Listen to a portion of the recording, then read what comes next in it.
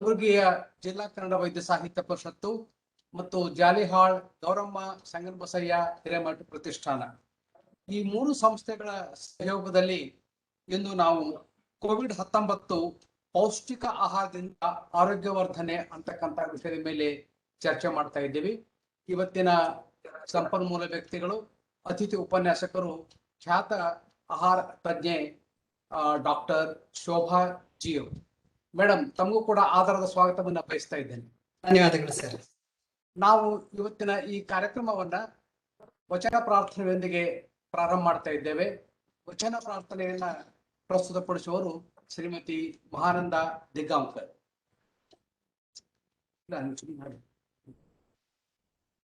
ಎಲ್ಲರಿಗೂ ನಮಸ್ಕಾರ.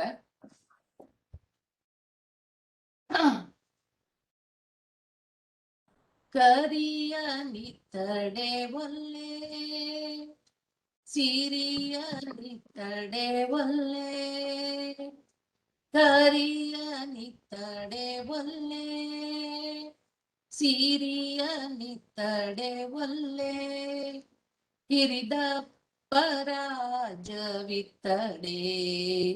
ಒಲ್ಲೆ ಒಲ್ಲೆ, ಕರಿಯ ನಿತ್ತಡೆ ಒಲ್ಲೆ, ಸಿರಿಯ ನಿತ್ತಡೆ ಒಲ್ಲೆ, ಹಿರಿದ ಪರಾಜವಿತ್ತಡೆ ಒಲ್ಲೆ ಒಲ್ಲೆ.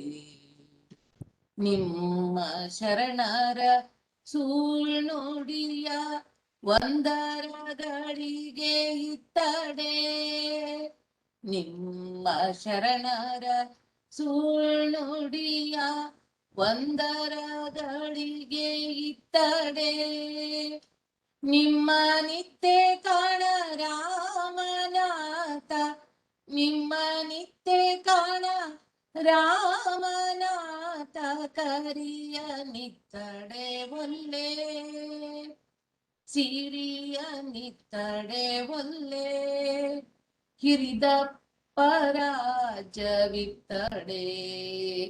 ಒಲ್ಲೆ ಒಲ್ಲೆ, ಕರಿಯ ನಿತ್ತಡೆ ಒಲ್ಲೆ, ನಿಮ್ಮ ಶರಣರ ಸುಳ್ನುಡಿಯ ಒಂದರಗಳಿಗೆ ಇತ್ತಡೆ, ನಿಮ್ಮ ಶರಣರ ಸುಳ್ನುಡಿಯ ಒಂದರಗಳಿಗೆ ಇತ್ತಡೆ, ನಿಮ್ಮ ನಿತ್ಯ ಕಾಣ ರಾಮನಾಥ, ನಿಮ್ಮ ನಿತ್ಯ ಕಾಣ ರಾಮನಾಥ, ಕರಿಯ ನಿತ್ತಡೆ ಒಲ್ಲೆ, ಸಿರಿಯ ನಿತ್ತಡೆ ಒಲ್ಲೆ, ಹಿರಿದ ಪರಾಜವಿತ್ತಡೆ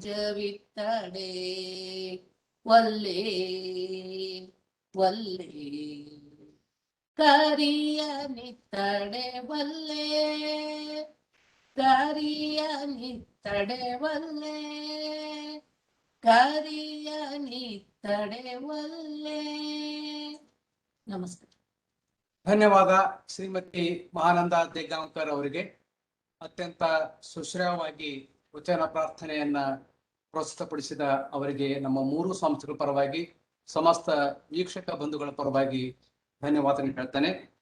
ಬಂಧುಗಳೇ, ತಮಗೆಲ್ಲ ಗೊತ್ತಿರೋ ಹಾಗೆ ನಾವು ಕಳೆದ ಸೋಮವಾರದಿಂದ ಸಾಪ್ತಾಹಿಕ ಸ್ವಾಸ್ಥ್ಯ ಸಂಪದ ಅಂತಕ್ಕಂಥ ಒಂದು ವೈಶಿಷ್ಟ್ಯಪೂರ್ಣ ಕಾರ್ಯಕ್ರಮವನ್ನ ವಾರದಲ್ಲಿ 2 ದಿವಸ ನಾವು ಪ್ರಾರಂಭ ಮಾಡಿದ್ದೇವೆ. ಪ್ರತಿ ಸೋಮವಾರ ಮತ್ತು ಪ್ರತಿ ಶುಕ್ರವಾರ ಸಾಯಂಕಾಲ 5 ಗಂಟೆಗೆ.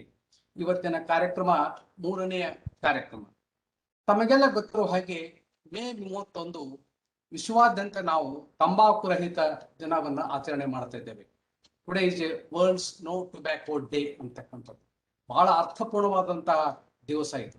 ಕೇವಲ ಮೇ 31 ಮಾತ್ರ ನಾವು ಧೂಮಪಾನ ಸೇರುವುದನ್ನ, ತಂಬಾಕು ಸವಿಯುವುದನ್ನ ಬಿಡೋದು ಮಾತ್ರ ಅಲ್ಲ, ವರ್ಷದ 365 ದಿನಗಳ ಕಾಲ ನಿರಂತರ ಅದನ್ನು ದೂರ ಇಡತಕ್ಕಂತಹ ಒಂದು ಪ್ರತಿಜ್ಞೆಯನ್ನ ನಾವು ಮಾಡಬೇಕಾಗಿದೆ. ಈ ವರ್ಷದ ವಿಶೇಷ ಘೋಷಣೆ ವಿಶ್ವ ಆರೋಗ್ಯ ಸಂಸ್ಥೆ ಹೊರಡಿಸಿದ ಪ್ರಕಾರ ಕಮಿಟ್ ಟು ಕ್ವಿಟ್ ಅಂತಕ್ಕಂಥದ್ದು, ಚಟವನ್ನ ಬಿಡಲು ಬದ್ಧರಾಗೋಣ ಅಂತಕ್ಕಂಥದ್ದು ಬಹಳ ಅರ್ಥಪೂರ್ಣವಾದಂತಹದ್ದು. ವಿಶೇಷವಾಗಿ ಇವತ್ತಿನ ನಮ್ಮ ಸಾಪ್ತಾಹಿಕ ಸ್ವಾಸ್ಥ್ಯ ಸಂಪದ ಕಾರ್ಯಕ್ರಮದಲ್ಲಿ ಅನೇಕ ಯುವತಿಯರು ವಿದ್ಯಾರ್ಥಿಗಳು ಭಾಗವಹಿಸ್ತಾ ಇದ್ದಾರೆ. ಬಹಳ ಖುಷಿ ಅನಿಸ್ತದೆ. ವಿಜಯಪುರದ ಸರ್ಕಾರಿ ಪ್ರಥಮ ದರ್ಜೆ ಮಹಿಳಾ ಕಾಲೇಜಿನ ಯುವ ರೆಡ್ ಕ್ರಾಸ್ ಘಟಕದ ಅನೇಕ ವಿದ್ಯಾರ್ಥಿನಿಯರು ಇದರಲ್ಲಿ ಭಾಗವಹಿಸ್ತಾ ಇದ್ದಾರೆ. ವಿದ್ಯಾರ್ಥಿನಿಯರು ಅಂತ ಹೇಳ್ತಾ ಇದ್ದೆ ನಾನು, ಬರೀ ಪುರುಷ ವಿದ್ಯಾರ್ಥಿಗಳು ಮಾತ್ರ ಅಲ್ಲ, ವಿದ್ಯಾರ್ಥಿನಿಯರ ಜೊತೆ. ಯಾಕಂದ್ರೆ ಒಬ್ಬ ಮಹಿಳೆ ಮನಸ್ಸು ಮಾಡಿದ್ರೆ ಇಡೀ ಜಗತ್ತನ್ನೇ ಬದಲಾವಣೆ ಮಾಡಬಹುದು. ಕುಟುಂಬ ಮಾತ್ರ ಅಲ್ಲ, ಸಮುದಾಯ ಮಾತ್ರವಲ್ಲ, ಸಮಾಜ ಮಾತ್ರವಲ್ಲ, ರಾಷ್ಟ್ರ ಮಾತ್ರವಲ್ಲ, ಸಮಗ್ರ ವಿಶ್ವದ ಬದುಕನ್ನೇ ಬದಲಾವಣೆ ಮಾಡಬಹುದು ಅಂತಕ್ಕಂಥದ್ದು ಇತಿಹಾಸದಿಂದ ನಾವು ಕಂಡುಕೊಂಡಿದ್ದೇವೆ. ಈ ಇವತ್ತಿನ ದಿವಸ ಯುವತಿಯರು ಭಾಗವಹಿಸ್ತಾ ಇದ್ರೆ ಬಹಳ ಖುಷಿ ಅನಿಸ್ತದೆ. ಅವರೆಲ್ಲರಿಗೆ ಆದರದ ಸ್ವಾಗತವನ್ನು ಕೋರ್ತಾ ಇದ್ದೇನೆ. ಇವತ್ತಿನ ಮೇ 31 ತಂಬಾಕು ರಹಿತ ದಿನಾಚರಣೆಗೂ ಮತ್ತು ಇವತ್ತು ನಮ್ಮೊಂದಿಗೆ ಅತಿಥಿ ಉಪನ್ಯಾಸಕರಾಗಿದ್ದುಕೊಂಡು ಪೌಷ್ಟಿಕ ಆಹಾರ ಕುರಿತಾಗಿ ಮಾತನಾಡಿರುವ ಈ ಎರಡೂ ವಿಷಯಕ್ಕೆ ಅತ್ಯಂತ ಅವಿನಾಭಾವಾದಂತಹ ಒಂದು ಸಂಬಂಧ ಇದೆ ಅಂತಕ್ಕಂಥ ಮಾತನ್ನ ಪದೇ ಪದೇ ಒತ್ತಿ ಹೇಳ್ತಾ, ಇವತ್ತಿನ ನಮ್ಮ ಈ ಕಾರ್ಯಕ್ರಮದ ಅಧ್ಯಕ್ಷತೆಯನ್ನ ಸರ್ಕಾರಿ ಪ್ರಥಮ ದರ್ಜೆ ಮಹಿಳಾ ಕಾಲೇಜಿನ ಪ್ರಾಂಶುಪಾಲ ಆಗಿರ್ತಕ್ಕಂಥ ಆದರಣೀಯ ಡಾಕ್ಟರ್ ರುದ್ರಯ್ಯ ಎಸ್ ಕಲ್ಲೂರ್ಮಠ ಅವರು ವಹಿಸಿಕೊಂಡಿದ್ದಾರೆ. ಅವರಿಗೆ ನಮ್ಮ ಮೂರು ಸಂಸ್ಥೆಗಳ ಪರವಾಗಿ, ಸಮಸ್ತ ವೀಕ್ಷಕ ಬಂಧುಗಳ ಪರವಾಗಿ ನಾನು ಆದರದ ಸ್ವಾಗತವನ್ನು ಕೋರ್ತಾ ಇದ್ದೇನೆ. ಕಲ್ಲೂರ್ಮಠ ಸರ್, ನಮಸ್ಕಾರ ತಮಗೆ. ಹಾಗೆ ನಮ್ಮೊಂದಿಗೆ ಉಪಸ್ಥಿತರಿರ್ತಕ್ಕಂಥವರು ಚಿದಾನಂದ ಎಸ್ ಅನೂರ್ ಅವರು, ಅಂದ್ರೆ ಆ ಕಾಲೇಜಿನ ಯುವ ರೆಡ್ ಕ್ರಾಸ್ ಘಟಕದ ಸಂಯೋಜಕರು. ಅವರಿಗೂ ಕೂಡ ನಾನು ಆದರದ ಸ್ವಾಗತವನ್ನ ಕೋರ್ತಾ ಇದ್ದೇನೆ. ಚಿದಾನಂದ್ ಸರ್, ತಮಗೆ ಆದರದ ಸ್ವಾಗತ. ಮತ್ತು ವಿಶೇಷವಾಗಿ ಇವತ್ತು ನಮ್ಮೊಂದಿಗೆ ಒಬ್ಬ ಅತಿಥಿಗಳಿದ್ದಾರೆ. ಅವರು BS ದೇಸಾಯಿ ಅಂತ. BS ದೇಸಾಯಿ ಅವರು ನಮ್ಮ ಜಿಲ್ಲಾ ಕನ್ನಡ ವೈದ್ಯ ಸಾಹಿತ್ಯ ಪರಿಷತ್ತಿನ, ಕಲಬುರಗಿ ಜಿಲ್ಲಾ ಕನ್ನಡ ವೈದ್ಯ ಸಾಹಿತ್ಯ ಪರಿಷತ್ತಿನ ಸಂಸ್ಥಾಪಕ ಸದಸ್ಯರಲ್ಲಿ ಒಬ್ಬರು ಮತ್ತು ಕಾರ್ಯಕಾರಿ ಸಮಿತಿ ಸದಸ್ಯರಾಗಿದ್ದುಕೊಂಡು ಕಳೆದ 20-21 ವರ್ಷಗಳಿಂದ ನಮ್ಮ ಜಿಲ್ಲಾ ಕನ್ನಡ ವೈದ್ಯ ಸಾಹಿತ್ಯ ಪರಿಷತ್ತಿನ ಎಲ್ಲ ಕಾರ್ಯಚಟುವಟಿಕೆಯಲ್ಲಿ ಆಸಕ್ತಿಯಿಂದ ಭಾಗವಹಿಸಿದಂತಹ ಒಬ್ಬ ಅಪರೂಪದ ಅತಿಥಿ.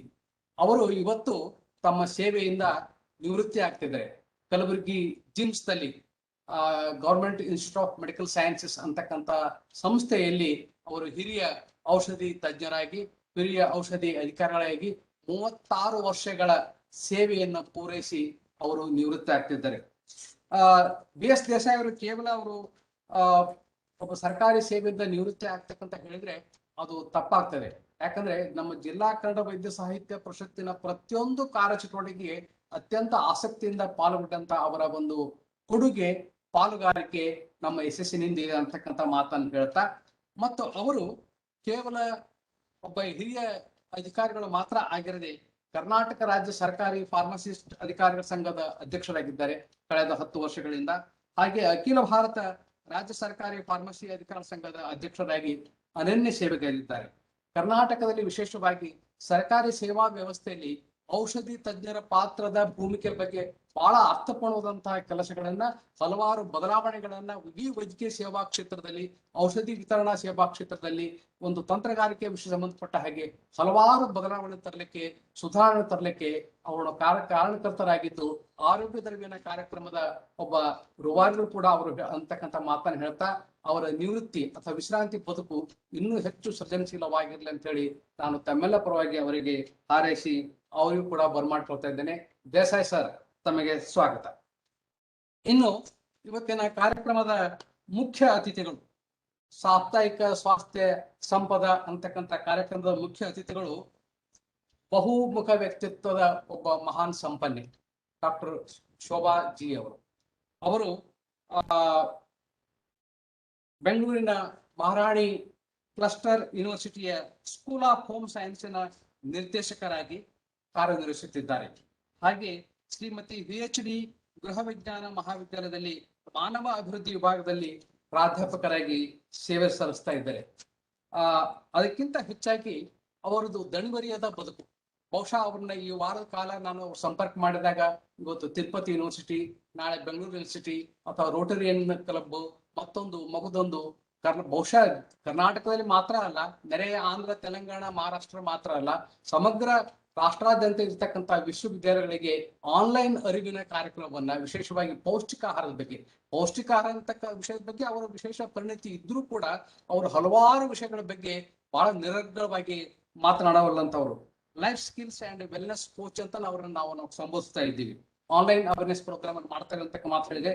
Life skills, study skills, work life balance, parenting, counselling, emotional intelligence, multiple intelligence, health, ageing ಇತ್ಯಾದಿ 10 ವಿಷಯಗಳ ಬಗ್ಗೆ ಬಹಳ ಪ್ರಭಾವಪೂರ್ಣವಾಗಿ ಮಾತಾಡ್ತಕ್ಕಂತ ಒಬ್ಬ ಸಂಪನ್ಮೂಲ ವ್ಯಕ್ತಿ ಇವತ್ತು ನಮಗೆ ದೊರೆತಿರ್ಬೋದು.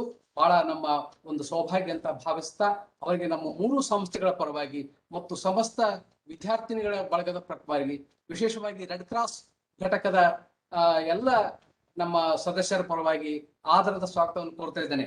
ಮೇಡಮ್, ತಮಗೆ ಹೃತ್ಪೂರ್ವಕ ಸ್ವಾಗತ. ಧನ್ಯವಾದಗಳು ಸರ್. ಆಮೇಲೆ ಇವತ್ತು ಅವರು ಮಾತಾಡ್ತಕ್ಕಂತ ವಿಷಯ ತಮಗೆಲ್ಲ ಗೊತ್ತಿರೋ ಹಾಗೆ ಕೋವಿಡ್-19 ಪೌಷ್ಟಿಕ ಆಹಾರದಿಂದ ಆರೋಗ್ಯ ವರ್ಧನೆ.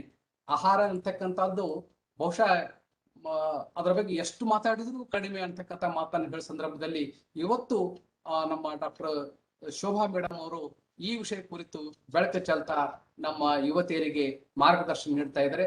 ಅವರಿಗೆ ಮತ್ತೊಮ್ಮೆ ಮಗದೊಮ್ಮೆ ಸ್ವಾಗತ ಕೋರ್ತಾ ಈಗ ಡಾಕ್ಟರ್ ಜಿ ಶೋಭಾ ಅವರು ತಮ್ಮ ಉಪನ್ಯಾಸವನ್ನ ಪ್ರಾರಂಭ ಮಾಡ್ಬೇಕಂತ ಅವರಲ್ಲಿ ಕೋರ್ತಾ ಇದ್ದೇನೆ. ಮೇಡಮ್, ಡಾಕ್ಟರ್ ಶೋಭಾ ಅವರೇ. ಧನ್ಯವಾದಗಳು ಸರ್. ಧನ್ಯವಾದ. ಪ್ರಾರಂಭ ಮಾಡೋದಾ? ಪ್ರಾರಂಭ ಮಾಡಿ. ಧನ್ಯವಾದಗಳು ಹಿರೇಮಠ ದಂಪತಿಗಳಿಗೆ. ಕಾರ್ಯಕ್ರಮವನ್ನ ಸುಂದರವಾಗಿ ಆಯೋಜಿಸಿ ನನ್ನನ್ನ ಇಲ್ಲಿ ಬರಮಾಡ್ಕೊಂಡಿದ್ದೀರಾ. 3 ಸಂಸ್ಥೆಯವರಿಗೆ ಈ ಆರೋಗ್ಯ ಸಾಪ್ತಾಹಿಕ ಸಂಪದವನ್ನ ಆಯೋಜನೆ ಮಾಡಿರ್ತಕ್ಕಂಥ ಎಲ್ಲ ಆಯೋಜಕರಿಗೆ ನನ್ನ ಧನ್ಯವಾದಗಳು. ಹಾಗೆ ಬಹಳ ಆತ್ಮೀಯರಾದಂತಹ ಶ್ರೀನಿವಾಸ ಮೂರ್ತಿ ಸರ್ ಅವರು ಬೆಂಗಳೂರಿನಿಂದ ದಂಪತಿ ಸಮೇತ ಈ ಒಂದು ವೆಬಿನಾರ್ ಅಲ್ಲಿ ಇದ್ದಾರೆ. ಸರ್ ಅವ್ರಿಗೂ ಕೂಡ ನನ್ನ ಧನ್ಯವಾದಗಳು ಸರ್. ಧನ್ಯವಾದಗಳು. ಹಾಗೆ ಬಹಳಷ್ಟು ಪ್ರೀತಿಪೂರ್ವಕವಾಗಿ ಹಿರೇಮಠ್ ಸರ್ ಅವರು ನನ್ನ ಬಗ್ಗೆ ಬಹಳ ಅಭಿಮಾನದಿಂದ ಮಾತಾಡಿದ್ದೀರಾ ಸರ್. ನಿಮಗೆ ತುಂಬು ಹೃದಯದ ಧನ್ಯವಾದ ಹಾಗೂ ನಮಸ್ಕಾರ. ಇದೀಗ ನನ್ನೊಂದಿಗೆ ನೋಡ್ತಾ ಇದ್ರೆ ಸುಮಾರು 100ಕ್ಕಿಂತ ಹೆಚ್ಚು ಮಂದಿ ಬೇರೆ ಬೇರೆ ಕಡೆಗಳಿಂದ ಈ ಒಂದು ಸೆಷನ್ ಅಲ್ಲಿ ಆರೋಗ್ಯ ಸಂಪದದ ಈ ಒಂದು ಕಾರ್ಯಕ್ರಮದಲ್ಲಿ ಭಾಗವಹಿಸಿದ್ದೀರಾ. ಇದರಲ್ಲಿ ಸರ್ ಹೇಳಿದಾಗ ಹೆಚ್ಚಿನ ಸಂಖ್ಯೆಯಲ್ಲಿ ವಿದ್ಯಾರ್ಥಿನಿಯರಿದ್ದೀರಾ, ರೆಡ್ ಕ್ರಾಸ್ ಸಂಘದ ಒಂದು ಸದಸ್ಯರಿದ್ದೀರಾ ಅಂತ ಕೇಳ್ತಾ ಇದ್ದೀನಿ. ತುಂಬಾ ಸಂತೋಷ ಆಗ್ತಾ ಇದೆ. ಅದರಲ್ಲೂ ಈ ಒಂದು ಕೋವಿಡ್ ನ ಹಿನ್ನೆಲೆಯಲ್ಲಿ ಈ ಆಯೋಜಕರುಗಳು ಪ್ರತಿದಿನ ಈ ಕಾರ್ಯಕ್ರಮಗಳನ್ನ, ಅದರಲ್ಲೂ ಆರೋಗ್ಯ ಎಷ್ಟು ಮುಖ್ಯ ಆಗಿದೆ ಈಗ ಅಂತ ಹೇಳಿದ್ರೆ, ಈ ಒಂದು ಸಂದರ್ಭದಲ್ಲಿ ಸುಂದರವಾದ ಕಾರ್ಯಕ್ರಮಗಳನ್ನ ಆಯೋಜಿಸಿ ಬೇರೆ ಬೇರೆ ಪ್ರಾಂತ್ಯದಿಂದ ಪರಿಣಿತರನ್ನ ಕರೆಸಿ ಅಲ್ಲಿ ಎಲ್ಲ ಜನರಿಗೆ ಈ ಒಂದು ಮಾಹಿತಿಯನ್ನ ಒದಗಿಸಿ ಕೊಡ್ತಾ ಇದ್ದೀರಲ್ಲ ಸರ್. ಈ ಒಂದು ನಿಮ್ಮ ಒಂದು ದಾಸೋಹ ಏನಿದೆಯಲ್ಲ, ಜ್ಞಾನ ದಾಸೋಹ ಏನು ಮಾಡ್ತಾ ಇದ್ದೀರಲ್ಲ, ಅದಕ್ಕೆ ನಾನು ಆಭಾರಿಯಾಗಿದ್ದೀನಿ. ಒಳ್ಳೆಯ ಒಂದು ಕೆಲಸವನ್ನ ಮಾಡ್ತಾ ಇದ್ದೀರಾ.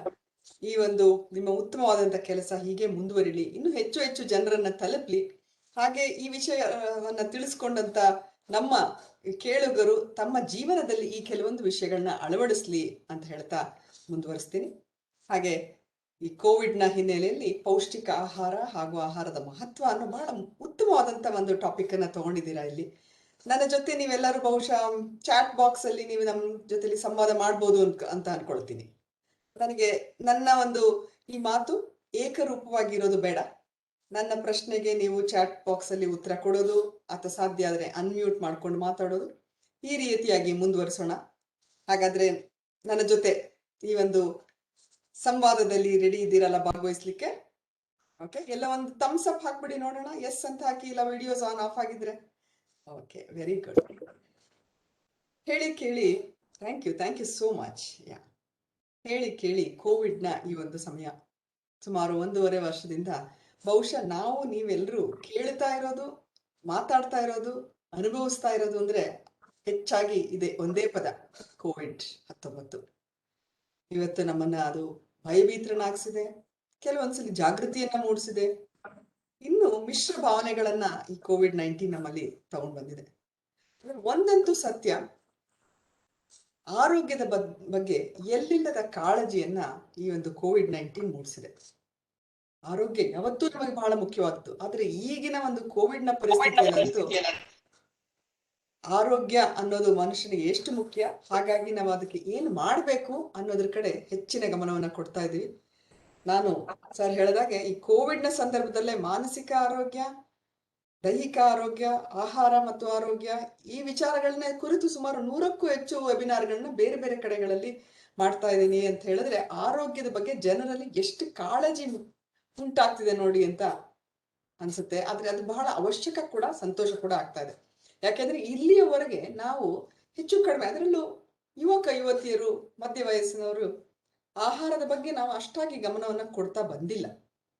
ಎಲ್ಲೋ ಒಂದು ಕಡೆ ಆಹಾರ, ತಿಂಡಿ, ಊಟ ಅಂತ ಹೇಳಿದ್ರೆ ಗೃಹಿಣಿಯರ ಒಂದು ಕೆಲಸ, ಅಡುಗೆ ಕೋಣೆಗೆ ಮಾತ್ರ ಸೀಮಿತ ಆಗಿದೆ. ನಮಗೂ ಅದಕ್ಕೂ ಏನು ಅಂಥ ಒಂದು ದೊಡ್ಡ ಜವಾಬ್ದಾರಿ ಅಥವಾ ಸಂಬಂಧ ಇಲ್ಲ ಅನ್ನೋ ರೀತಿಯಲ್ಲಿ ಹೆಚ್ಚಿಗೆ ನಾವು ವರ್ತಿಸ್ತಾ ಇದ್ದೀವಿ. ಆದರೆ ಆರೋಗ್ಯ ಅನ್ನೋದು ಪ್ರತಿಯೊಬ್ಬ ಮನುಷ್ಯನಿಗೂ ಅನಿವಾರ್ಯ ಹಾಗೂ ಅವಶ್ಯಕತೆ. ಹೀಗಿರುವಾಗ ಆಹಾರ ತಯಾರಿಕೆ ಅನ್ನೋದು ಕೇವಲ ಅಡುಗೆ ಮನೆ, ಹೆಣ್ಮಕ್ಳು ಅವರಿಗೆ ಮಾತ್ರ ಸೀಮಿತ ಅಲ್ಲ. ಪ್ರತಿಯೊಬ್ಬರು ತಮ್ಮ ಆರೋಗ್ಯದ ಬಗ್ಗೆ ತುಂಬಾ ತಿಳ್ಕೊಳ್ಬೇಕಾಗಿದ್ದಂಥ ವಿಷಯ. ಯಾಕೆಂದ್ರೆ ನಿಮ್ಮ ಅಡುಗೆ ಕೋಣೆಯೇ ಔಷಧಾಲಯ, ಬೇರೆ ಎಲ್ಲೂ ಇಲ್ಲ. ನಮ್ಮ ಅಡುಗೆ ಕೋಣೆಗಳಲ್ಲಿ, ಆ ಡಬ್ಬಿಗಳಲ್ಲಿ, ಆ ಜಾಲರಿಗಳಲ್ಲಿ ಇರ್ತಕ್ಕಂಥ ಆ ಒಂದು ಆಹಾರ, ತರಕಾರಿ, ಹಣ್ಣು, ಉತ್ಪನ್ನಗಳು ಏನಿವೆಯಲ್ಲ, ಅದು ನಮ್ಮ ಆರೋಗ್ಯವನ್ನ ಹೆಚ್ಚಾಗಿ ಕಾಪಾಡಲಿಕ್ಕೆ ಶಕ್ತಿ ಇರುವಂಥದ್ದು. ಆಯುರ್ವೇದದಲ್ಲಿ ಒಂದು ಮಾತಿದೆ, when the food is right, medicine is of no need. when the food is wrong, medicine is of no use ಅಂತ. ಅಂದ್ರೆ ಆಹಾರ ಸರಿಯಾಗಿದ್ದರೆ ಔಷಧಿಯ ಅಗತ್ಯ ಇಲ್ಲ. ಆಹಾರ ಸಮರ್ಪಕವಾಗಿಲ್ಲ ಅಂದ್ರೆ ಔಷಧಿ ಸೇವಿಸಿಯೂ ಪ್ರಯೋಜನ ಇಲ್ಲ ಅಂತ ಅರ್ಥ. ನೋಡಿ ಎಷ್ಟು ಒಳ್ಳೆಯ ಮಾತು ಹೇಳಿದ್ದಾರೆ. ಇವತ್ತು ಡಾಕ್ಟರ್ ಪ್ರತಿಯೊಂದು ಕಡೆ ಹೇಳ್ತಾ ಇದ್ದಾರೆ, ರೋಗ ನಿರೋಧಕ ಶಕ್ತಿಯನ್ನು ಹೆಚ್ಚು ಮಾಡ್ಕೊಳ್ಳಿ, ಉತ್ತಮವಾದಂತ ಆಹಾರವನ್ನ ತಗೊಳ್ಳಿ ಹೇಳ್ತಾ ಇದ್ದಾರೆ. ಮೊದಲಿಂದನೂ ಹೇಳ್ತಾ ಇದ್ರು, ಆದ್ರೆ ಈಗ ನಮಗೆ ಅದ್ರ ಬಗ್ಗೆ ಹೆಚ್ಚಿನ ಗಮನ ಬರ್ತಾ ಇದೆ. ಯಾಕೆಂದ್ರೆ ನಮ್ಮ ಆರೋಗ್ಯವನ್ನ ಎಚ್ಚರಿಸಲಿಕ್ಕೆ ಒಂದು ಕಣ್ಣಿಗೆ ಕಾಣದಂತ ವೈರಸ್ ಬಹುಶಃ ನಮಗೆ ಬೇಕಾಗಿತ್ತು ಅಂತ ಕಾಣುತ್ತೆ. ಆರೋಗ್ಯ ಐಶ್ವರ್ಯ ಅಂತ ಹಿರಿಯರು ಹರಿಸ್ತಾರೆ. ಅಂದ್ರೆ ಆಯಸ್ಸು ಹಾಗೂ ಐಶ್ವರ್ಯ ಎರಡರ ಮಧ್ಯೆ ಬಹಳ ಮುಖ್ಯವಾಗಿ ನಮಗೆ ಬೇಕಾಗಿರೋದು ಆರೋಗ್ಯ. ಆರೋಗ್ಯವಿಲ್ಲದೆ ಐಶ್ವರ್ಯಕ್ಕಾಗ್ಲಿ ಅಥವಾ ದೀರ್ಘವಾದ ಆಯಸ್ಸಿಗಾಗ್ಲಿ ಬೆಲೆನೇ ಇಲ್ಲ. ಹಾಗಾಗಿ ನಿಮ್ಮ ಆರೋಗ್ಯ ನಿಮ್ಮ ಕೈಯಲ್ಲಿ. ಅದರಲ್ಲಿ ಆಹಾರದ ಮಹತ್ವ ಏನಿದೆ ಅನ್ನೋದನ್ನ ತಿಳ್ಕೊಳ್ಳೋಣ. ನಾವು 40-50 ವರ್ಷಗಳ ಕಾಲ ಬದುಕಿರ್ತೀವಿ, ಆದರೆ ನಮ್ಮ ಆರೋಗ್ಯಕ್ಕೆ ಯಾವ ರೀತಿಯ ಆಹಾರವನ್ನ ಸೇವಿಸಬೇಕು, ಎಷ್ಟು ಸೇವಿಸಬೇಕು, ಯಾವ ಆಹಾರ ನಮ್ಮ ಆರೋಗ್ಯಕ್ಕೆ ಪೂರಕವಾಗಿ ಕೆಲಸ ಮಾಡುತ್ತೆ, ಇವುಗಳ ಬಗ್ಗೆ ತಿಳುವಳಿಕೆ ನಮ್ಮಲ್ಲಿ ಸ್ವಲ್ಪ ಕಡಿಮೆ ಇರುತ್ತೆ. ಬಹಳ ವಿಚಾರಗಳು ನಿಮಗೆ ಗೊತ್ತಿರ್ಲಿಕ್ಕೆ ಸಹಜ ಕೂಡ, ಆದ್ರೆ ಅಭ್ಯಾಸ ಕ್ರಮಗಳು ಸರಿಗಿಲ್ಲದೆ ಇರ್ಬೋದು. ಈ ಒಂದು ಕಾರ್ಯಕ್ರಮದಲ್ಲಿ ಆ ಕೆಲವು ವಿಚಾರಗಳನ್ನ ಹಂಚಿಕೊಳ್ಳೋಣ, ತಿಳ್ಕೊಳ್ಳೋಣ, ಸಂಭಾಷಣೆಯಲ್ಲಿ ತೊಡ್ಕೊಳ್ಳೋಣ ಅಂತ ಹೇಳ್ತಾ ಈ ಒಂದು ಇವತ್ತಿನ ಕಾರ್ಯಕ್ರಮವನ್ನ ಶುರು ಮಾಡೋಣ. ಹಾಗಾದ್ರೆ ಇವತ್ತು ನಾನು ಆಗ್ಲೇ ಹೇಳಿದಾಗೆ ಇವತ್ತಿನ ವಿಷಯ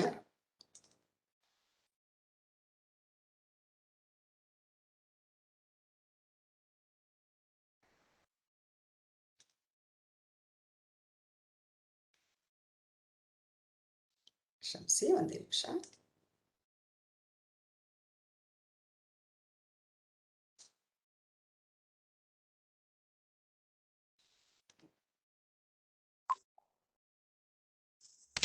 ಪೌಷ್ಟಿಕ ಆಹಾರದಿಂದ ಆರೋಗ್ಯವರ್ಧನೆ. ಮೇಡಮ್ ಸರ್, ವಿಷಯ ಪೌಷ್ಟಿಕ ಆಹಾರದಿಂದ ಆರೋಗ್ಯವರ್ಧನೆ ಅಂತ. ಹೌದು ಸರ್, ಪ್ರೊಸೀಡ್ ಮಾಡಿ. ನಾನು ಒಂದು ನಿಮಿಷ, ಅದು ಸ್ಕ್ರೀನ್ ಶೇರ್ ಬಂದೆ. ಆಯ್ತು, ಹೋಸ್ಟ್ ಮಾಡಿದ್ರಿ, ಬರ್ತಾ ಇತ್ತಲ್ಲ ಸರ್? ಇನ್ನೊಂದ್ಸಲಿ ಫುಲ್ ಸ್ಕ್ರೀನ್ ನನಗೆ ಬರ್ತಾ ಇಲ್ಲ ನೋಡಿ. ಹಾ ಈಗ ಬರ್ತಾ ಇದೆ. Okay, thank you sir. ಹಾ ಓಕೆ, ಇವತ್ತಿನ ವಿಚಾರ ಕಾಣಿಸ್ತಾ ಇದೆಯಲ್ಲ ಸರ್? ಶೇರ್ ಸ್ಕ್ರೀನ್ ಆಗಿದೆಯಲ್ಲ? ಇಲ್ಲ ಆಗಿಲ್ಲ ಮೇಡಮ್, ಕಾಣಿಸ್ತಾ ಇಲ್ಲ. ಬ್ಲಾಂಕ್ ಇದೆ, ಬ್ಲಾಂಕ್ ಸ್ಕ್ರೀನ್ ಇದೆ.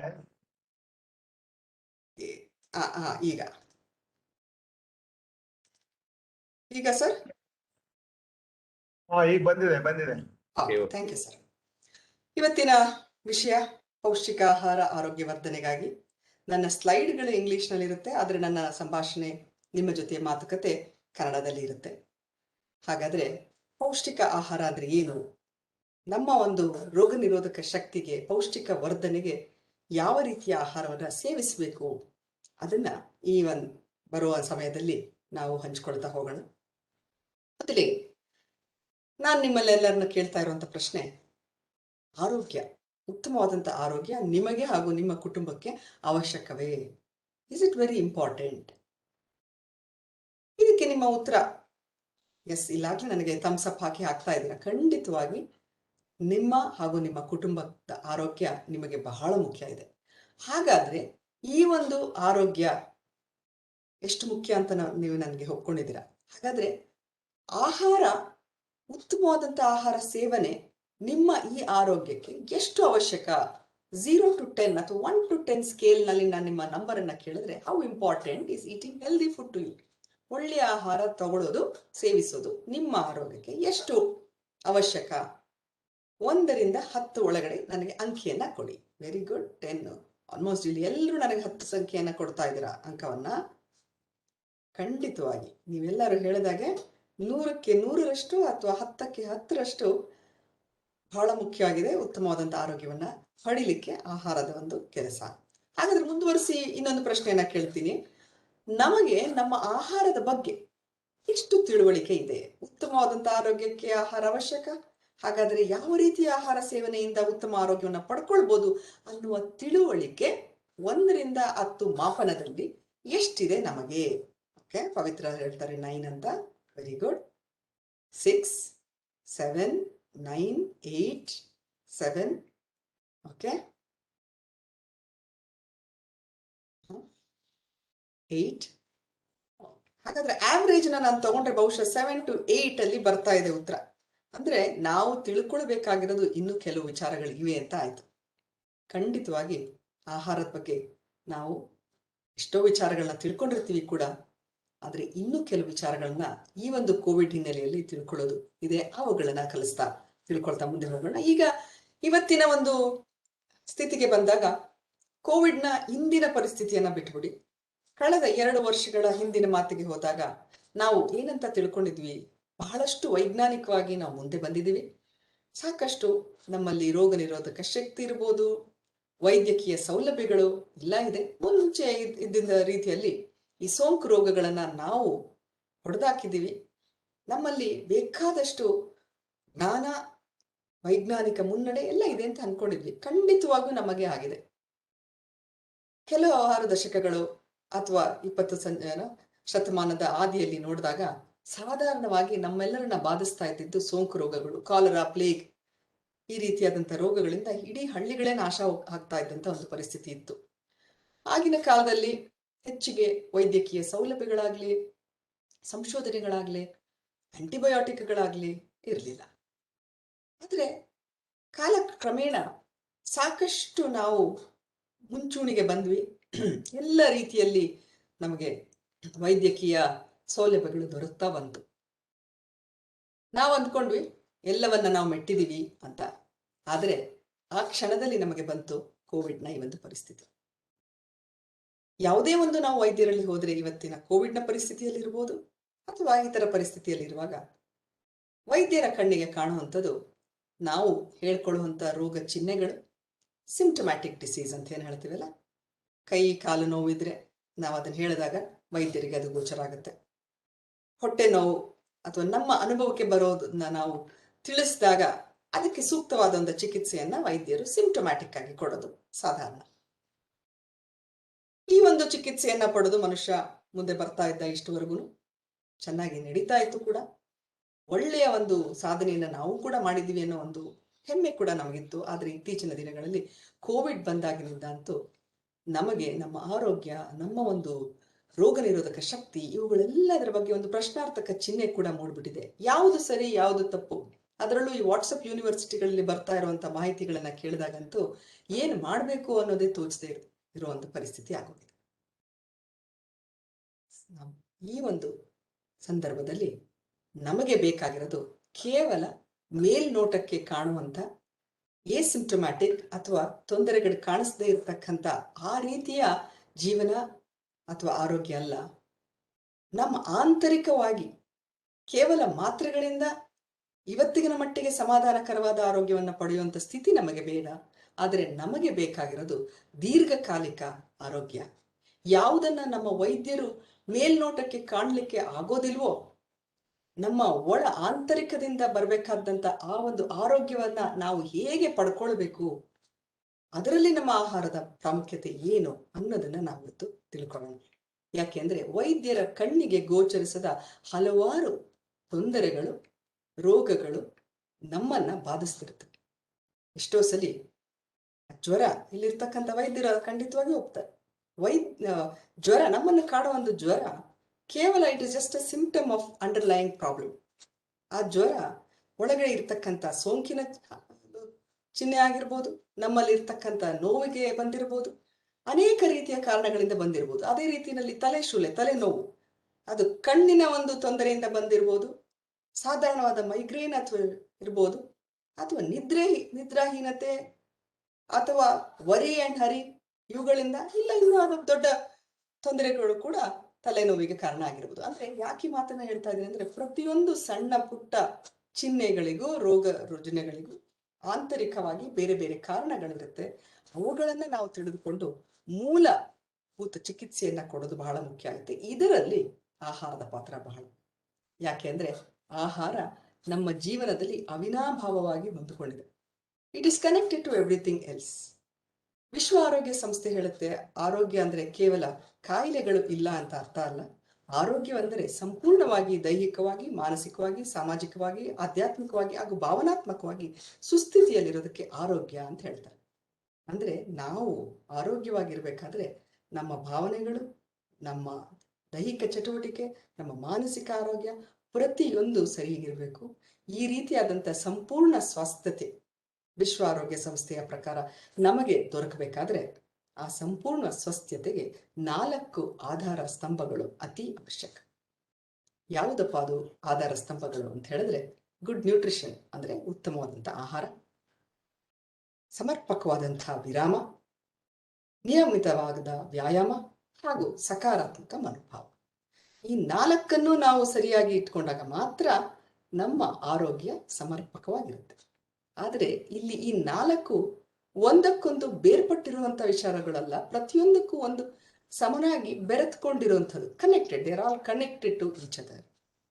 ಹಾಗಾದ್ರೆ ನಮ್ಮ ಪೌಷ್ಟಿಕ ವರ್ಧನೆಗೆ ಆಹಾರ ಯಾವ ರೀತಿ ಇರಬೇಕು ಇವತ್ತಿನ ವಿಚಾರ. ಈ 4 ಆಧಾರ ಸ್ತಂಭಗಳಲ್ಲಿ ಮೊದಲನೇ ಆಧಾರ ಸ್ತಂಭದ ಬಗ್ಗೆ ಇವತ್ತಿನ ವಿಚಾರ ಇರೋದ್ರಿಂದ ಇಲ್ಲಿ ನಾನು ಹೆಚ್ಚು ಗಮನವನ್ನು ಕೊಟ್ಟಿದ್ರ ಬಗ್ಗೆ ಮಾತಾಡ್ತೀನಿ.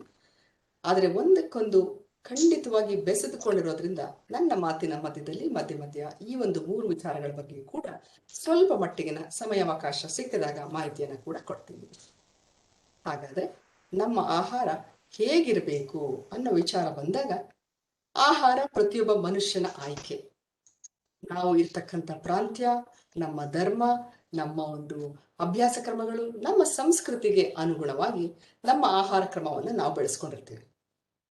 ಆದರೆ ಅದರಲ್ಲಿ ಕೆಲವೊಂದು ವೈಜ್ಞಾನಿಕವಾಗಿ ನಾವು ತಿಳ್ಕೊಳ್ಬೇಕಾದಾಗ ಏನನ್ನ ತಿಳಿಬೇಕು ಅಂತ ಹೇಳಿದಾಗ, ನಾವು ತಗೊಳ್ಳೋ ಯಾವುದೇ ಒಂದು ಆಹಾರ, ನೀವು ಉತ್ತರ ಕರ್ನಾಟಕದವರಾಗಿ, ದಕ್ಷಿಣ ಭಾರತದವರಾಗಿ ಅಥವಾ ದಕ್ಷಿಣ ಕರ್ನಾಟಕದವರಾಗಿ, ಯಾವ ಭಾಗದ ಕರಾವಳಿ ಪ್ರದೇಶದಲ್ಲಿ, ಎಲ್ಲಿಯ ಯಾವ ಪ್ರದೇಶದವರಾದರೂ ಕೂಡ ನಮ್ಮ ಆಹಾರದಲ್ಲಿ ಮೂಲವಾಗಿ 4 ರೀತಿಯ ಅಥವಾ 4 ಗುಂಪಿನ ಆಹಾರಗಳು ಇರುತ್ತವೆ.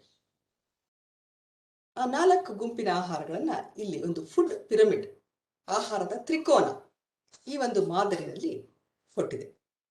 ಏನಿದೆ ಇದರಲ್ಲಿ ಅಂತ ಹೇಳಿದ್ರೆ, ಈ 4 ಗುಂಪಿನ ಆಹಾರಗಳನ್ನ ನಾವು ನಿಯಮಿತವಾಗಿ ದಿನದ 3 ಹೊತ್ತಿನ ಆಹಾರದಲ್ಲಿ ಈ ಪ್ರಮಾಣದಲ್ಲಿ ಬಳಸುವಂಥದ್ದು ವೈಜ್ಞಾನಿಕವಾಗಿ ನಮ್ಮ ಆರೋಗ್ಯಕ್ಕೆ ಅವಶ್ಯಕವಾದದ್ದು.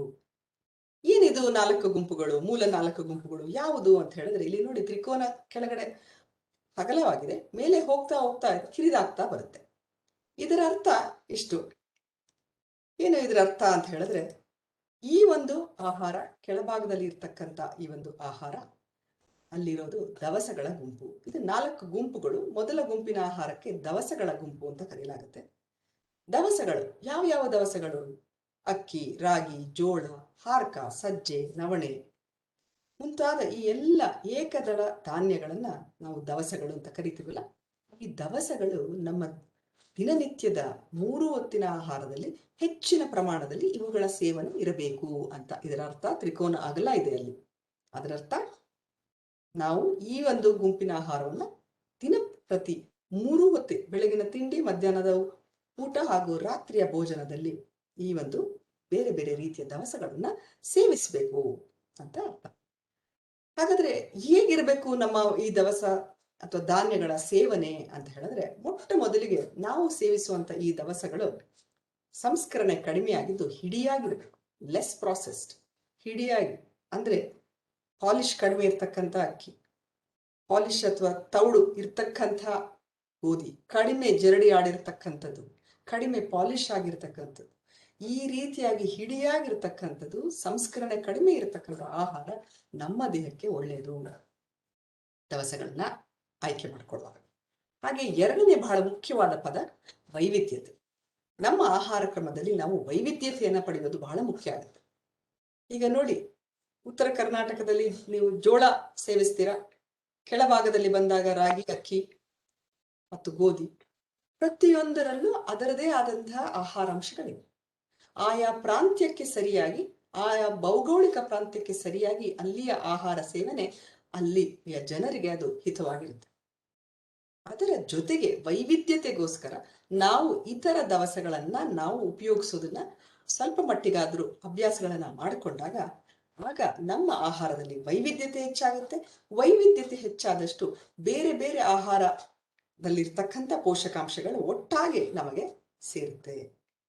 ಇದನ್ನ ಬಿಟ್ಟು ಬೆಳಿಗ್ಗೆ ಚಿತ್ರಾನ್ನ, ಮಧ್ಯಾಹ್ನದ ಊಟಕ್ಕೆ ಅನ್ನ ಸಾಂಬಾರು, ರಾತ್ರಿ ಬಿಸಿಬೇಳೆಬಾತ್, 3 ಹೊತ್ತಿನ ಆಹಾರದಲ್ಲಿ ಬರೀ ಅಕ್ಕಿನೇ ಅಥವಾ 3 ಹೊತ್ತಿನ ಆಹಾರದಲ್ಲಿ ಒಂದೇ ರೀತಿಯ ಏಕರೂಪವಾದ ಧಾನ್ಯವನ್ನ ತಗೊಂಡಾಗ ಇತರ ಆಹಾರದಲ್ಲಿ ಇರ್ತಕ್ಕಂಥ ಆಹಾರಾಂಶಗಳು ನಮಗೆ ಅಲಭ್ಯ ಆಗುತ್ತೆ. ಲಭ್ಯ ಆಗದೆ ಇರೋದ್ರಿಂದ ಅದರ ಒಂದು ಕೊರತೆ ನಮಗೆ ಉಂಟಾಗುತ್ತೆ. ಅದರಿಂದ ಎರಡನೆಯ ಪದ ವೈವಿಧ್ಯತೆ ಇರಲಿ.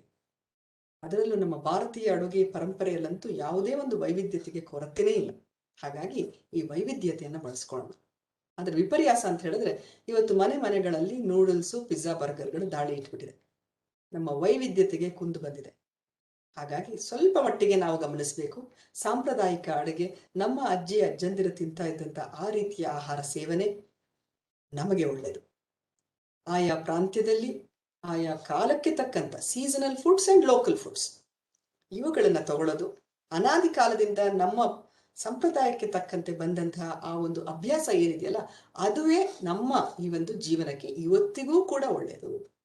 ಇದರ ಮಧ್ಯದಲ್ಲಿ ಕೆಲವೊಂದು ಪಾಶ್ಚಾತ್ಯೀಕರಣ, ವಿವಿಧ ರೀತಿಯ ಒಂದು ಇನ್ಫ್ಲುಯೆನ್ಸ್ಗಳಿಂದ ಇವತ್ತು ಬೇರೆ ಬೇರೆ ರೀತಿಯ ಆಹಾರದ ಸೇವನೆಯನ್ನು ನಾವು ಮಾಡ್ತಾ ಇದೀವಿ. ತಪ್ಪು ಅಂತ ಹೇಳೋದಿಲ್ಲ, ಆದರೆ ಇದರಲ್ಲಿ ಈ ಒಂದು ರೂಲ್, ತತ್ವವನ್ನು ನೆನ್ಪಿಟ್ಕೊಳ್ಳೋಣ.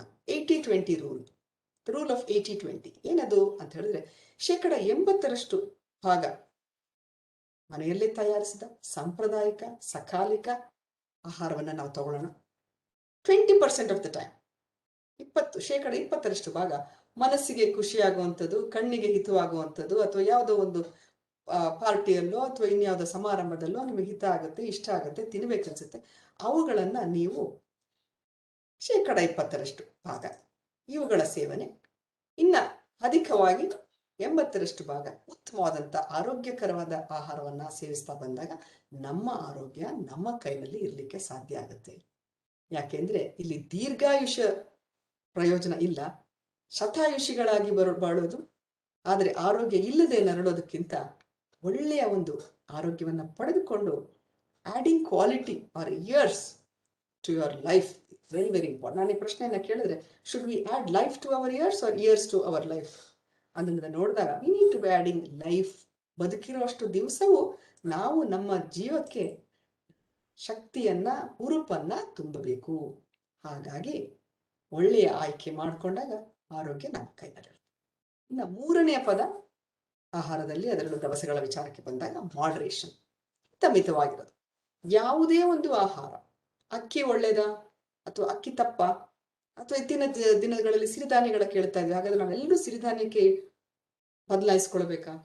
ಯಾವುದೇ ಒಂದು ಆಹಾರ ಮಾಡ್ರೇಷನ್ ಅಥವಾ ಹಿತಮಿತವಾಗಿದ್ದಾಗ ಅದರಿಂದ ಕೆಡಕಿಲ್ಲ.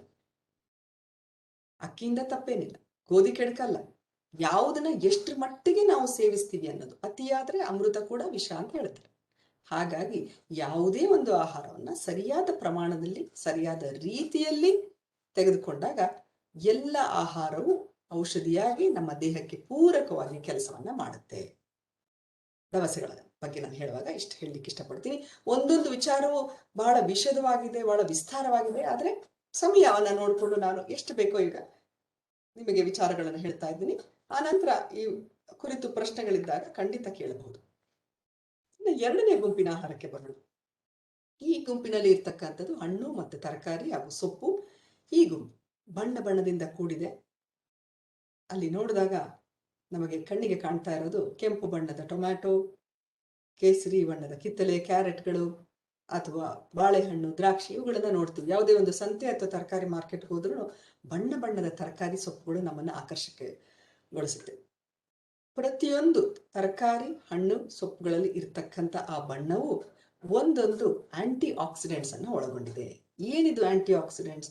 ನಮ್ಮಲ್ಲಿ ರೋಗ ನಿರೋಧಕ ಶಕ್ತಿಯನ್ನ ಹೆಚ್ಚು ಮಾಡುವಂಥದ್ದು, ನಮಗೆ ಆರೋಗ್ಯವನ್ನ ವರ್ಧನೆ ಮಾಡುವಂತಹ ಈ ಒಂದು ಆಂಟಿ ಆಕ್ಸಿಡೆಂಟ್ಸ್. ನಮ್ಮ ದೇಹದಲ್ಲಿ ಅನೇಕ ರಾಸಾಯನಿಕ ಕ್ರಿಯೆಗಳು ಈ ಕ್ಷಣ ನಾನು ನೀವು ಇಲ್ಲಿ ಕೂತಿರೋ ಈ ಕ್ಷಣದಲ್ಲೇ ನಮ್ಮ ದೇಹದ ಒಳಗೆ ನೂರಾರು ಸಾವಿರಾರು ರೀತಿಯ ರಾಸಾಯನಿಕ ಕ್ರಿಯೆಗಳು ಆಕ್ಷನ್ಸ್ ನಡೀತಾ ಇರುತ್ತೆ. ಈ ಪ್ರತಿಯೊಂದು ರಾಸಾಯನಿಕ ಕ್ರಿಯೆಯ ಕಡೆಯಲ್ಲಿ ಕೆಲವೊಂದು ಕಲ್ಮಶಗಳು, ಟಾಕ್ಸಿನ್ಸ್ಗಳು ಸಾಧಾರಣವಾಗಿ ಉತ್ಪತ್ತಿಯಾಗುತ್ತೆ. ಇದನ್ನ ಕೆಲವೊಂದು ಫ್ರೀ ರ್ಯಾಡಿಕಲ್ಸ್ ಅಂತ ಕರೀತಾರೆ. ಈ ಫ್ರೀ ರ್ಯಾಡಿಕಲ್ಸ್ ಅಂತ ಏನಿದೆಯಲ್ಲ, ಇದು ನಮ್ಮ ದೇಹಕ್ಕೆ ಹಾನಿಯನ್ನ ಮಾಡುವಂಥದ್ದು. ಹಾಗೂ ಈ ಫ್ರೀ ರ್ಯಾಡಿಕಲ್ಸ್ನ ನಾವು ದೇಹದಿಂದ ಹೊರ ಹಾಕ್ತಾ ಇರಬೇಕು. ಮಲಮೂತ್ರ ವಿಸರ್ಜನೆಯ ಮೂಲಕ, ಬೆವರಿನ ಮೂಲಕ, ಉಸಿರಿನ ಮೂಲಕ ಈ ಒಂದು ಫ್ರೀ ರ್ಯಾಡಿಕಲ್ಸ್ ನಮ್ಮ ದೇಹದಿಂದ ಅಥವಾ ಕಲ್ಮಶಗಳು ಹೊರ ಹಾಕ್ತಾ ಇರ್ತೀವಿ. ಆದರೆ ಎಷ್ಟೋ ಕಲ್ಮಶಗಳು ನಮ್ಮ ದೇಹದಲ್ಲಿ ಇನ್ನೂ ಉಳಿಯುತ್ತೆ. ಈ ಫ್ರೀ ರ್ಯಾಡಿಕಲ್ಸ್ ಅಥವಾ ಟಾಕ್ಸಿನ್ಸ್ ನ ಹೊಡೆದೋಡಿಸೋದಕ್ಕೆ ಅತಿ ಸುಲಭವಾಗಿ ಅಥವಾ ಅತಿ ಹೆಚ್ಚು ಪರಿಣಾಮಕಾರಿಯಾಗಿ ಕೆಲಸ ಮಾಡೋದು ಅಂತ ಹೇಳಿದ್ರೆ ಆಂಟಿ ಆಕ್ಸಿಡೆಂಟ್ಸ್. ಈ ಆಂಟಿ ಆಕ್ಸಿಡೆಂಟ್ಸ್ ಹೇರಳವಾಗಿ ನಮಗೆ ಎಲ್ಲಿ ಸಿಗುತ್ತೆ? ಹಸಿರು, ಸೊಪ್ಪು, ತರಕಾರಿ ಮತ್ತು ಹಣ್ಣುಗಳನ್ನು. ಹಾಗಾಗಿ ನಾವು ಹೆಚ್ಚು ಹೆಚ್ಚು ತರಕಾರಿ, ಸೊಪ್ಪು, ತಾಜಾ ಹಣ್ಣು, ತರಕಾರಿಗಳನ್ನ ಸೇವಿಸಿದಷ್ಟು ದೇಹದಲ್ಲಿ ಆಂಟಿ ಆಕ್ಸಿಡೆಂಟ್ಸ್ನ ಪ್ರಭಾವ ಹೆಚ್ಚುತ್ತೆ ಹಾಗೂ ನಮ್ಮ ರೋಗ ನಿರೋಧಕ ಶಕ್ತಿ ಹೆಚ್ಚಾಗುತ್ತೆ. ಇವತ್ತು ನಾವು ಕೋವಿಡ್ನ ಸಮಯದಲ್ಲಿ ವಿಟಮಿನ್ ಸಿ ತಗೊಳ್ಳಿ ಅನ್ನೋದನ್ನ ಕೇಳ್ತಾ ಇರ್ತೀರಾ, ವಿಟಮಿನ್ ಎ ತಗೊಳ್ಳಿ, ಜಿಂಕ್ ತಗೊಳ್ಳಿ ಅಂತ ಹೇಳ್ತಾ ಇರ್ತೀವಿ. ಕಾರಣ ಇಷ್ಟೇ, ಈ ಎಲ್ಲ ಸೂಕ್ಷ್ಮ, ಇವುಗಳನ್ನು ನಾವು ಸೂಕ್ಷ್ಮ ಪೋಷಕಾಂಶಗಳು ಅಂತ ಕರಿತೀವಿ. ಈ ಸೂಕ್ಷ್ಮ ಪೋಷಕಾಂಶಗಳು ಏನಿವೆಯಲ್ಲ, ಇವು ನಮ್ಮ ರೋಗ ನಿರೋಧಕ ಶಕ್ತಿಯನ್ನು ಹೆಚ್ಚು ಮಾಡುತ್ತೆ, ಪೌಷ್ಟಿಕತೆಯನ್ನು ಹೆಚ್ಚು ಮಾಡುತ್ತೆ. ಹಾಗಾಗಿ ಈ ಗುಂಪಿನ ಆಹಾರ ದೇಹಕ್ಕೆ ಅತಿ ಅತಿ ಅವಶ್ಯಕ. ಕೆಂಪು ಬಣ್ಣದ ಆಂಟಿ ಆಕ್ಸಿಡೆಂಟ್ಸ್, ಅದು ಪಿಗ್ಮೆಂಟ್ ಟೊಮ್ಯಾಟೊನಲ್ಲಿ ಏನು ಕಾಣುತ್ತೆ ಅದರ ಹೆಸರು ಲೈಕೋಪೀನ್. ಇದು ನಮ್ಮ ಹೃದಯಕ್ಕೆ ಒಳ್ಳೆಯದು. ಹಾಗೆ ಕಿತ್ತಳೆ ಕಲರ್, ಆರೆಂಜ್ ಕಲರ್ನ ಕ್ಯಾರೆಟ್ಗೆ ಮತ್ತೆ ಮಾವಿನ ಹಣ್ಣುಗಳಿಗೆ ಕೊಡುವಂತ ಆ ಆರೆಂಜ್ ಬಣ್ಣ ಏನಿದೆಯಲ್ಲ, ಕ್ಯಾರೋಟಿನಾಯ್ಡ್, ಅದು ನಮ್ಮ ಶ್ವಾಸಕೋಶದ ಆರೋಗ್ಯಕ್ಕೆ ಒಳ್ಳೆಯದು, ಕಣ್ಣಿನ ಆರೋಗ್ಯಕ್ಕೆ ಒಳ್ಳೆಯದು. ಹೀಗೆ ಕ್ಲೋರೋಫಿಲ್, ಗ್ರೀನ್ ಕಲರ್ ಪಿಗ್ಮೆಂಟ್, ಸೊಪ್ಪು ತರಕಾರಿಗಳಲ್ಲಿರ್ತಕ್ಕಂಥ ಹಸಿರು ಬಣ್ಣದ ಪಿಗ್ಮೆಂಟ್ ಆಂಟಿ ಆಕ್ಸಿಡೆಂಟ್ ಕ್ಲೋರೋಫಿಲ್ ದೇಹದ ರಕ್ತನಾಳಗಳು, ಜೀವಕೋಶಗಳು ಇವುಗಳಿಗೆ ಬಹಳ ಅತ್ಯುತ್ತಮ. ಹಾಗಾದ್ರೆ ಪ್ರತಿಯೊಂದು ಬಣ್ಣವೂ ನಮ್ಮ ದೇಹಕ್ಕೆ ವಿವಿಧ ರೀತಿಯಲ್ಲಿ ವಿವಿಧ ಅಂಗಗಳ ಮೇಲೆ ಕೆಲಸವನ್ನ ಮಾಡುತ್ತೆ. ಹಾಗಾಗಿ ನಿಮ್ಮಲ್ಲಿ ನಿವೇದನೆ ಅಂತ ಹೇಳಿದ್ರೆ, ನಿಮ್ಮ ಆಹಾರ ಕ್ರಮದಲ್ಲಿ ಈಗಾಗಲೇ ಉತ್ತಮ ದರ್ಜೆಯ ತರಕಾರಿ ಸೊಪ್ಪುಗಳನ್ನ ತಗೊಳ್ತಾ ಇದ್ರೆ ಬಹಳ ಸಂತೋಷ. ಆದ್ರೆ ಇದುವರೆಗೂ ಕಡಿಮೆ ಪ್ರಮಾಣದಲ್ಲಿ ತಗೊಳ್ತಾ ಇರೋರು ಅಲ್ಲಿ ನೋಡಿ, ದವಸಗಳ ನಂತರದ ಸ್ಥಾನ ತರಕಾರಿ, ಹೆಚ್ಚು ಕಡಿಮೆ ಎರಡು ಸಮವಾಗಿ ತಗೊಳ್ಬೇಕು. ತರಕಾರಿ, ಸೊಪ್ಪು, ಹಣ್ಣುಗಳನ್ನ ಬೇರೆ ಬೇರೆ ರೀತಿಯಲ್ಲಿ ಪಲ್ಯ ಆಗಿರ್ಬೋದು, ಹಸಿ ಸೊಪ್ಪು ತರಕಾರಿ ಆಗಿರ್ಬೋದು, ಕೋಸಂಬರಿ ಆಗಿರ್ಬೋದು, ಸಲಾಡ್ ಆಗಿರ್ಬೋದು, ನಿಮ್ಮ ಸಾಂಬಾರ್ನಲ್ಲಿ ಹಾಕೋ ತರಕಾರಿ, ವಿವಿಧ ರೀತಿಯ ಮಿಕ್ಸೆಡ್ ಪರಾಟಗಳಿರ್ಬೋದು. ಒಟ್ಟಿನಲ್ಲಿ ಸೊಪ್ಪು, ತರಕಾರಿ, ಹಣ್ಣುಗಳನ್ನ ಹೇರಳವಾಗಿ ತಗೊಳ್ಳಿ. ಯಾರು ಇದರ ಸೇವನೆಯನ್ನ ಕಡಿಮೆ ಇದೆಯೋ, ನನಗೆ ಅದು ಕಂಡ್ರೆ ಆಗೋದಿಲ್ಲ, ಈ ತರಕಾರಿ ಇಷ್ಟ ಆಗೋದಿಲ್ಲ, ಈ ಸೊಪ್ಪು ನಾವು ತಿನ್ನೋದಿಲ್ಲ ಅಂತ ಹೇಳ್ತಾ ಇರೋರು ಒಂದನ್ನು ನೆನ್ಪಿಟ್ಕೊಳ್ಬೇಕು, ನಾವು ಆರೋಗ್ಯಕ್ಕೆ ಸಮಯವನ್ನ ಕೊಡಲಿಲ್ಲ ಅಂತ ಹೇಳಿದ್ರೆ ಅನಾರೋಗ್ಯಕ್ಕೆ ಸಮಯ ಮತ್ತು ದುಡ್ಡು ಎರಡನ್ನು ಕೊಟ್ಟು ಕೊಂಡ್ಕೊಳ್ಬೇಕಾಗತ್ತೆ. ಅದಕ್ಕಿಂತ ಸುಲಭವಾಗಿ ಅಡಿಗೆ ಕೋಣೆಗಳಲ್ಲಿ ನಾವು ಸ್ವಲ್ಪ ಮಟ್ಟಿನ ಯೋಜನೆಯನ್ನ ಮಾಡಿಕೊಂಡು ಈ ಒಂದು ಉತ್ತಮ ದರ್ಜೆಯ ಹಣ್ಣು, ಸೊಪ್ಪು, ತರಕಾರಿಗಳನ್ನ ತಾಜಾ ಇರುವಂಥದ್ದು, ಆಯಾ ಕಾಲದಲ್ಲಿ ಸಿಗ್ತಕ್ಕಂಥ ಸೀಸನಲ್ ಫುಡ್ಸು, ಇವುಗಳನ್ನ ನೀವು ಸೇವನೆ ಮಾಡೋದು ಬಹಳ ಉತ್ತಮ. 365 ದಿನಗಳು ಅಥವಾ ಎಲ್ಲೋ ದೂರದ ಕಾಶ್ಮೀರಿಂದ ಬರ್ತಕ್ಕಂಥ 250-300 ಕೊಟ್ಟು ಸೇವನೆ ತಗೊಳ್ಬೇಕು ಅಂತಾಗ್ಲಿ, ಅಥವಾ ನ್ಯೂಜಿಲ್ಯಾಂಡ್ ಇಂದ ಬರ್ತಕ್ಕಂಥ ಕಿವಿ ಹಣ್ಣನ್ನೇ ತಿನ್ಬೇಕಾಗ್ಲಿ, ಖಂಡಿತ ಅಲ್ಲ. ಈ ಹಣ್ಣುಗಳು ಬಹಳವೇ ಪೌಷ್ಟಿಕಾಂಶಗಳನ್ನ ಒಳಗೊಂಡಿದೆ. ಆದ್ರೆ ಆಯಾ ಪ್ರಾಂತ್ಯದಲ್ಲಿ ಇನ್ನೂ ಕಡಿಮೆ ದರದಲ್ಲಿ ನಮಗೆ ಏನ್ ಹಣ್ಣು ಸಿಕ್ಕುತ್ತಲ್ಲ, ಅದು ನಿಮ್ಮ ದೇಹಕ್ಕೆ ಒಳ್ಳೆಯದು. 365 ದಿವಸವೂ ಬಾಳೆಹಣ್ಣು ಸಿಗುತ್ತೆ. ಹಿತ್ತಲಲ್ಲಿ ಪಪ್ಪಾಯ, ಸೀಬೆಗಳು ಯಥೇಚ್ಛವಾಗಿ ನಮಗೆ ಸಿಗುತ್ತೆ, ಅಥವಾ ಬೀದಿ ಬದಿಗಳ ಗಾಡಿಗಳಲ್ಲಿ ಕೂಡ ಸಿಗುತ್ತೆ. ಈ ಒಂದೊಂದು ಹಣ್ಣು ಕೂಡ ಅದರಲ್ಲಿ ಇರ್ತಕ್ಕಂಥ ಅನ್ನಾಂಗಗಳು ನಮ್ಮ ದೇಹಕ್ಕೆ ಅತಿ ಅವಶ್ಯಕ. ಇಂದಿನ ಕೋವಿಡ್ನ ಪರಿಸ್ಥಿತಿಯಲ್ಲಿ ನೀವು ನಿಮ್ಮ ಕುಟುಂಬದ ಆರೋಗ್ಯಕ್ಕಾಗಿ ಹೆಚ್ಚಿನ ಹಣ್ಣು, ಸೊಪ್ಪು, ತರಕಾರಿಗಳನ್ನ ತೆಗೆದುಕೊಂಡು ಬನ್ನಿ. ಇದನ್ನ ಬೇರೆ ಬೇರೆ ರೀತಿಯಲ್ಲಿ ಸೇವಿಸೋದು ಬಹಳ ಒಳ್ಳೆಯದು. ಹಸಿಯಾಗಿ ಹಣ್ಣುಗಳನ್ನ ಹಾಗೆ ಕಚ್ಚಿ ತಿನ್ನೋದು, ಸುಲಿದು ಬಿಡಿಸಿ ಕಚ್ಚಿ ತಿನ್ನೋದು, that is a best way of eating fruits. ಇನ್ನು ಅದು ಮುಂದಿನ ಸ್ಥಾನ ಅಂತ ಹೇಳಿದ್ರೆ ಹಣ್ಣಿನ ಜ್ಯೂಸ್. ಹಣ್ಣಿನ ಜ್ಯೂಸ್ಗಳಿಗಿಂತ ತಾಜಾ ಹಣ್ಣು ಒಳ್ಳೆಯದು. ಆದರೆ ಈ ಪ್ಯಾಕೆಟ್ಗಳಲ್ಲಿ ಬರುವಂತಹ ಸಾಫ್ಟ್ ಡ್ರಿಂಕ್ಗೆ ಹೋಲಿಸಿದಾಗ ಮನೆಯಲ್ಲೇ ತಯಾರಿಸಿದ ಹಣ್ಣಿನ ರಸ ಅದಕ್ಕಿಂತ ಹೆಚ್ಚು ಬೆಟರ್ ಅಂತ ಹೇಳ್ಬೋದು. ಮುಖ್ಯವಾಗಿ ಹಣ್ಣು ತರಕಾರಿಗಳನ್ನ ತಗೊಳ್ಳಿ. ಬೇರೆ ಬೇರೆ ರೀತಿಯಲ್ಲಿ ಮಕ್ಕಳಿಗೆ ಕೊಡಬಹುದು. ಯಾಕಂದ್ರೆ ಮಕ್ಕಳು ಸಾಧಾರಣವಾಗಿ ಒಂದು ಕಂಪ್ಲೇಂಟ್ ಇದೆ, ಮಕ್ಕಳು ಸೊಪ್ಪು ತಿನ್ನಲ್ಲ, ತರಕಾರಿ ತಿನ್ನೋದಿಲ್ಲ ಅಂತ. ಸಾಧಾರಣವಾಗಿ ಮಕ್ಕಳ ಬಗ್ಗೆ ಹೇಳ್ಬೇಕಂದ್ರೆ children are very bad listeners but they are excellent imitators. ಮಕ್ಕಳು ನಾವು ಹೇಳಿದ ಮಾತನ್ನ ಕೇಳೋದಿಲ್ಲ, ಆದರೆ ನಮ್ಮನ್ನ ನೋಡಿ ಕಲಿತಾರೆ. ಹಾಗಾಗಿ ಮಕ್ಕಳಿಗೆ ನಾವು ಉತ್ತಮವಾದಂಥ ಮಾದರಿ ಆಗಬೇಕು. ಸರಿಯಾದ ರೀತಿಯಲ್ಲಿ ಅಡುಗೆಯನ್ನ ತಯಾರಿಸಿ ಮಕ್ಕಳ ಜೊತೆಯಲ್ಲಿ ಕುಳಿತು ಊಟ ಮಾಡಿದಾಗ ಮಕ್ಕಳಲ್ಲಿ ಒಳ್ಳೆಯ ಅಭ್ಯಾಸವನ್ನ ಬರೆಸಲಿಕ್ಕೆ ಸಾಧ್ಯ ಆಗುತ್ತೆ. ಹಾಗೆ ಹಣ್ಣು ಮತ್ತು ತರಕಾರಿಗಳನ್ನ ಸೇವಿಸಬೇಕಾಗಿರೋದಕ್ಕೆ ಮತ್ತೊಂದು ಇನ್ನೇನು ಕಾರಣ ಅಂತ ಹೇಳಿದ್ರೆ, ಬಹಳ ಮುಖ್ಯವಾಗಿ ಅಲ್ಲಿ ನಾವು ಅದರಲ್ಲಿ ಫೈಬರಿನ ಅಂಶ ಇದೆ. ಅಂದ್ರೆ ಫೈಬರ್ ಅಂದ್ರೆ ನಾರಿನ ಅಂಶ ಇದರಲ್ಲಿ ಹೆಚ್ಚಿಗೆ ಇರೋದ್ರಿಂದ ನಾವು ಈ ತರಕಾರಿ ಹಣ್ಣುಗಳಲ್ಲಿ ಇರ್ತಕ್ಕಂಥ ನಾರಿನ ಅಂಶ ದೇಹಕ್ಕೆ ಬಹಳ ಒಳ್ಳೆಯದು. ಇದರಿಂದ ಮಲಬದ್ಧತೆಯ ನಿವಾರಣೆ ಆಗುತ್ತೆ. ಹಾಗೂ ಅತಿಯಾಗಿ ಕೊಲೆಸ್ಟ್ರಾಲ್ನ ಪ್ರಭಾವ ಇದ್ದಾಗ ಇವೆಲ್ಲ ನಮ್ಮ ದೇಹದಿಂದ ಕಡಿಮೆ ಆಗಲಿಕ್ಕೆ ಸಹಾಯ ಆಗುತ್ತೆ. ಹಾಗೆ ಮುಂದುವರಿಸ್ತಾ ಹೋಗ್ತಾ ಮುಂದಿನ ಗುಂಪಿನಲ್ಲಿ ನೋಡಿ, ಅಲ್ಲಿ ಪಿರಮಿಡ್ ಚಿಕ್ಕದಾಗಿದೆ. ಅದರ ಅರ್ಥ ಈ ಗುಂಪಿನಲ್ಲಿ ಇರ್ತಕ್ಕಂಥ ಆಹಾರವನ್ನ ಸ್ವಲ್ಪ ಕಡಿಮೆಯ ಮಟ್ಟಿಗೆ ತಗೊಳ್ಳೋದು ಅವಶ್ಯಕ. ಆದ್ರೆ ಇದು ನಮ್ಮ ದೇಹಕ್ಕೆ ಬಹಳನೇ ಮುಖ್ಯ. ಯಾವುದು ಈ ಗುಂಪು ಅಂತ ಹೇಳಿದ್ರೆ ಬೇಳೆ ಮತ್ತು ಬೇಳೆ ಕಾಳುಗಳು ಅಥವಾ ಪ್ರೋಟೀನ್ ಗುಂಪು. ವಿವಿಧ ರೀತಿಯ ದ್ವಿದಳ ಧಾನ್ಯಗಳು, ಕಡಲೆಕಾಳು, ಹೆಸರುಕಾಳು, ತೊಗರಿ ಕಾಳು, ಅಲಸಂದೆ ಕಾಳು, ಮಟಕಿ ಕಾಳು, ವಿವಿಧ ರೀತಿಯ ಬೇಳೆ ಕಾಳುಗಳು, ಹಾಲು ಮತ್ತು ಹಾಲಿನ ಉತ್ಪನ್ನ, ಮೊಟ್ಟೆ, ಮೀನು, ಮಾಂಸ ಇವುಗಳು ಕೂಡ ದೇಹಕ್ಕೆ ಅವಶ್ಯಕ. ಅದರಲ್ಲೂ ಮಾಂಸಖಂಡಗಳ ವೃದ್ಧಿಗೆ, ಜೀವಕೋಶಗಳ ಬೆಳವಣಿಗೆಗೆ, ಮಕ್ಕಳ ಒಂದು ಬೆಳವಣಿಗೆಗೆ ಬಹಳ ಮುಖ್ಯ. ಇವುಗಳನ್ನ ಕೂಡ ತಗೊಳ್ಳುವಾಗ ಯಾವ ರೀತಿಯಲ್ಲಿ ತಗೊಳ್ಬೇಕು ಅಲ್ಲಿ ನೋಡಿ. ನೀವು ಸಸ್ಯಾಹಾರಿಗಳಾಗಿ ಅಥವಾ ಮಾಂಸಾಹಾರಿಗಳಾದ್ರೆ ಸಾಧಾರಣವಾಗಿ ಎಷ್ಟು ಪ್ರಮಾಣದಲ್ಲಿ ತಗೊಳ್ಬೇಕು ಅಲ್ಲಿ ನಿಮ್ಗೆ ಪಿರಮಿಡ್ ಒಂದು ಚಿಹ್ನೆಯಲ್ಲಿ ನಿಮ್ಗೆ ಗೊತ್ತಾಗ್ತಾ ಇದೆ. ಹಾಗೆ ಕಡೆಯದಾಗಿ ಫ್ಯಾಟ್ಸ್ ಅಂಡ್ ಆಯಿಲ್ ಸೀಡ್ಸ್. ಈ ಫ್ಯಾಟ್ಸ್ ಅಂಡ್ ಆಯಿಲ್ ಸೀಡ್ಸ್ ನ ಪ್ರಮಾಣ ಅಂದ್ರೆ ಎಣ್ಣೆ, ಬೆಣ್ಣೆ, ತುಪ್ಪ, ಕೊಬ್ಬು ಇವುಗಳ ಪ್ರಮಾಣ ಕಡಿಮೆ ಇರಬೇಕು. ಕಡಿಮೆ ಇದ್ದಾಗ ನಮ್ಮ ಆರೋಗ್ಯ ಸಮರ್ಪಕವಾಗಿರುತ್ತೆ. ಇದನ್ನ ಬಿಟ್ಟು ನಾವು ಇವತ್ತು ಎಣ್ಣೆ, ಬೆಣ್ಣೆ, ತುಪ್ಪ, ಕೊಬ್ಬು, ಜಂಕ್ ಫುಡ್ಸು, ಸಿದ್ಧಪಡಿಸಿದ ಆಹಾರ ಇವುಗಳನ್ನ ನಾವು ಸೇವನೆ ಮಾಡ್ತಾ ಬಂದಾಗ ನಮ್ಮ ಒಂದು ಫುಡ್ ಪಿರಮಿಡ್ ರಿವರ್ಸ್ ಅಥವಾ ಉಲ್ಟಾ ಆಗಿರುತ್ತೆ. ಹಾಗಾಗಿ ನಮ್ಮ ಆರೋಗ್ಯ ಕೂಡ ಇವತ್ತು ರಿವರ್ಸ್ ಆಗೋಗ್ಬಿಟ್ಟಿರುತ್ತೆ. ಹಾಗಾಗಿ ಬಹಳ ಮುಖ್ಯವಾಗಿ ನೀವೆಲ್ಲರೂ ಈ ಒಂದು ವಿಚಾರವನ್ನ ಫುಡ್ ಪಿರಮಿಡ್ನ ಒಂದು ಮಾದರಿಯನ್ನ ಮನಸ್ಸಿನಲ್ಲಿ ಇಟ್ಕೊಳ್ಳಿ. ಇದು ನಿಮ್ಮ ಆರೋಗ್ಯದ ತಳಹದಿ ಆಗಿರಬೇಕು. ಬಹಳ ಮುಖ್ಯವಾಗಿ 1 ನಿಮಿಷದ ಬ್ರೇಕ್ ತಗೊಳ್ತಾ ನಿಮ್ಮೆಲ್ಲರನ್ನ ಕೇಳ್ತೀನಿ, ಹೇಗೆ ಇದೆ ಇಲ್ಲಿವರೆಗೆ ಕ್ಲಾಸ್ ನಿಮಗೆ ಅರ್ಥ ಆಗ್ತಾ ಇದೆಯಾ? ಫಾಸ್ಟ್ ಏನಾದ್ರೂ ಬದಲಾವಣೆ ಬೇಕಾ? ನಿಮ್ಮ ಚಾಟ್ ಬಾಕ್ಸ್ ಅಲ್ಲಿ ಈ 1 ನಿಮಿಷದ ಅವಧಿಯಲ್ಲಿ ನನಗೆ ನೀವು ತಿಳಿಸ್ಬೋದು. ನಿಮ್ಮ ಉತ್ತರಕ್ಕೆ ಕಾಯ್ತಾ ಇರ್ತೀನಿ ನಾನು. ಯಾಕೆಂದ್ರೆ ನಿಮಗೆ ನಾನು ಹೇಳ್ಕೊಡ್ತಾ ಇರೋದು ರೀತಿ, ಅದರ ವೇಗ, ಅದರ ಏನಾದ್ರೂ ಬದಲಾವಣೆ ಬೇಕಿದ್ರೆ ನನಗೆ ನೀವು ತಿಳಿಸ್ಬೋದು. ಥಮ್ಸ್ ಅಪ್ ಬಹಳ ಜನ ಆಗ್ತಾ ಇದ್ದೀರಾ, ಧನ್ಯವಾದಗಳು. Thank you very much. ಹಾಗಾದ್ರೆ ಹೀಗೆ ಮುಂದುವರಿಸ್ಕೊಂಡು ಹೋಗ್ಬೋದು ಅಂತ ಅನ್ಸುತ್ತೆ. Let us continue. Thank you so much. ಇದನ್ನ ಮೈ ಪ್ಲೇಟ್ ಕಾನ್ಸೆಪ್ಟ್ ಅಂತ ಕರೀತಾರೆ. ವೈಜ್ಞಾನಿಕ ರೀತಿಯಲ್ಲಿ ಹೇಳ್ಬೇಕಂದ್ರೆ, ನೀವು ನಿಮ್ಮ ತಟ್ಟೆ ಮುಂದೆ ಕೂತಾಗ ನಿಮ್ಮ ತಟ್ಟೆಯಲ್ಲಿ ಅರ್ಧ ಭಾಗದಷ್ಟು ಆಹಾರ ಹಣ್ಣು, ಸೊಪ್ಪು, ತರಕಾರಿ ಇವುಗಳಿಂದ ಕೂಡಿರ್ಬೇಕು. ಉಳಿದ ಅರ್ಧ ಭಾಗ ದ್ವಿದಳ ಧಾನ್ಯಗಳು ಹಾಗೂ ದವಸಗಳಿಂದ ಕೂಡಿರ್ಬೇಕು.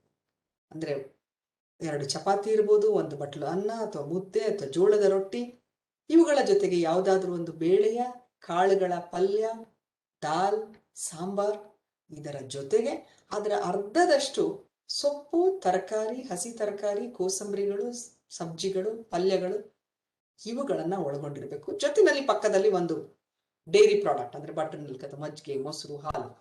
ಇದು ಒಂದು ನಮ್ಮ ಥಾಲಿ ಅಥವಾ ನಮ್ಮ ತಟ್ಟೆ ಸರಿಯಾಗಿ ಸಮರ್ಪಕವಾಗಿರ್ಬೇಕು, ನಮ್ಮ ಆರೋಗ್ಯ ಚೆನ್ನಾಗಿರ್ಬೇಕು ಅಂದ್ರೆ ಈ ರೀತಿಯ ಒಂದು ಸೇವನೆ.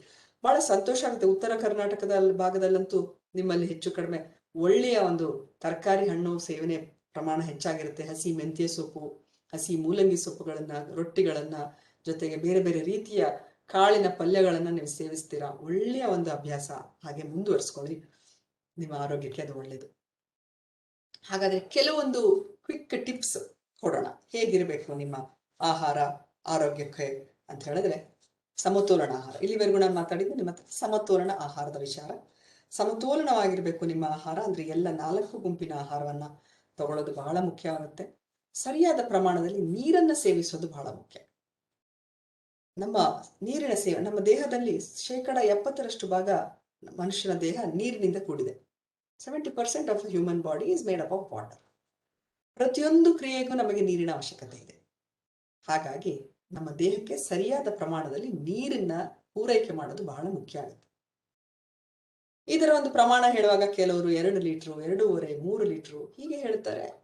ಒಂದನ್ನ ನೆನ್ಪಿಟ್ಕೊಳ್ಳೋಣ, ನಾವು ಸೇವಿಸುವ ನೀರಿನ ಪ್ರಮಾಣ, ನಮ್ಮ ವಯಸ್ಸು, ನಾವು ಮಾಡ್ತಕ್ಕಂಥ ಕೆಲಸ, ನಾವು ಯಾವ ಒಂದು ಕಾಲದಲ್ಲಿ, ಇದು ಬೇಸಿಗೆ ಕಾಲನ, ಅದು ಚಳಿಗಾಲನ, ಯಾವ ಒಂದು ಸೀಸನ್ ಅಲ್ಲಿ ನಾವಿದ್ದೀವಿ, ಹಾಗೂ ನಾವು ಮಾಡ್ತಿರೋದು ಕೆಲಸದ ರೀತಿ ಯಾವ ರೀತಿ ಇದೆ, ಇದೆಲ್ಲದರ ಮೇಲೆ ಅವಲಂಬಿತ. ಹಾಗಾಗಿ ಸಾಧಾರಣವಾಗಿ 2-2.5 ಲೀಟರ್ ಅಷ್ಟು ಅಂತ ಹೇಳಿದ್ರು ಕೂಡ ಮತ್ತೊಂದು ಸುಲಭವಾದ ಅಥವಾ ಮುಖ್ಯವಾದ ತತ್ವವನ್ನು ನೆನ್ಪಿಟ್ಕೊಳ್ಳಿ. ಅದೇನಪ್ಪಾ ಅಂತ ಹೇಳಿದ್ರೆ, ವಯಸ್ಕರಾದ ನಾವೆಲ್ಲರೂ ಬೆಳಿಗ್ಗೆ ಎದ್ದಾಗಿನಿಂದ ರಾತ್ರಿ ಮಲಗೋ ಆ ಅವಧಿಯೊಳಗೆ ಸುಮಾರು ಕನಿಷ್ಠ 5ರಿಂದ 6 ಬಾರಿ ಮೂತ್ರ ವಿಸರ್ಜನೆಗೆ ಅಥವಾ ವಾಶ್ರೂಮ್ಗೆ ಹೋಗೋದು ಅದು ಸಹಜ ಹಾಗೂ ಆರೋಗ್ಯಕರ. ಹಾಗೂ ಪ್ರತಿ ಬಾರಿ ನೀವು ಮೂತ್ರ ವಿಸರ್ಜನೆಗೆ ಹೋದಾಗ ಮೂತ್ರದ ಬಣ್ಣ ಅದು ಬಣ್ಣ ರಹಿತವಾಗಿ ಅಥವಾ ಲೈಟ್ ಸ್ಟ್ರಾ ಕಲರ್ ಅಂತ ಹೇಳ್ತೀವಿ, ಆ ಬಣ್ಣದಲ್ಲಿ ಇರಬೇಕು. ಅದು ಬಿಟ್ಟು when you pass urine, if it is dark in color, concentrated, yellowish, ಆ ರೀತಿಯಾಗಿ ಗಾಢವಾದ ಬಣ್ಣ ಇದ್ರೆ ನೀವು ಕುಡಿತಾ ಇರೋ ನೀರಿನ ಪ್ರಮಾಣ ಕಡಿಮೆ ಇದೆ ಅನ್ನೋ ಒಂದು ಅರ್ಥ. ಹಾಗಿದ್ದವರು ಹೆಚ್ಚಿನ ನೀರಿನ ಒಂದು ಸೇವನೆ ಮಾಡೋದು ಬಹಳ ಮುಖ್ಯ.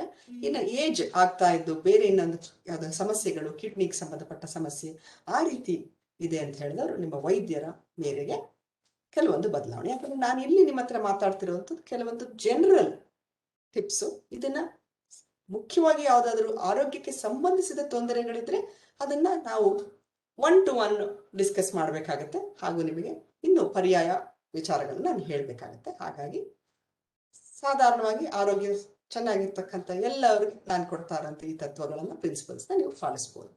ಹಾಗೆ ಗಟ್ ಹೆಲ್ತ್ ಕೊನೆಯ ಅಲ್ಲಿ ಒಂದು ಪಾಯಿಂಟ್ ಇದೆ. ಗಟ್ ಏನಪ್ಪಾ ಇದು? ಗಟ್ ಅಂದ್ರೆ GI ಟ್ರಾಕ್ಟ್ ಅಥವಾ ನಮ್ಮ ಜೀರ್ಣಾಂಗ ಬಹಳ ಮುಖ್ಯವಾದದ್ದು. ನಮ್ಮ ಸಣ್ಣ ಕರಳು ನಮ್ಮ ಆರೋಗ್ಯದ ಅಥವಾ ರೋಗ ನಿರೋಧಕ ಶಕ್ತಿಯ 80% ಭಾಗ ಗಟ್ ಹೆಲ್ತ್ ಮೇಲೆ ಅಥವಾ ನಮ್ಮ ಸಣ್ಣ ಕರುಳಿನ ಆರೋಗ್ಯದ ಮೇಲೆ ಅವಲಂಬಿತ ಆಗಿದೆ. 80% of our immunity comes from our gut health. ಇದಕ್ಕೆ ಪ್ರಾಫೆಟ್ ಮೊಹಮ್ಮದ್ ಅವರು ಹೇಳ್ತಾರೆ, stomach is the store house of all diseases but food is the medicine ಅಂತ ಹೇಳ್ತಾರೆ. ಅಂದ್ರೆ ಎಲ್ಲ ರೋಗ ರುಜಿನಗಳು ನಮಗೆ ಉಂಟಾಗೋದು, ಅದರ ಉಗಮ ಆಗೋದು ನಮ್ಮ ಜಠರದಿಂದ. ಅಂದ್ರೆ ನಾವು ಸರಿಯಾದ ರೀತಿಯ ಆಹಾರ ತಗೊಳ್ಳೋದಿಲ್ಲ ನೋಡಿ, ಆ ಒಂದು ಕಾರಣದಿಂದ ಹೆಚ್ಚಿನ ಕಾಯಿಲೆಗಳು ಆ ಹೊಟ್ಟೆಯ ಕಾರಣದಿಂದವೇ ಬರುತ್ತೆ. ಆದ್ರೆ ಅದಕ್ಕೆ ಆಹಾರವೇ ಮದ್ದು ಕೂಡ. Stomach is a store house of disease but food is a medicine ಅಂತ ಹೇಳ್ತಾರೆ. ಎಷ್ಟು ಚೆನ್ನಾಗಿದೆ ನೋಡಿ. ಖಂಡಿತವಾಗಿ ನಾವು ಯಾವ ರೀತಿಯ ಆಹಾರ ಸೇವಿಸ್ತೀವಿ, ಎಷ್ಟು ಪ್ರಮಾಣದಲ್ಲಿ ಸೇವಿಸ್ತೀವಿ, ಆ ಒಂದು ಆಧಾರದ ಮೇಲೆ ನಮ್ಮ ಸಣ್ಣ ಕರುಳಿನ ಆರೋಗ್ಯ, ಅದರಲ್ಲಿರ್ತಕ್ಕಂಥ ಮೈಕ್ರೋಬಿಯಂ ಅಂತ ಹೇಳ್ತೀವಿ, ಗಟ್ ಮೈಕ್ರೋಬಿಯಂ ಅಥವಾ ಮೈಕ್ರೋಬಿಯಲ್ ಫ್ಲೋರಾ ಅಂತ ಕರಿತೀವಿ. ಅಂದ್ರೆ ನಮ್ಮ ಸಣ್ಣ ಕರುಳಿನಲ್ಲಿ ಲಕ್ಷಾಂತರ ಸಂಖ್ಯೆಯಲ್ಲಿ ಸ್ನೇಹಪರ ಅಥವಾ ಫ್ರೆಂಡ್ಲಿ ಬ್ಯಾಕ್ಟೀರಿಯಾಗಳು ಇರುತ್ತವೆ. ಇವು ನಾವು ತಗೊಳ್ಳುವಂತ ಆಹಾರವನ್ನ ಜೀರ್ಣಿಸೋದು, ಆ ಆಹಾರದಿಂದ ನಮಗೆ ಒಳಿತನ್ನ ಮಾಡೋದು, ನಮ್ಮ ರೋಗ ನಿರೋಧಕ ಶಕ್ತಿಯನ್ನ ಹೆಚ್ಚು ಮಾಡೋದು ಈ ಒಂದು ಸೂಕ್ಷ್ಮಾಣುಗಳ ಒಂದು ಕೆಲಸ. ಯಾವಾಗ ಈ ಒಂದು ಸೂಕ್ಷ್ಮಾಣುಗಳು ಅಂದ್ರೆ ಗಟ್ ಮೈಕ್ರೋಬಿಯಂಗೆ ಧಕ್ಕೆ ಉಂಟಾಗುತ್ತೋ, ಅದರ ವೈವಿಧ್ಯತೆ, ಅದರ ಆರೋಗ್ಯ, ಅದರ ಸಂಖ್ಯೆ ಕಡಿಮೆ ಆದಾಗ ನಮ್ಮ ರೋಗ ನಿರೋಧಕ ಶಕ್ತಿ ಕುಂಠಿತ ಆಗುತ್ತೆ. ಹಾಗಾದ್ರೆ ಹೇಗೆ ನಮ್ಮ ಈ ಒಂದು GI ಟ್ರಾಕ್ಟ್ ಅಥವಾ ಗಟ್ ಹೆಲ್ತ್ನ ಮೈಕ್ರೋಬಿಯಂನ ನಾವು ಹೇಗೆ ವೃದ್ಧಿಪಡಿಸ್ಕೊಳ್ಬಹುದು ಅಂತ ಹೇಳಿದಾಗ, ಸುಲಭವಾಗಿ ನಾವು ತಿಳ್ಕೊಳ್ಬೇಕಾಗಿರೋದು, ಮೊದಲು ಹೆಚ್ಚಿನ ಪ್ರಮಾಣದಲ್ಲಿ ಹಣ್ಣು, ಸೊಪ್ಪು, ತರಕಾರಿ, ನಾರು ಇರತಕ್ಕಂಥ ನಾರುಯುಕ್ತ ಆಹಾರ, ಫೈಬರ್ ರಿಚ್ ಫುಡ್ಸ್ನ ತಗೊಳ್ಳೋದ್ರಿಂದ ಜಠರದ ಆರೋಗ್ಯ ಚೆನ್ನಾಗಿರುತ್ತೆ. ನಮ್ಮ ಒಂದು ಗಟ್ ಮೈಕ್ರೋಬಿಯಂ ಬೇರೆ ಬೇರೆನೋ ಡೈವರ್ಸಿಫೈಡ್ ಆಗಿರುತ್ತೆ. ಅದು ಒಂದೇ. ಎರಡನೇ, ಅದು ಬಹಳ ಮುಖ್ಯವಾಗಿ ಆದಷ್ಟು ಸಂಸ್ಕರಿಸಿದ ಆಹಾರದಿಂದ ದೂರ ಇಡೋದು. ಅತಿಯಾದ ಮಸಾಲೆ ಪದಾರ್ಥಗಳು, ಖಾರ, ಜಂಕ್ ಫುಡ್ಗಳು, ಪಾಶ್ಚಾತ್ಯ ಆಹಾರಗಳನ್ನ ಇವುಗಳನ್ನ ತಗೊಂಡಾಗ ಅದರಲ್ಲಿರ್ತಕ್ಕಂಥ ಆರ್ಟಿಫಿಷಿಯಲ್ ಕಲರ್ಸ್, ಅಡಿಟಿವ್ಸ್, ಈ ಒಂದು ವಿಚಾರಗಳು ಅಥವಾ ಅಂಶಗಳು ನಮ್ಮ ಒಂದು ದೇಹದಲ್ಲಿರ್ತಕ್ಕಂಥ ಸೂಕ್ಷ್ಮ ಬ್ಯಾಕ್ಟೀರಿಯಾಗಳನ್ನ ಕಡಿಮೆ ಮಾಡುತ್ತೆ ಅಥವಾ ಹಾಡಿಡುತ್ತೆ. ಹಾಗಾಗಿ ಆ ರೀತಿಯ ಆಹಾರದಿಂದ ಸ್ವಲ್ಪ ದೂರ ಇರೋದು. ಜೊತೆಗೆ ಪ್ರೋಬಯೋಟಿಕ್ಸ್. ಏನಿದು ಪ್ರೋಬಯೋಟಿಕ್ಸ್ ಅಂತ ಹೇಳಿದ್ರೆ, ಫರ್ಮೆಂಟೆಡ್ ಫುಡ್ಸ್, ಮೊಸರು, ಮಜ್ಜಿಗೆ, ಇಡ್ಲಿ ಅಥವಾ ಗಂಜಿ. ಇವು ದಕ್ಷಿಣ ಭಾರತದಲ್ಲಿ ಅಥವಾ ಹೆಚ್ಚು ಕರಾವಳಿ, ಮಂಗಳೂರು ಕಡೆ ಗಂಜಿ ಅಂತ ಕುಡಿತಾರೆ. ಅನ್ನದ ಗಂಜಿ ಅಥವಾ ಅಕ್ಕಿಯನ್ನ ನೀರಿನಲ್ಲಿ ನೆನೆಸಿ ಅದನ್ನ ಮರುದಿನ ಅದನ್ನ ಸೇವಿಸುವಂಥದ್ದು. ಇದರ ಹುಳಿ ಬರೆಸಿದ ಫರ್ಮೆಂಟೆಡ್ ಫುಡ್ಸ್ ಅಲ್ಲಿ ಪ್ರೋಬಯೋಟಿಕ್ಸ್ ಅಂತ ನಾವು ಕರಿತೀವಿ. ಇದರಲ್ಲಿ ನಮ್ಮ ಜೀರ್ಣಾಂಗದ ಆರೋಗ್ಯಕ್ಕೆ ಬೇಕಾದಂತ ಸೂಕ್ಷ್ಮಾಣುಗಳು ಹೇರಳವಾಗಿ ಇರುತ್ತೆ. ಅದು ನಮ್ಮ ದೇಹಕ್ಕೆ ಬಹಳ ಅನುಕೂಲ. ಹಾಗಾಗಿ ಹುಷಾರಿಲ್ಲದೆ ಇರುವಾಗ ಸ್ಟೀಮ್ಡ್ ಇಡ್ಲಿ ತಗೊಳ್ಳಿ ಅಂತ ಹೇಳ್ತಾರೆ. ಹೊಟ್ಟೆ ಕೆಟ್ಟಿರುವಾಗ ಮಜ್ಜಿಗೆ ಮೊಸರನ್ನ ತಗೊಳ್ಳಿ ಅಂತ ಹೇಳ್ತಾರೆ. ಕಾರಣ ಇಷ್ಟು, ಅದರಲ್ಲಿರ್ತಕ್ಕಂಥ ಪ್ರೋಬಯೋಟಿಕ್ಸ್ ನಮ್ಮ ದೇಹದಲ್ಲಿ ಅಥವಾ ನಮ್ಮ ಜಠರದಲ್ಲಿ ಸೂಕ್ಷ್ಮಾಣುಗಳನ್ನ, ಸ್ನೇಹಮಯಿ ಬ್ಯಾಕ್ಟೀರಿಯಾಗಳನ್ನ ಪೂರೈಕೆ ಮಾಡುತ್ತೆ. ಅದರಿಂದ ನಮ್ಮ ಆರೋಗ್ಯ ಇಂಪ್ರೂವ್ ಆಗುತ್ತೆ ಅನ್ನೋದು. ಹಾಗಾಗಿ ಇದನ್ನ ಒಂದು ಗಮನ ಇಟ್ಕೊಳ್ಳಿ. ಹಾಗೆ ನಮ್ಮ ಈ ಒಂದು ಗಟ್ ಹೆಲ್ತ್ ನ ಇನ್ನೂ ಯಾವ ರೀತಿಯಲ್ಲಿ ವೃದ್ಧಿಪಡಿಸಬಹುದು, ರೋಗ ನಿರೋಧಕ ಶಕ್ತಿಯನ್ನ ಹೆಚ್ಚು ಮಾಡಬಹುದು ಅಂತ ಹೇಳಿದ್ರೆ, ಬಹಳ ಮುಖ್ಯವಾಗಿ ವೈವಿಧ್ಯತೆ. ವಿವಿಧ ರೀತಿಯ ಆಹಾರ ಉತ್ಪನ್ನಗಳನ್ನ ನಾವು ಸೇವಿಸಿದಾಗ ನಮ್ಮ ಜಠರದಲ್ಲಿ ಡೈವರ್ಸ್ ಕಾಲನಿ ಆಫ್ ಬ್ಯಾಕ್ಟೀರಿಯಾ ಉಂಟಾಗುತ್ತೆ. ಹಾಗಾಗಿ ನಮ್ಮ ಗುರಿ ಏನಿರಬೇಕು, ಬೇರೆ ಬೇರೆ ರೀತಿಯ ಈ ಒಂದು ರೋಗ ಸೂಕ್ಷ್ಮಾಣುಗಳನ್ನ, ಬ್ಯಾಕ್ಟೀರಿಯಾಗಳನ್ನ ನಮ್ಮ ಒಂದು ಜಠರದಲ್ಲಿ ನಾವು ಸಿದ್ಧಪಡಿಸೋದು. ಹಾಗಾದ್ರೆ ವೈವಿಧ್ಯತೆ ಎಲ್ಲಿಂದ ತರೋದು? ಬೇರೆ ಬೇರೆ ರೀತಿಯ ದವಸಗಳನ್ನ, ಧಾನ್ಯಗಳನ್ನ, ತರಕಾರಿ, ಹಣ್ಣುಗಳನ್ನ ಸೇವಿಸೋದು. ಹಾಗಾಗಿ ತುಂಬಾ ಕಟ್ಟುನಿಟ್ಟು ಮಾಡ್ಕೊಂಡು ನಾನು ಇದೇ ರೀತಿಯ ಆಹಾರ ತಿಂತೀನಿ, ಇದು ನನಗೆ ವರ್ಜ್ಯ, ಅದು ನನಗೆ ಸೇರೋದಿಲ್ಲ, ಇದು ನನಗೆ ಅಭ್ಯಾಸ ಇಲ್ಲ ಅನ್ನೋದಕ್ಕಿಂತ ಎಲ್ಲ ರೀತಿಯ ಉಪ್ಪಿಷ್ಟು, ಹುಳಿ ಇಷ್ಟು, ಸಿಹಿ ಖಾರ ಅಷ್ಟಷ್ಟು ಅಂತ ಹೇಳ್ತಾರೆ ಡಾಕ್ಟರ್ ಡಿ ವಿ ಗುಂಡೂರಾವ್. ಎಲ್ಲ ರೀತಿಯ ಆಹಾರಗಳನ್ನ ನಾವು ಸೇವಿಸೋ ಅಭ್ಯಾಸವನ್ನ ಮಾಡ್ಕೊಳ್ಳೋದು ನಮ್ಮ ದೇಹಕ್ಕೆ ಒಳ್ಳೆಯದು. Inclusive diet is very very important. It's good. At the same time ಸ್ಥಳೀಯವಾಗಿ ಆಯಾ ಕಾಲಕ್ಕೆ ತಗೊಳ್ಳುವಂಥದ್ದು ಸಿಗುವಂತ ಆಹಾರ ಕೂಡ ಬಹಳ ಮುಖ್ಯ. ಇದ್ರ ಬಗ್ಗೆ ಮಾತಾಡುವಾಗ ಒಂದು ಪ್ರಶ್ನೆ. ಸಾಧಾರಣವಾಗಿ ನಿಮ್ಮ ಮನೆಗಳಲ್ಲಿ ನೀವು ದಿನಸಿಯನ್ನ ತಗೊಂಡು ಬರ್ತಿರಲ್ಲ, ಆಗ ಕಾಳುಗಳು, ದ್ವಿದಳ ಧಾನ್ಯಗಳನ್ನ ಸುಮಾರು ಎಷ್ಟು ಬಗೆಯ ದ್ವಿದಳ ಧಾನ್ಯಗಳನ್ನ ನಿಮ್ಮ ಮನೆಗಳಲ್ಲಿ ಉಪಯೋಗಿಸ್ತಾರ? ಸಂಖ್ಯೆಯನ್ನ ನನಗೆ ಹೇಳಿ. ಸಾಧಾರಣವಾಗಿ ಎಷ್ಟು ರೀತಿಯ ಧಾನ್ಯಗಳನ್ನ ನಿಮ್ಮ ಮನೆಗಳಿಗೆ ಕೊಂಡ್ಕೊಂಡು ಬರ್ತಾ ಇದ್ದೀರಾ? ವಿವಿಧ ನಂಬರ್ ಚಾಟ್ ಬಾಕ್ಸ್ ಅಲ್ಲಿ ಹಾಕ್ಬೋದು ಅಥವಾ ನನಗೆ ನೀವು ಹೇಳ್ಬೋದು.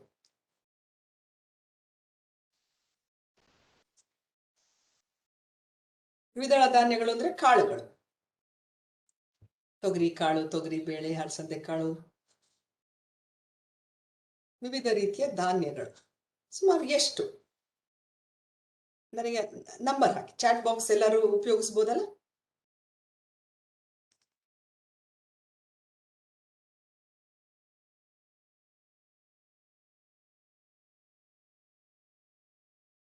Okay, 5, 6, 4 to 5, 6 to 7, 5. All right. ನನಗೊಂದು ಅಂದಾಜು ಬಂತು. ಹಾಗಾದ್ರೆ ಆವರೇಜ್ ಅಂತ ತಗೊಂಡಾಗ ಸುಮಾರು 6 ಅಂತ ತಗೊಳ್ಬಹುದು. ಸುಮಾರು 6 ವಿವಿಧ ಬಗೆಯ ಧಾನ್ಯಗಳನ್ನ ನೀವು ನಿಮ್ಮ ಮನೆಗಳಿಗೆ ಕೊಂಡ್ಕೊಂಡು ಬರ್ತಾ ಇದ್ದೀರಾ. ಬಹುಶಃ ಇನ್ನೊಂದು ಸ್ವಲ್ಪ ಯೋಚನೆ ಮಾಡಿದ್ರೆ ಇನ್ನೂ ಒಂದೆರಡು ಸಿಗ್ಬೋದು, ತರ್ತಾ ಇರ್ಬೋದು, ನೀವು ಇಲ್ಲ ಅಂತ ಹೇಳ್ತಿಲ್ಲ. ಆದ್ರೂ ಅಂದಾಜನ್ನ ತಗೊಂಡಾಗ 6-8 ದಾಟಿಲ್ಲ. ದಯವಿಟ್ಟು ಗಮನ ಇಟ್ಕೊಳ್ಳಿ. ಈ ಒಂದು ಗುಂಪು ಏನಿದೆಯಲ್ಲ, ದ್ವಿದಳ ಧಾನ್ಯಗಳ ಗುಂಪು, ಇದು ಪ್ರೋಟೀನ್ನ ಒಂದು ಗುಂಪು.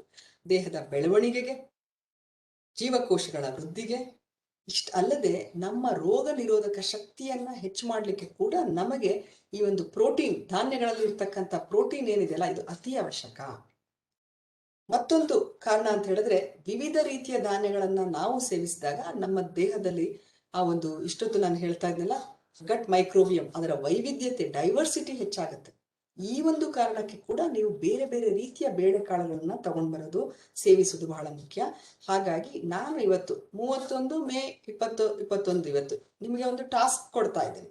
ಯಾರೆಲ್ಲ ಇವತ್ತು 4 ಅಥವಾ 5 ಬಗೆಯ ಧಾನ್ಯಗಳನ್ನ ಸೇವಿಸ್ತಾ ಇದ್ದೀರಾ ಅಂತ ಹೇಳಿದವರು ಬರೋ ತಿಂಗಳ ಒಳಗಡೆ ಅದನ್ನ ಸಂಖ್ಯೆಯನ್ನ ಇನ್ನ 2ರಿಂದ 3 ಹೆಚ್ಚು ಮಾಡ್ಕೊಳ್ಳಿ.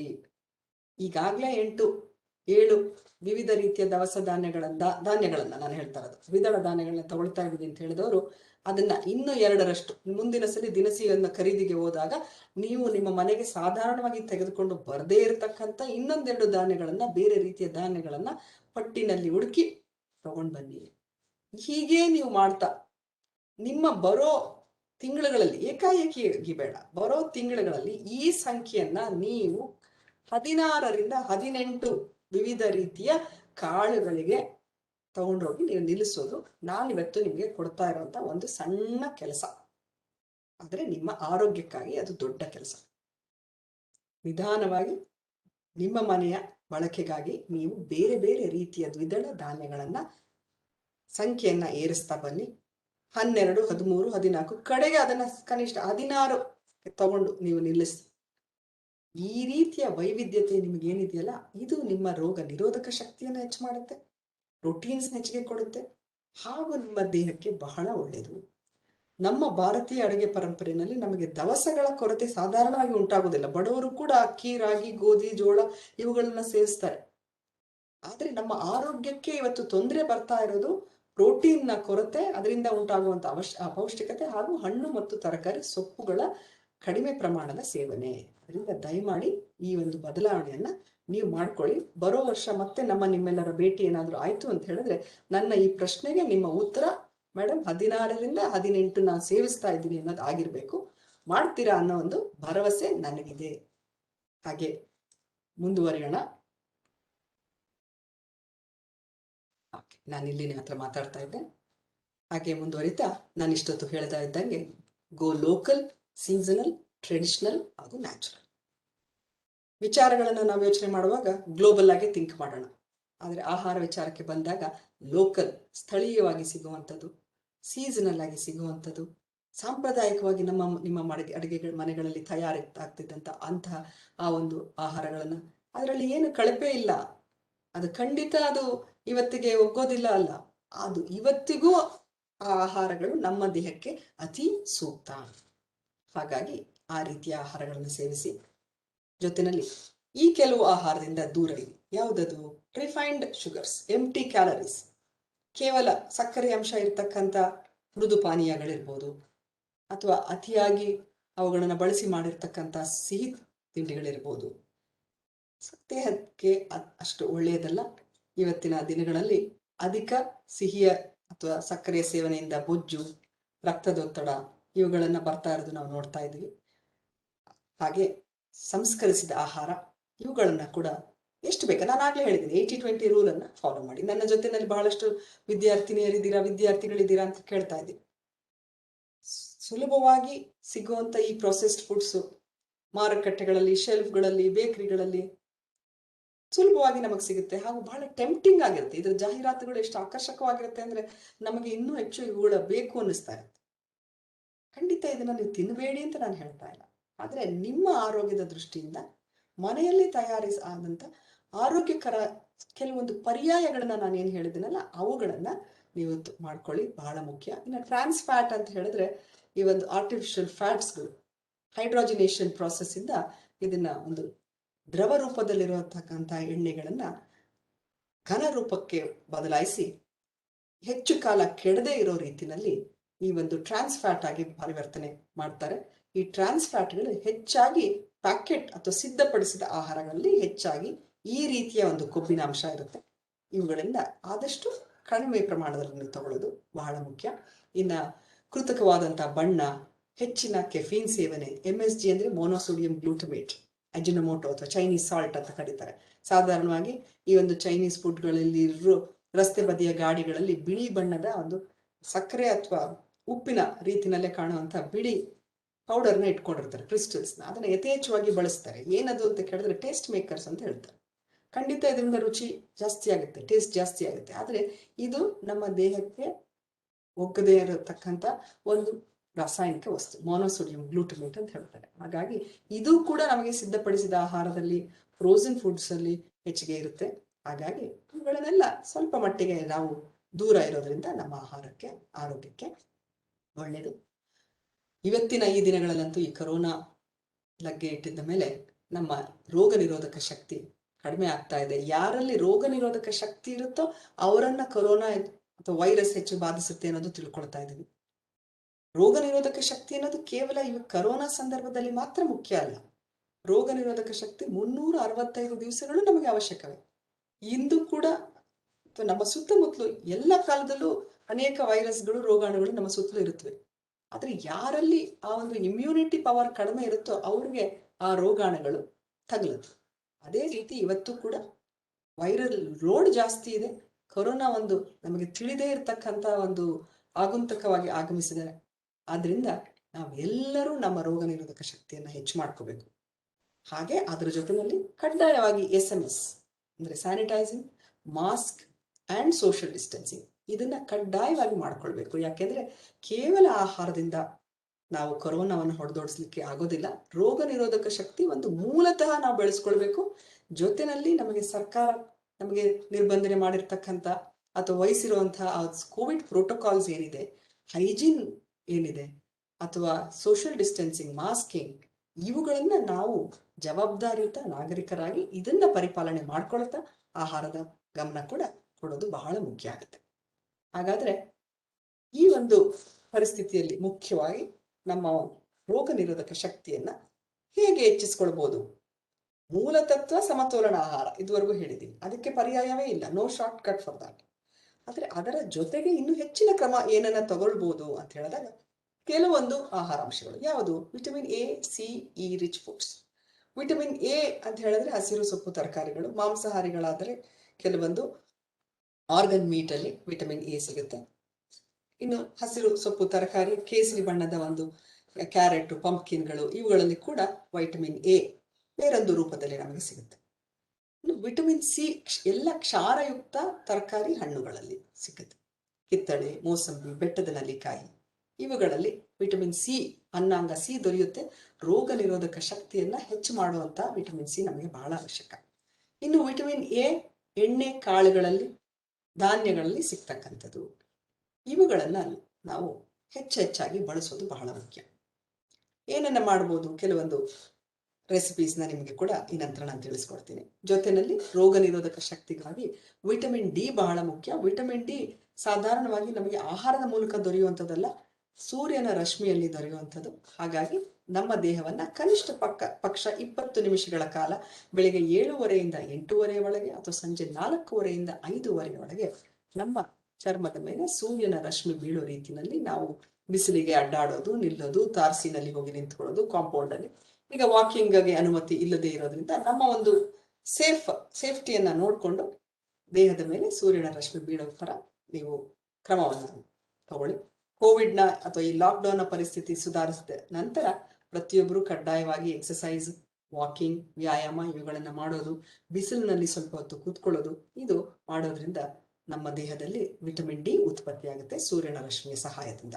ಇನ್ನು ಸೂಕ್ಷ್ಮ ಪೋಷಕಾಂಶಗಳಾದ ಜಿಂಕ್ ಅಂಡ್ ಮೆಗ್ನೀಷಿಯಂ, ಸತು ಮತ್ತು ಮೆಗ್ನೀಷಿಯಂ, ಇವು ನಮ್ಮ ದೇಹಕ್ಕೆ ಬಹಳ ಅವಶ್ಯಕ. ಇವು ಕೂಡ ಬೇರೆ ಬೇರೆ ರೀತಿಯ ಕಾಳುಗಳಲ್ಲಿ. ಈಗ ನಿಮ್ಗೆ ಅನ್ನಿಸ್ಬೋದು, ಶೋಭಾ ಮೇಡಮ್ ನಿಮಗೆ ಜಿಂಕ್ ತಗೊಳ್ಳಿ, ವಿಟಮಿನ್ A ತಗೊಳ್ಳಿ, C ತಗೊಳ್ಳಿ ಅಂತ ಹೇಳ್ತಿದ್ದಾರೆ, ಇದ್ರ ನಮ್ಮ ಮರ್ತು ಹೋಗ್ತೀವಿ, ಇದು ನಮಗೆ ಯಾವ್ದ್ರಲ್ಲಿ, ಯಾವ ಆಹಾರದಲ್ಲಿ ಯಾವುದು ಪೋಷಕಾಂಶ ಇದೆ ಅನ್ನೋದು ನಮಗೆ ನೆನಪಿನಲ್ಲಿ ಇರೋದಿಲ್ಲ ಅಥವಾ ತಿಳಿದಿಲ್ಲ ಅಂತ ಹೇಳ್ಬೋದು. ಹಾಗಾಗಿ ಆಹಾರಾಂಶಗಳ ಹೆಸರು, ಅವುಗಳ ವೈಜ್ಞಾನಿಕ ಮೂಲಗಳನ್ನ ನೀವು ಮರೆತರೂ ಸಹ ಅದಕ್ಕೋಸ್ಕರನೇ ನಿಮಗೆ ಆ ಒಂದು ಫುಡ್ ಪಿರಮಿಡ್ ನ ಚಿತ್ರ ತೋರಿಸಿರುತ್ತೆ. ಆ 4 ಆಹಾರದ ಗುಂಪುಗಳನ್ನ ಆ ಪ್ರಮಾಣದಲ್ಲಿ ನೀವು ಬಳಸ್ಬಿಟ್ರೆ ನಿಮಗೆ ಜಿಂಕ್ ಇರ್ಬೋದು, ವಿಟಮಿನ್ A ಇರ್ಬೋದು, ಪ್ರತಿಯೊಂದು ನಿಮಗೆ ಸಿಗ್ತಾ ಬರುತ್ತೆ. ಅದನ್ನ ನೆನ್ಪಿಟ್ಕೊಳ್ಳಿ. ಇನ್ನ ಬೇರೆ ಎಲ್ಲ ರೀತಿಯ ಹರ್ಬ್ಸ್ ಅಂಡ್ ಸ್ಪೈಸಸ್ ಅಂದ್ರೆ ಶುಂಠಿ, ಬೆಳ್ಳುಳ್ಳಿ, ಜೀರಿಗೆ, ಕಾಳುಮೆಣಸು, ಹಿಂಗು, ಇವುಗಳು ನಮ್ಮ ದೇಹದಲ್ಲಿ ಸಣ್ಣ ಪ್ರಮಾಣದಲ್ಲಿ ನಾವು ಅದನ್ನ ತಗೊಂಡ್ರು ಕೂಡ ನಮ್ಮ ದೇಹದಲ್ಲಿ ಬಹಳ ಉತ್ತಮವಾದಂತಹ ಕೆಲಸಗಳನ್ನ ಮಾಡುತ್ತೆ. ಆಂಟಿ ಇನ್ಫ್ಲಮೇಟರಿ ಆಗಿ ಕೆಲಸ ಮಾಡುತ್ತೆ, ಆಂಟಿ ಆಕ್ಸಿಡೆಂಟ್ ಆಗಿ ಕೆಲಸ ಮಾಡುತ್ತೆ, ಆಂಟಿ ವೈರಲ್ ಆಗಿ ಕೆಲಸ ಮಾಡುತ್ತೆ ಕೆಲವುಗಳು. ಹೀಗೆ ಪ್ರತಿಯೊಂದು ಈ ಸಂಬಾರ ಪದಾರ್ಥ ಏನಿದೆಯಲ್ಲ ಕಡಿಮೆ ಪ್ರಮಾಣದಲ್ಲಿ ನಾವು ತಗೊಳ್ಬೇಕಾಗಿರೋದು. ಆದ್ರೆ ಈ ಒಂದು ಸಾಂಬಾರ ಪದಾರ್ಥಗಳನ್ನ ನಾವು ಸೇವಿಸಿದಾಗ ನಮ್ಮ ರೋಗ ನಿರೋಧಕ ಶಕ್ತಿ ಹೆಚ್ಚಾಗುತ್ತೆ. ಆದ್ರೆ ಮತ್ತೆ ಆಗ್ಲೇ ಹೇಳಿದಂಗೆ ಕಿವಿ ಮಾತು, ಈ ಯಾವುದೇ ಒಂದು ಕಷಾಯದಿಂದಾಗ್ಲಿ ಈ ಒಂದು ಸ್ಪೈಸಸ್ ಇಂದಾಗ್ಲಿ ಕೊರೋನಾವನ್ನ ನೇರವಾಗಿ ತಡೆಗಟ್ಟಲಿಕ್ಕೆ ಸಾಧ್ಯ ಇಲ್ಲ. ನಿಮ್ಮ ರೋಗ ನಿರೋಧಕ ಶಕ್ತಿಯನ್ನ ಹೆಚ್ಚು ಮಾಡ್ಕೊಳ್ಬಹುದು. ಅದರಿಂದ ನಿಮ್ಮ ದೀರ್ಘಕಾಲಿಕ ಆರೋಗ್ಯ ಸುಧಾರಿಸುತ್ತೆ. ಕೊರೋನಾಕ್ಕೆ ಇವತ್ತವರೆಗೂ ಇರುವಂತದ್ದು ವ್ಯಾಕ್ಸಿನೇಷನ್ ಅಂಡ್ ಆಗ್ಲೇ ಹೇಳಿದಂಗೆ 3 ವಿಚಾರ, SMS. ಓಕೆ. ಹಾಗೆ ಈ ಒಂದು ಜೀರಿಗೆ ಅಥವಾ ಶುಂಠಿ ಇವುಗಳನ್ನ ನಾವು ನೀರಲ್ಲಿ ಹಾಕಿ ಕಷಾಯಗಳನ್ನ ಮಾಡ್ಕೊಂಡು ಕುಡಿಯೋದು, ಹರ್ಬಲ್ ಟೀಸ್ ಮುಖಾಂತರ ಸೇವಿಸಬಹುದು. ಹಾಗೆ ಹೇಳಿದಾಗೆ ಪ್ರೋಬಯೋಟಿಕ್ಸ್, ಮೊಸರು, ಗಂಜಿ ಇವುಗಳು ಕೂಡ ನಮ್ಮ ರೋಗ ನಿರೋಧಕ ಶಕ್ತಿಯನ್ನ ಹೆಚ್ಚು ಮಾಡುತ್ತೆ. ಇದರ ಜೊತೆಗೆ ಇಲ್ಲಿ ತೋರಿಸಿರೋ ಹಾಗೆ ಕೆಲವೊಂದು ಇಮ್ಯುನಿಟಿ ಬೂಸ್ಟಿಂಗ್ ಡ್ರಿಂಕ್ಸ್ ಯಾವ್ದಿರ್ಬೋದು, ತುಳಸಿ ಟೀ, ಜಿಂಜರ್ ಟೀ. ನಿಮ್ಮ ಮನೆಗೆ 2 ಲೋಟ ನೀರಿಗೆ ಒಂದು 4 ರಿಂದ 5 ತುಳಸಿ ಎಲೆಗಳನ್ನ ಅಥವಾ ಶುಂಠಿ ಅಥವಾ ಬೇರೆ ರೀತಿಯ ಜೀರಿಗೆ ಅಥವಾ ಓಮಿನ ಕಾಳುಗಳ ಈ ಕಾಳುಗಳು ಇವುಗಳನ್ನ ಹಾಕಿ ಕುದಿಸೋದು, ಕುದಿಸಿ ಆರಿಸಿದ ಆ ನೀರನ್ನ ಪೂರ್ತಿ ಕುಡಿಯೋದು ದೇಹಕ್ಕೆ ಒಳ್ಳೆಯದು. ಅಥವಾ 1 ಲೋಟ ನೀರಿಗೆ ಶುಂಠಿ ಅಥವಾ ತುಳಸಿಯನ್ನು ಹಾಕಿ ಅದನ್ನ ಚೆನ್ನಾಗಿ ಕುದಿಸಿ ಟೀ ಕಾಫಿಯ ಬದಲು ಅಥವಾ ಅದರ ಜೊತೆಗೆ ಮಧ್ಯದಲ್ಲಿ ಈ ಒಂದು ಹರ್ಬಲ್ ಟೀನ ಸ್ವಲ್ಪ ನಿಂಬೆ ರಸ ಹಾಗೂ ಜೇನುತುಪ್ಪದೊಂದಿಗೆ ಸೇವಿಸೋದು, ಅದು ಕೂಡ ನಮ್ಮ ರೋಗ ನಿರೋಧಕ ಶಕ್ತಿಯನ್ನು ಹೆಚ್ಚು ಮಾಡುತ್ತೆ.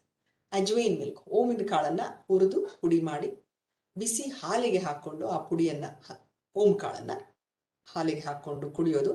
ಅದರಲ್ಲೂ ರಾತ್ರಿ ಮಲಗೋದಕ್ಕೆ ಮುಂಚೆ ಬಿಸಿ ಹಾಲಿಗೆ ಹುರಿದು ಪುಡಿ ಮಾಡಿರ್ತಕ್ಕಂಥ ಓಮಿನ ಕಾಳನ್ನ ಹಾಕೊಂಡು ಕುಡಿಯೋದ್ರಿಂದ ವಿಟಮಿನ್ ಬಿ ಹೆಚ್ಚಾಗುತ್ತೆ. ಅದರಲ್ಲೂ ನಿದ್ರೆಯ ಸಮಸ್ಯೆ ಇರುವವರಿಗೆ ನಿದ್ರೆ ಮಾಡಲಿಕ್ಕೆ ಒಳ್ಳೆಯ ಅನುಕೂಲ ಆಗುತ್ತೆ.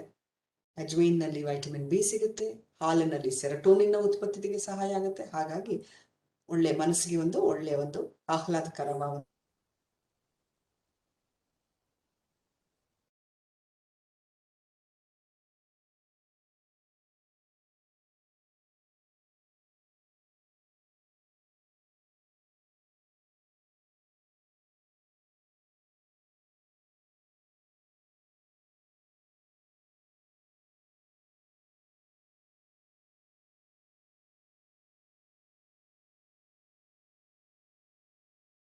ಇನ್ಫ್ಲಮೇಟರಿ ಆಗಿ ಕೆಲಸ ಮಾಡುತ್ತೆ. ಜೊತೆಯಲ್ಲಿ ಅರಿಶಿಣದಲ್ಲಿ ಕರ್ಕ್ಯೂಮಿನ್ ಅನ್ನೋ ಒಂದು ಬಹಳ ಮುಖ್ಯವಾದ ಒಂದು ಅಂಶ ಇರೋದು ನಮ್ಮ ದೇಹದಲ್ಲಿ ಇನ್ಫ್ಲಮೇಟರಿ, ಆಂಟಿ ಇನ್ಫ್ಲಮೇಟರಿ ಆಗಿ ಕೆಲಸ ಮಾಡುತ್ತೆ. ಏನಿದು ಇನ್ಫ್ಲಮೇಷನ್ ಅಂದ್ರೆ ಉರಿಯುವುದು. ಯಾವುದೇ ಒಂದು ನಮ್ಮ ದೇಹದಲ್ಲಿ ಕಾಯಿಲೆಗಳು ಬರೋದೇ ಮುಖ್ಯವಾಗಿ ಇನ್ಫ್ಲಮೇಷನ್ ಇಂದ. Corona it self is an inflammatory disease.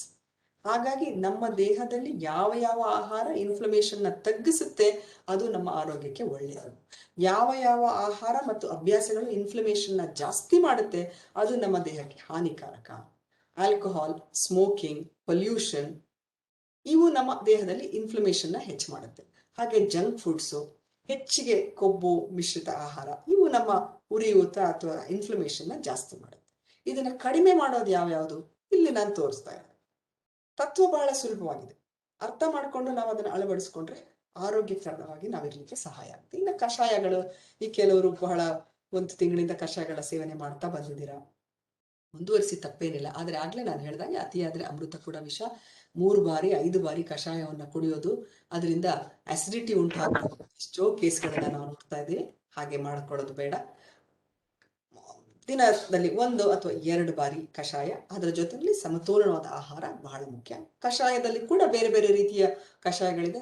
ಸುಲಭವಾಗಿ ನಿಮಗೆ ಒಂದು ಚಿಕ್ಕ ರೆಸಿಪಿ ಹೇಳ್ಬೇಕಂತ ಹೇಳಿದ್ರೆ, 1 ಟೇಬಲ್ ಚಮಚದಷ್ಟು ಕೊತ್ತಂಬರಿ ಬೀಜ, 1 ಟೀ ಚಮಚದಷ್ಟು ಜೀರಿಗೆ, 1/4 ಟೀ ಚಮಚದಷ್ಟು ಪೆಪ್ಪರ್ ಅಂದ್ರೆ ಕಾಳು ಮೆಣಸು ಇವುಗಳನ್ನ ಹುರಿದು ಪುಡಿ ಮಾಡಿ, ಈ ಹುರಿದು ಪುಡಿ ಮಾಡಿರ್ತಕ್ಕಂಥ ಈ ಒಂದು ಮಿಶ್ರಣವನ್ನ ನೀರಿಗೆ ಹಾಕಿ 1 ಲೋಟ ಅಥವಾ ಅರ್ಧ ಲೋಟ ನೀರಿಗೆ ಹಾಕಿ ಕುದಿಸಿದ ನಂತರ ಅದಕ್ಕೆ ಹಾಲನ್ನ ಬೆರೆಸಿ, ನಿಮ್ಮ ರುಚಿಗೆ ತಕ್ಕಷ್ಟು ಬೆಲ್ಲ, ಸಕ್ಕರೆಯನ್ನ ಕಡಿಮೆ ಮಾಡಿ ಬೆಲ್ಲ, ಆರ್ಗ್ಯಾನಿಕ್ ಬೆಲ್ಲ ಇರ್ಬೋದು, ಇದನ್ನ ಹಾಕಿ ಬಿಸಿಯಾಗಿ ಇದನ್ನ ಶೋಧಿಸಿ ಫಿಲ್ಟರ್ ಮಾಡಿ ಬಿಸಿಯಾಗಿ ಇದನ್ನ ಕುಡಿಯೋದು.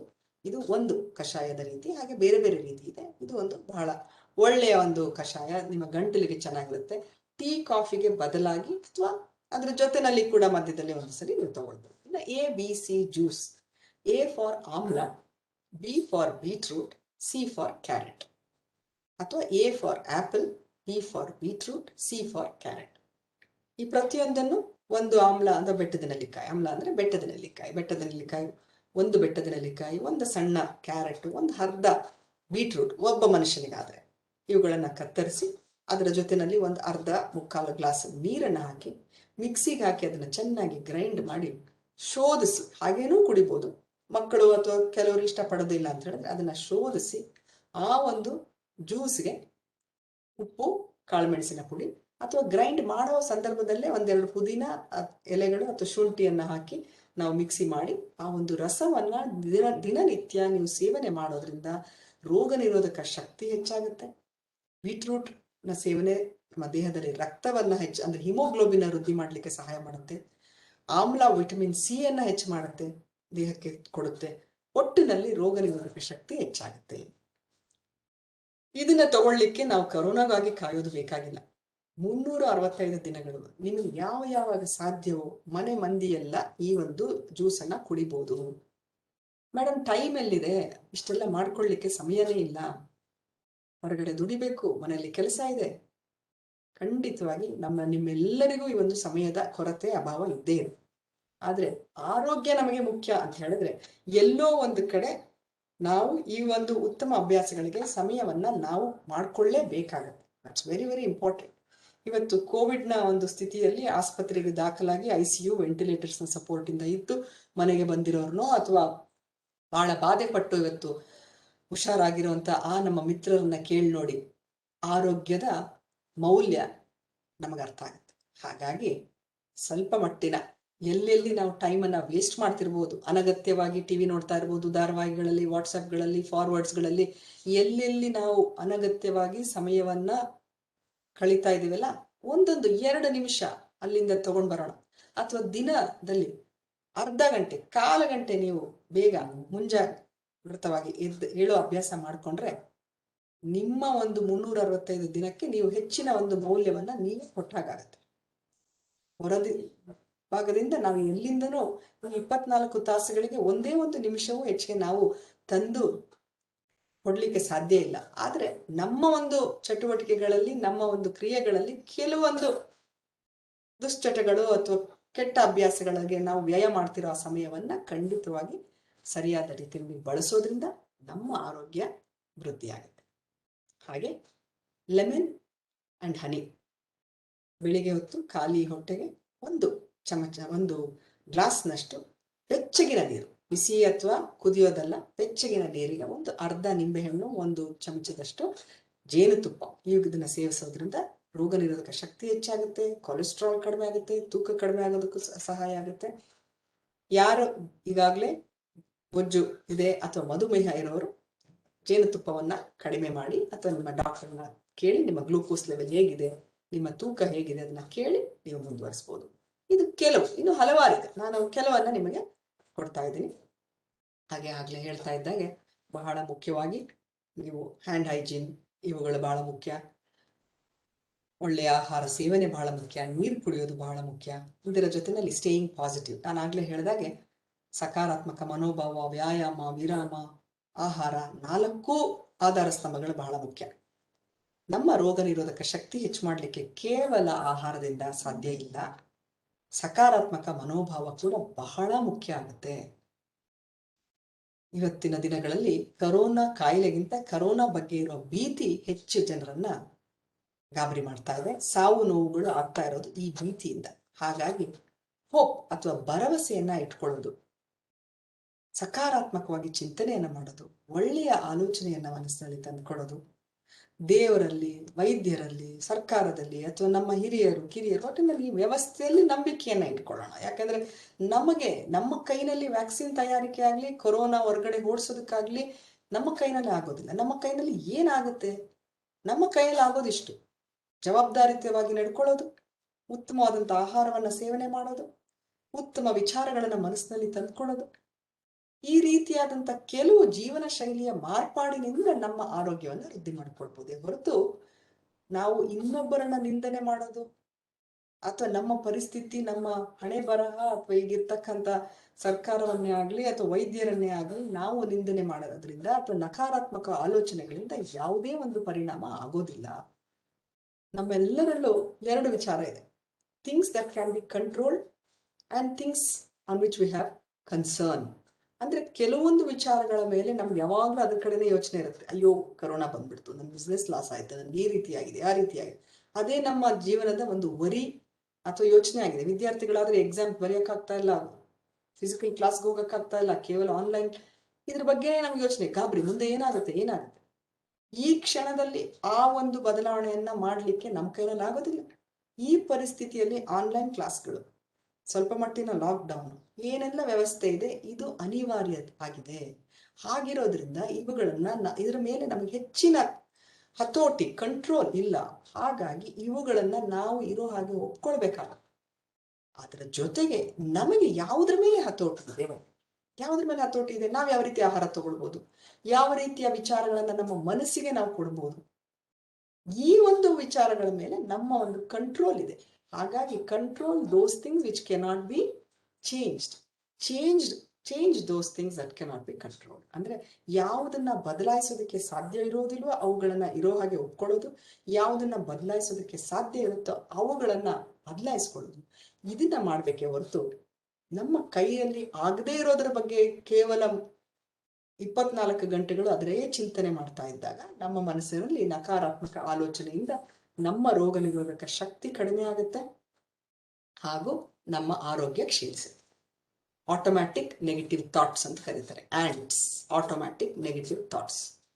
ಒಬ್ಬ ಸಾಧಾರಣ ಮನುಷ್ಯ ದಿನದಲ್ಲಿ ಬೆಳಗಿನಿಂದ ಸಂಜೆಯವರೆಗೆ ರಾತ್ರಿ ಮಲಗೋ ವೇಳೆಗೆ ಸುಮಾರು 60,000ದಿಂದ 80,000ದಷ್ಟು ಬೇರೆ ಬೇರೆ ಆಲೋಚನೆಗಳು ಒಬ್ಬ ಮನುಷ್ಯನ ಮನಸ್ಸಿನಲ್ಲಿ ಬರುತ್ತವಂತೆ. 1, 2 ಅಲ್ಲ, 100, 200 ಅಲ್ಲ, 60,000ದಿಂದ 80,000ದಷ್ಟು ಆಲೋಚನೆಗಳು ನಮ್ಮ ಮನುಷ್ಯನಿಗೆ ದಿನನಿತ್ಯ ಬರುತ್ತವೆ. ಈ 60,000, 80,000 ಆಲೋಚನೆಗಳ ಥಾಟ್ಸ್ ಅಲ್ಲಿ 80% ಭಾಗ ನಕಾರಾತ್ಮಕ ಆಲೋಚನೆಗಳು ಅಂತ ಹೇಳ್ತಾರೆ. Negative thoughts, automatic negative thoughts. ನಾನು ಖಂಡಿತ ಕಾಲೇಜ್ ಹೊರಟ್ರೆ ಬಸ್ ನಾನು ಸಿಕ್ಕುತ್ತೆ, ನಾನು ಎಕ್ಸಾಮ್ ಅಲ್ಲಿ ಸರಿ ಮಾಡೋದಿಲ್ಲ, ನಾನು ಓದಿದ್ ಮರ್ತೋಗ್ತೀನಿ, ನಾನು ಏನಕ್ಕೂ ಪ್ರಯೋಜನ ಇಲ್ಲ. ನಾವು ಬೇರೆ ಹೊರಗಿನ ಶತ್ರುಗಿಂತ ನಮಗೆ ನಾವು ಶತ್ರುಗಳಾಗೋಗ್ಬಿಟ್ರೆ. ಈ ನೆಗೆಟಿವ್ ಥಾಟ್ಸ್ ಏನಿದೆಯಲ್ಲ ಇದು ನಮ್ಮ ಇಮ್ಯುನಿಟಿಯನ್ನ ಕಡಿಮೆ ಮಾಡುತ್ತೆ, ಸ್ಟ್ರೆಸ್ ಅನ್ನ ಜಾಸ್ತಿ ಮಾಡುತ್ತೆ. ಯಾವಾಗ ಒತ್ತಡ ಜಾಸ್ತಿ ಆಗುತ್ತೋ ಇದರಿಂದ ಹಲವಾರು ಕಾಯಿಲೆಗಳು, ಯಾವ್ಯಾವುದು, ಮಧುಮೇಹ ಇರ್ಬೋದು, arthritis, kidney problems, blood pressure, ಎಲ್ಲ ರೀತಿಯ psychosomatic disorders and life style disorders ಕೂಡ ಒತ್ತಡ, ಈ ಒಂದು ಟೆನ್ಷನ್ಗಳು, ನೆಗೆಟಿವ್ ಥಿಂಕಿಂಗ್ಸು ಇದು ನಮಗೆ ಕಾರಣ ಆಗುತ್ತೆ. ಆದ್ರಿಂದ ಬಹಳ ಮುಖ್ಯವಾಗಿ ಇದ್ರ ಕಡೆ ಗಮನ ಕೊಡಿ. ವಿರಾಮ ಕೂಡ ಬಹಳ ಮುಖ್ಯ. ಕನಿಷ್ಠ 6ರಿಂದ 8 ಗಂಟೆಗಳ ಒಂದು ವಿದ್ಯಾರ್ಥಿಗಳಾದ್ರೂ ಕೂಡ ನಿಮಗೂ ಕೂಡ ಯಾವುದೇ ಪರೀಕ್ಷೆ ಬರ್ತಾ ಇರಲಿ, ನೀವು ಯೋಜನೆ ಹೇಗಿರ್ಬೇಕು ಅಂದ್ರೆ ವರ್ಷ ಪೂರ್ತಿ ಕಾಲಹರಣ ಮಾಡಿ ಕಡೆನಲ್ಲಿ ಇಡೀ ರಾತ್ರಿ ಓದೋದಲ್ಲ, ಸರಿಯಾದ ರೀತಿಯಲ್ಲಿ ಓದ್ತಾ ಬಂದು ಪರೀಕ್ಷೆಯ ಹಿಂದೆ ಕೂಡ ನೀವು ಸರಿಯಾಗಿ ನಿದ್ರೆ ಮಾಡೋದು ನಿಮ್ಮ ಮೆದುಳಿನ ಚುರುಕುತನಕ್ಕೆ ಸಹಾಯ ಆಗುತ್ತೆ. ಅದಕ್ಕೆ rest is very very very important. ಹಾಗಾಗಿ ಒಳ್ಳೆಯ ಒಂದು ಸಂಗೀತವನ್ನ ಕೇಳ್ಕೊಂಡು ನಿದ್ದೆ ಮಾಡೋದು, ರಾತ್ರಿ ಮಲಗೋ ಕೋಣೆಯಲ್ಲಿ ಮಂದ ಬೆಳಕನ್ನ ಇಟ್ಕೊಳ್ಳೋದು, ಒಳ್ಳೆಯ ಆಲೋಚನೆಗಳ ಜೊತೆನಲ್ಲಿ ಮಲಗೋದು, ರಾತ್ರಿ ಊಟಕ್ಕೂ ಮಲಗೋದಕ್ಕೂ ಮಧ್ಯದಲ್ಲಿ ಕನಿಷ್ಠ 2 ಗಂಟೆಗಳ ಕಾಲ ಒಂದು ಬ್ರೇಕ್ ಇದ್ದಾಗ ಜೀರ್ಣ ಆಗಿರುತ್ತೆ. ಹಾಗಾಗಿ ಸ್ವಲ್ಪ ಹೆವಿ ಅನ್ಸೋದಿಲ್ಲ, ಮಲಗಲಿಕ್ಕೆ ಒಳ್ಳೇದಾಗುತ್ತೆ. ಅದು ಬಿಟ್ಟು ನಮ್ಮ ಸ್ಮಾರ್ಟ್ ಫೋನ್ಗಳನ್ನ ಅಥವಾ ಸೀರಿಯಲ್ಗಳನ್ನ, ಈ ಒಂದು ಸೋಷಿಯಲ್ ಮೀಡಿಯಾಗಳನ್ನ ನೋಡ್ಕೊಂಡು ಅಥವಾ ಕ್ರೈಮ್ ಡೈರಿಗಳನ್ನ, ಈ ಒಂದು ಕಾರ್ಯಕ್ರಮಗಳನ್ನ ನೋಡ್ತಾ ಮಲಗಿದಾಗ ಮನಸ್ಸಿಗೆ ಶಾಂತಿಗಿಂತ ಅಶಾಂತಿಯೇ ಹೆಚ್ಚಾಗುತ್ತೆ. ನಿದ್ರೆ ಸರಿಯಾಗಿ ಬರೋದಿಲ್ಲ. ಸರಿಯಾದ ನಿದ್ರೆ ಇಲ್ಲ ಅಂದ್ರೆ ನಮ್ಮ ದೇಹದ ಅನೇಕ ಚಯಾಪಚಯಗಳು, ಮೆಟಬಾಲಿಸಮ್ ಕಡಿಮೆ ಆಗುತ್ತೆ, ರೋಗ ನಿರೋಧಕ ಶಕ್ತಿ ಕಡಿಮೆ ಆಗುತ್ತೆ. ನಮ್ಮ ದೇಹ ಹೀಲಿಂಗ್ ಅಂದ್ರೆ ಅದು ವಾಸಿ ರೋಗಗಳನ್ನ ಕಳ್ಕೊಳ್ಳೋದು, ಅದು ಹೀಲಿಂಗ್, ತನ್ನನ್ನ ತಾನು ಅದು ಸರಿಪಡಿಸ್ಕೊಳ್ಳೋದು ಏನಿದೆಯಲ್ಲ, healing and keeping it clean, ಇದೆಲ್ಲ ಆಗೋದು ರಾತ್ರಿ ನಾವು ಮಲಗಿದಾಗ. ಆದ್ರಿಂದ ವಿರಾಮ ಕೂಡ ಬಹಳ ಬಹಳ ಮುಖ್ಯ ಆಗುತ್ತೆ. ಹಾಗೂ ಬಹಳ ಮುಖ್ಯವಾಗಿ practice the attitude of gratitude. ದೇವರು ಅಥವಾ ಪ್ರಕೃತಿ ಅಥವಾ ಕಾಣದ ಶಕ್ತಿ ಅಥವಾ ನಿಮ್ಮ ಹಿರಿಯರು ಯಾರಿಗೇ ಆಗಲಿ, ಒಟ್ಟಿನಲ್ಲಿ ಆ ಕಾಣದ ಆ ಒಂದು ಏನು ಪವರ್ ಇದೆಯಲ್ಲ, ಅದಕ್ಕೆ ನಾವು ಆಭಾರ ಬರೋಣ. ಇವತ್ತು ನಮ್ಗೆ ಏನು ಸಿಕ್ಕಿದೆ ಅದ್ರ ಬಗ್ಗೆ ಒಂದು ಖುಷಿ ಇರೋಣ. ಇಲ್ಲದೆ ಇರೋದಕ್ಕಿಂತ ಅಥವಾ ನಮಗೆ ಇರೋದಕ್ಕಿಂತ ಇಲ್ಲದೆ ಇರೋದ್ ಬಗ್ಗೆನೇ ಚಿಂತೆ ಮಾಡ್ತಾ ಇರ್ತೀವಿ. ಇವತ್ತು ನಮಗೆ ಈ ಕ್ಷಣ ನಮ್ಮದಾಗಿದೆ. ಇವತ್ತು ನಾವು ನೀವೆಲ್ಲರೂ ಕಳೆದ 1-1.5 ಗಂಟೆಯಿಂದ ಮಾತಾಡ್ತಾ ಇದ್ದೀವಿ. ಇದು ನಮಗೆ ಸಿಕ್ಕಿರೋಂಥ ಈ ಒಂದು ಲಾಭ, ಭಾಗ್ಯ. ಇದು ಬಿಟ್ಟು ಏನು ಇಲ್ವೋ ಅದ್ರ ಕಡೆಗೆ ನಮ್ಮ ಗಮನವನ್ನ ಕೊಡೋದು. ಇಷ್ಟು ಬೇಕಂತ ಇಷ್ಟಿದ್ದರೆ ಮತ್ತಷ್ಟರ ಆಸೆ. ನಮ್ಮಲ್ಲಿ ಯಾವತ್ತೂ ಆಸೆಗೆ ಕೊನೆನೇ ಇಲ್ಲ. ಅದಕ್ಕಿಂತ ಒಂದು ಪ್ರಾಕ್ಟೀಸ್ ಆಟಿಟ್ಯೂಡ್ ಆಫ್ ಗ್ರಾಟಿಟ್ಯೂಡ್, ಒಂದು ವಿನಮ್ರತಾ ಭಾವ, ಧನ್ಯತಾ ಭಾವವನ್ನ ಇಟ್ಕೊಳ್ಳೋದು ಬಹಳ ಮುಖ್ಯ ಆಗುತ್ತೆ. ಒಟ್ಟಿನಲ್ಲಿ ಕೋವಿಡ್ನ ಈ ಒಂದು ಸಮಸ್ಯೆ ಕೇವಲ ಆಹಾರದಿಂದಾಗ್ಲಿ ಅಥವಾ ಇನ್ಯಾವುದರಿಂದಾಗ್ಲಿ ನಾವು ಹೊಡೆದೋಡಿಸಕ್ಕಾಗೋದಿಲ್ಲ. ಆದರೆ ಸಮಗ್ರವಾಗಿ ನಾವು ಯೋಚನೆ ಮಾಡ್ತಾ ಎಲ್ಲ ವಿಚಾರಗಳನ್ನ ನಾವು ಆಹಾರ, ವಿಹಾರ, ವಿಚಾರ ಇವುಗಳನ್ನು ನಾವು ಸರಿಯಾಗಿ ಇಟ್ಕೊಂಡಾಗ ನಮ್ಮ ಒಂದು ಆರೋಗ್ಯ ಚೆನ್ನಾಗಿರುತ್ತೆ. ಪೌಷ್ಟಿಕತೆ ಅಥವಾ ರೋಗ ನಿರೋಧಕ ಶಕ್ತಿಯನ್ನ ಬೆಳೆಸ್ಕೊಳ್ಬೋದು.